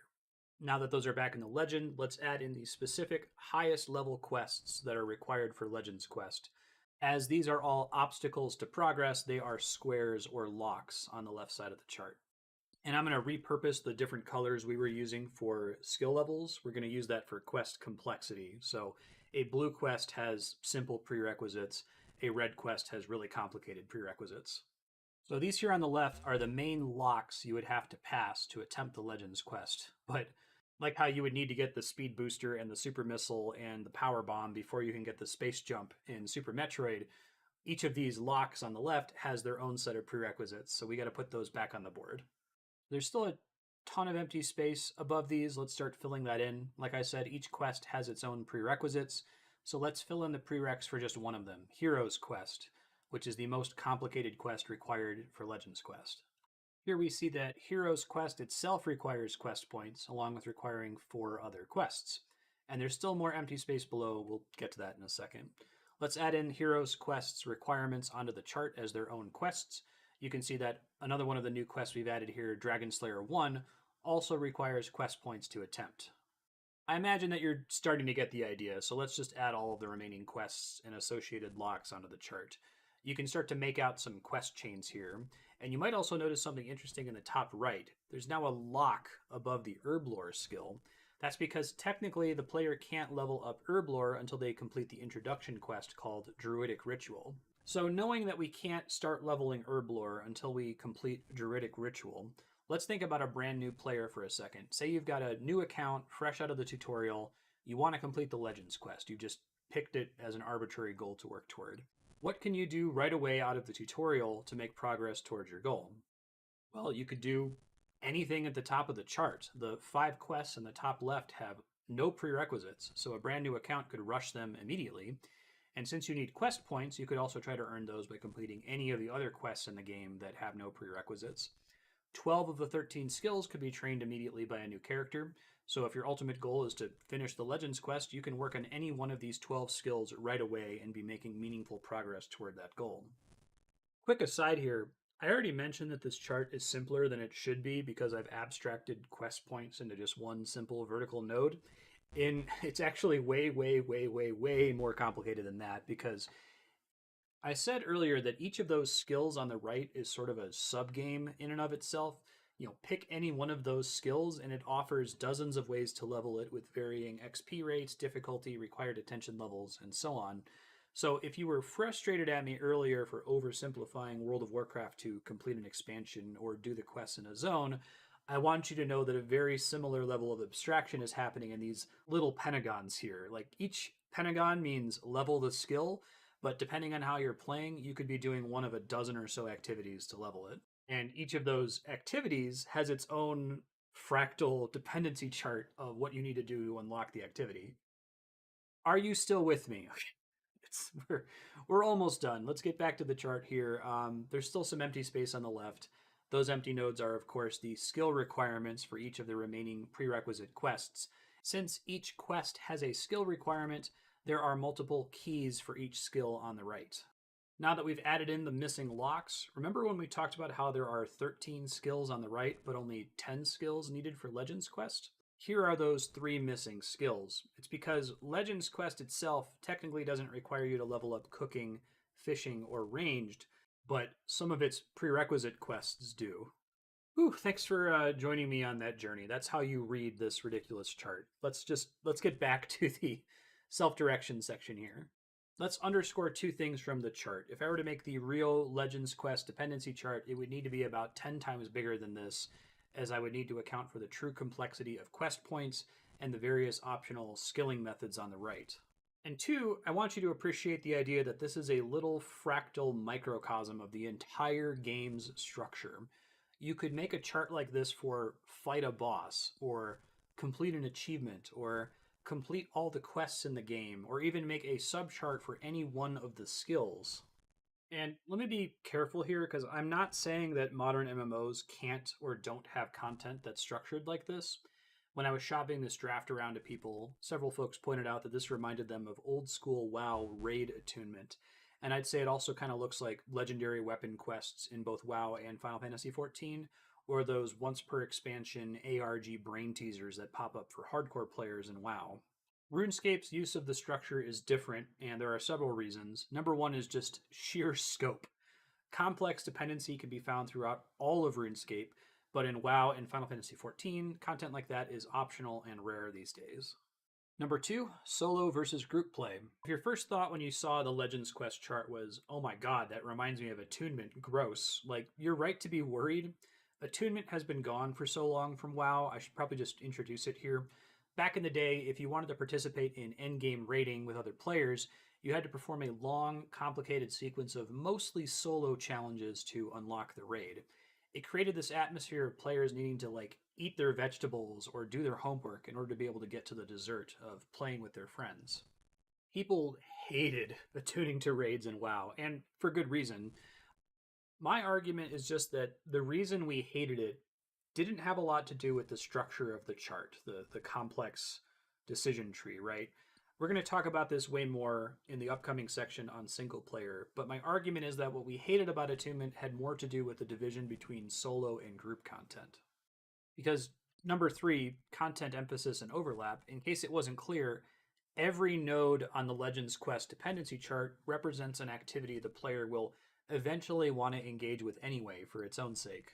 Each skill has payoffs elsewhere in the game. You're not just leveling these skills to complete the Legends Quest, they each have their own functionality, and they're each prerequisites for other quests, boss fights, and minigames. None of this content on this chart is particularly emphasized or incentivized. There's no particular reason to do any of the quests on this chart before any of the other quests, or to go after clearing the Legends Quest itself, or to do any of these skills first. And that differs from something like an attunement quest chain in WoW, where there is a content emphasis. The endgame group raiding provides the best gear in the game, but most of the activities you need to do for attunement are not tasks that you'd want to undertake for their own sake. Except for the 2 things at the bottom in green, getting a flying mount and hitting level cap, this is homework. With that, we're coming up on yet another detour here. There's going to be several more. Let's talk for a second about developer intent. Okay, so you can play any video game however you like. You've probably heard of the concept of death of the author, the idea that authorial intent doesn't matter when appreciating a work. It's true in literature, in film, very true in video games. If you want to make a panda character in World of Warcraft and never leave the starting zone, you can do that. Make your own game. And it's where we get awesome gaming subcultures like speedrunning by saying, hey, let's take this video game that's the brainchild of a bunch of developers who all have clear intents about how they want us to play it, and let's treat it as a sandbox. What other sub games can we find inside of the system? That's why we speedrun Ocarina of Time, or we do no-hit Dark Souls runs, or we create elaborate role-playing servers in Grand Theft Auto, because we crave the ability to self-direct. So how does developer intent fit into that? Every developer wants to give players the feeling of freedom, but every game inevitably incentivizes some behaviors over others, emphasizes some content over others, and gives clear priorities to players. We've iterated so heavily on the design shape of MMOs that in modern games, it's pretty clear what you ought to be doing. And games like WoW and FF14 do give players a lot of freedom to explore. I'm not saying that Blizzard or Square Enix set out to make these like on-rails linear player prisons, or that those games are linear or bad. And I don't even think that linearity is a bad thing. I actively prefer a tight developer-directed experience over a clumsy sandbox most of the time. These games are huge, and they're fun, and they're good. But as developers have cleaned up the genre and sanded down the rough edges and made thousands of little iterative decisions that each made sense on their own, we've slowly moved towards systems where the developer intent is very heavily signposted and where what you ought to be doing is very clear and easy to understand. Here it is again, it's a trade-off. And for many players, this is a huge benefit for them of modern MMOs, that you can just pick them up and play them and not scratch your head wondering what Blizzard wants from you. What makes RuneScape special to me is it's not that the game is old and confusing and you have no idea where to go or what to do. You could start playing with no guide, no wiki, just explore around you, and doing so will make reasonable progress for your account. The way the game is structured, just about anything you do will be productive for your account. None of it's particularly emphasized or de-emphasized in the design. In WoW or FF14, your options often look like this. It's clear which of the carrots you should go after first.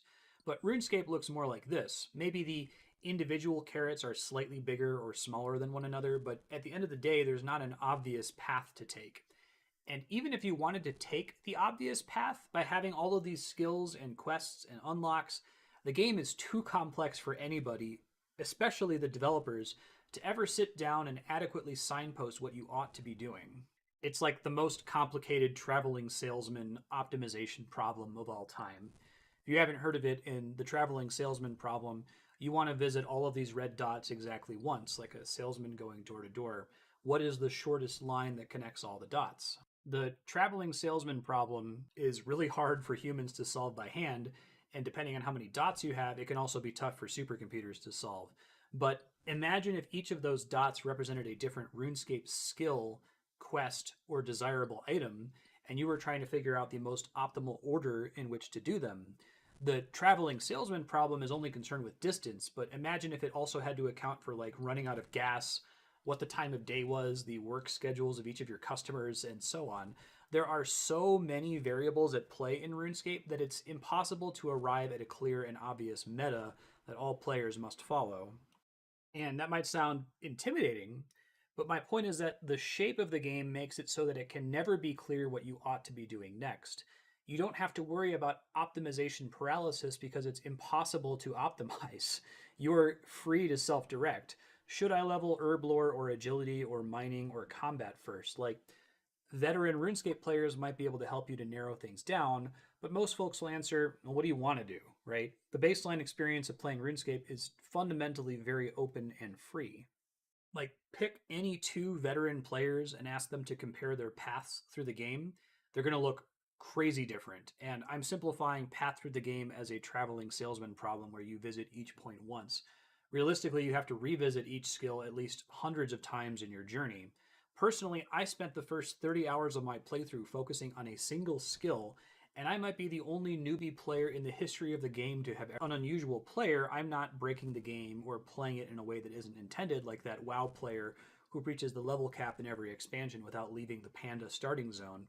Every RuneScape player's experience is unique, more so than in other MMOs. And don't get it twisted, RuneScape has Death of the Author players who make their own game too. We're going to talk about these accounts in future sections, but RuneScape is the perfect game to turn into your own personal sandbox on top of everything else.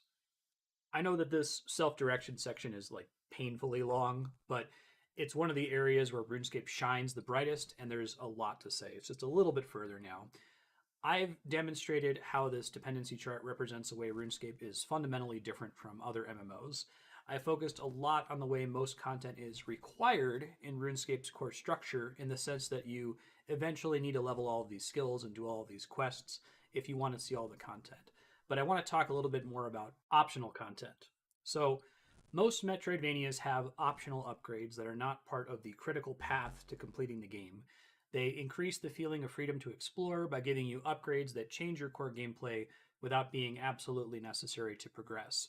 And RuneScape has these too, often in the form of unlocking a more efficient leveling method, like this quest reward that makes smithing faster, or this shield that makes a boss more viable to fight repeatedly, or this achievement unlock that increases the rewards from doing unrelated activities. If you like to plan out what you're going to do in a game, RuneScape makes it very compelling to log into the game and try to develop your own route that gets you to the most relevant rewards as soon as possible. As we said in the traveling salesman thing, you can't take the perfectly optimal route. It's too complicated for you to figure it out. So it comes down to just making choices that make sense for you and your play session that day. Planning your day in RuneScape is like routing a speed run. Not actually running a speed run, but figuring out the route. You miniaturize that, you reduce the stakes significantly because speedrun routing is extremely high stakes, and routing your day in RuneScape is pretty low stakes by comparison. Like, since you got to do everything eventually, there's not a big time loss for doing thieving training before farming training or whatever. If you're the kind of person who likes to think about the game that you're playing, even when you're not playing it, if you're on site at work or on the toilet and thinking, man, I can't wait to get back and play some video games, like RuneScape is the game for that. This is the ultimate think about what you're going to do even when you're not playing it game. This makes RuneScape the perfect game to exploit a particular kind of enjoyment loop that I love. On the stream, I've always referred to it as the ooh, a piece of candy effect after this skit from Family Guy. But that's a really long name, ooh, a piece of candy. So let's simplify that and call it the candy loop. The candy loop is the satisfying feeling of being distracted from whatever you set out to do and then getting distracted again and again and again. For a distraction loop to be a candy loop, it has to be a positive feeling. It's not the same as having a game that requires you to keep track of all the balls in the air and focus your attention on the most urgent thing. When distractions are stressful, that's difficulty, not dopamine, but it's good in a different way. Games with candy loops don't punish you for being distracted. Whatever you left behind when you got distracted will still be waiting for you there whenever you get back to it. There's not like a ticking time limit or an inherent opportunity cost to pursuing one piece of candy over another. If you see 3 interesting things, just do the one that excites you the most. You can do the other 2 later, right? So the candy loop is about distraction, but the kind of distraction that is delightful instead of stressful. And most veteran RuneScape players will tell you that this game has candy loops in spades. The game is basically about setting out to do one thing and then getting 10 layers of distraction deep before you ask, wait, I was trying to level crafting. What am I doing farming again? All of this, the dependency charts, the candy loops, it adds up to mean that anytime you log in, there's a million things that you can do in RuneScape, and they're all equally valid ways of playing. No one's going to yell at you because you can't play RuneScape wrong. And that naturally brings us to why RuneScape is not an MMO, part 4, single player, or getting to the good part. A big part of the reason RuneScape excels so much in that self-direction department is because the game is primarily a single player experience. Now, it's not unusual for MMOs. Hour for hour, a large chunk of your time in an MMO is likely going to be spent solo, but the weighting is very different in RuneScape. At time of recording, I played about 3,000 hours of the game. Looking through my past videos, I can say that the first time I ever seriously attempted group content at all was at the 1,200 hour mark. And in my 3,000 hours of play, I've spent maybe 150 hours doing group content max. The rest of my time has been playing the game completely solo. Referencing that Dan Olsen video about WoW Classic again, Dan talks about the concept of social solo play, or playing alone together. There's a unique character to a game that is primarily played alone, but alongside other people who are also playing the game alone. It's a different experience than if RuneScape was just a private idle game that you downloaded onto your machine. In that video, Dan mostly focuses on the social benefit, which if you've had a social solo experience before, I think is self-evident. Another huge benefit is what RuneScape's developers call game integrity. This is going to be another detour. I originally had a whole section on the concept of integrity, and maybe I'll make a separate video on it someday because it applies to all video games, not just RuneScape. In lieu of a full section, I hope you'll permit yet another tangent from me on it here. So, I haven't seen the term integrity used in this way elsewhere in the industry, but it matters in some way to every developer out there. Game integrity is the feeling that the time and effort you've invested in a game is reasonably comparable to the time and effort of other players. That if you made it to a difficult boss fight in Dark Souls, you can count on the fact that other players who made it to the same boss had to invest a roughly similar amount of blood, sweat, and tears to get there. Now, later, we're going to talk about the dark side of this when we talk about gatekeeping and hazing culture, which are kind of a problem in RuneScape. There's a big debate right now in game design about accessibility and whether developers should even be allowed to make intentionally inaccessible games. Check out this great video from Game Maker's Toolkit for some really awesome discussion on the topic. It's easy to look at the issue as black and white and say, either a game is accessible or it isn't, full stop, or to say either a game is rewarding or it isn't, full stop. And we just talk past one another like these ideas are in conflict in some way. Like, I'd like to invite you to consider that this concept of game integrity, like most issues out there, has nuance to it. We can respect when developers try to curb cheating and remove exploits from their games because it preserves the integrity of the experience. We can recognize that there is value in knowing that when you say, I beat Ornstein and Smo, other people who have played the game will have a rough understanding of what you went through. We can believe both of those things, and we can also look down on gatekeeping and hazing culture and try to make gaming accessible for as many people as possible. These ideas don't need to be contradictory.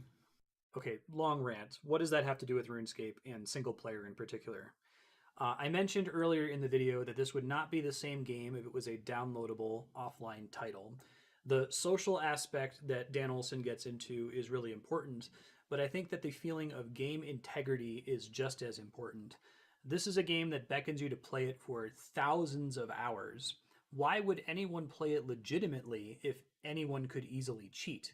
If it was offline, how easy would it be to hack in accomplishments that other players invested hundreds of hours working toward? How would you know the difference? And let me just say this, by the way, video games don't matter. Well, I mean, I'd argue that nothing matters, but let's admit this about video games in particular. Games don't matter. We play them to relax and to have fun. And deep down, literally everyone understands this. We like to pretend like this is special knowledge that some people have. For whatever reason, some people will use this as a conversation-ending bludgeon. They'll cheat at a game and then go, well, why do you care? Don't you know it's just a game? It doesn't matter, as though they have some special insight that none of us had thought of before. We all know this, but we play games anyway. How do we deal with this, like, ennui, the dissonance of engaging with something that you know is pointless? So I'm going to introduce another term here. In fiction and film criticism, we like to talk about the willing suspension of disbelief. The idea is that in order to enjoy fiction, we have to be willing to temporarily accept things that aren't realistic but which serve the story in some way. I'd like to argue that for many games, not just video games, but sports, conventional board games, tabletop RPGs, in order for us to fully enjoy them, we need to have what I'm going to call a willing suspension of nihilism. That is, to enjoy games to their fullest, we have to agree to collectively pretend, at least temporarily, that what we're doing matters. And this is why people get upset when an athlete gets caught cheating, or a ref makes a bad call, or a dungeon master is caught fudging rolls.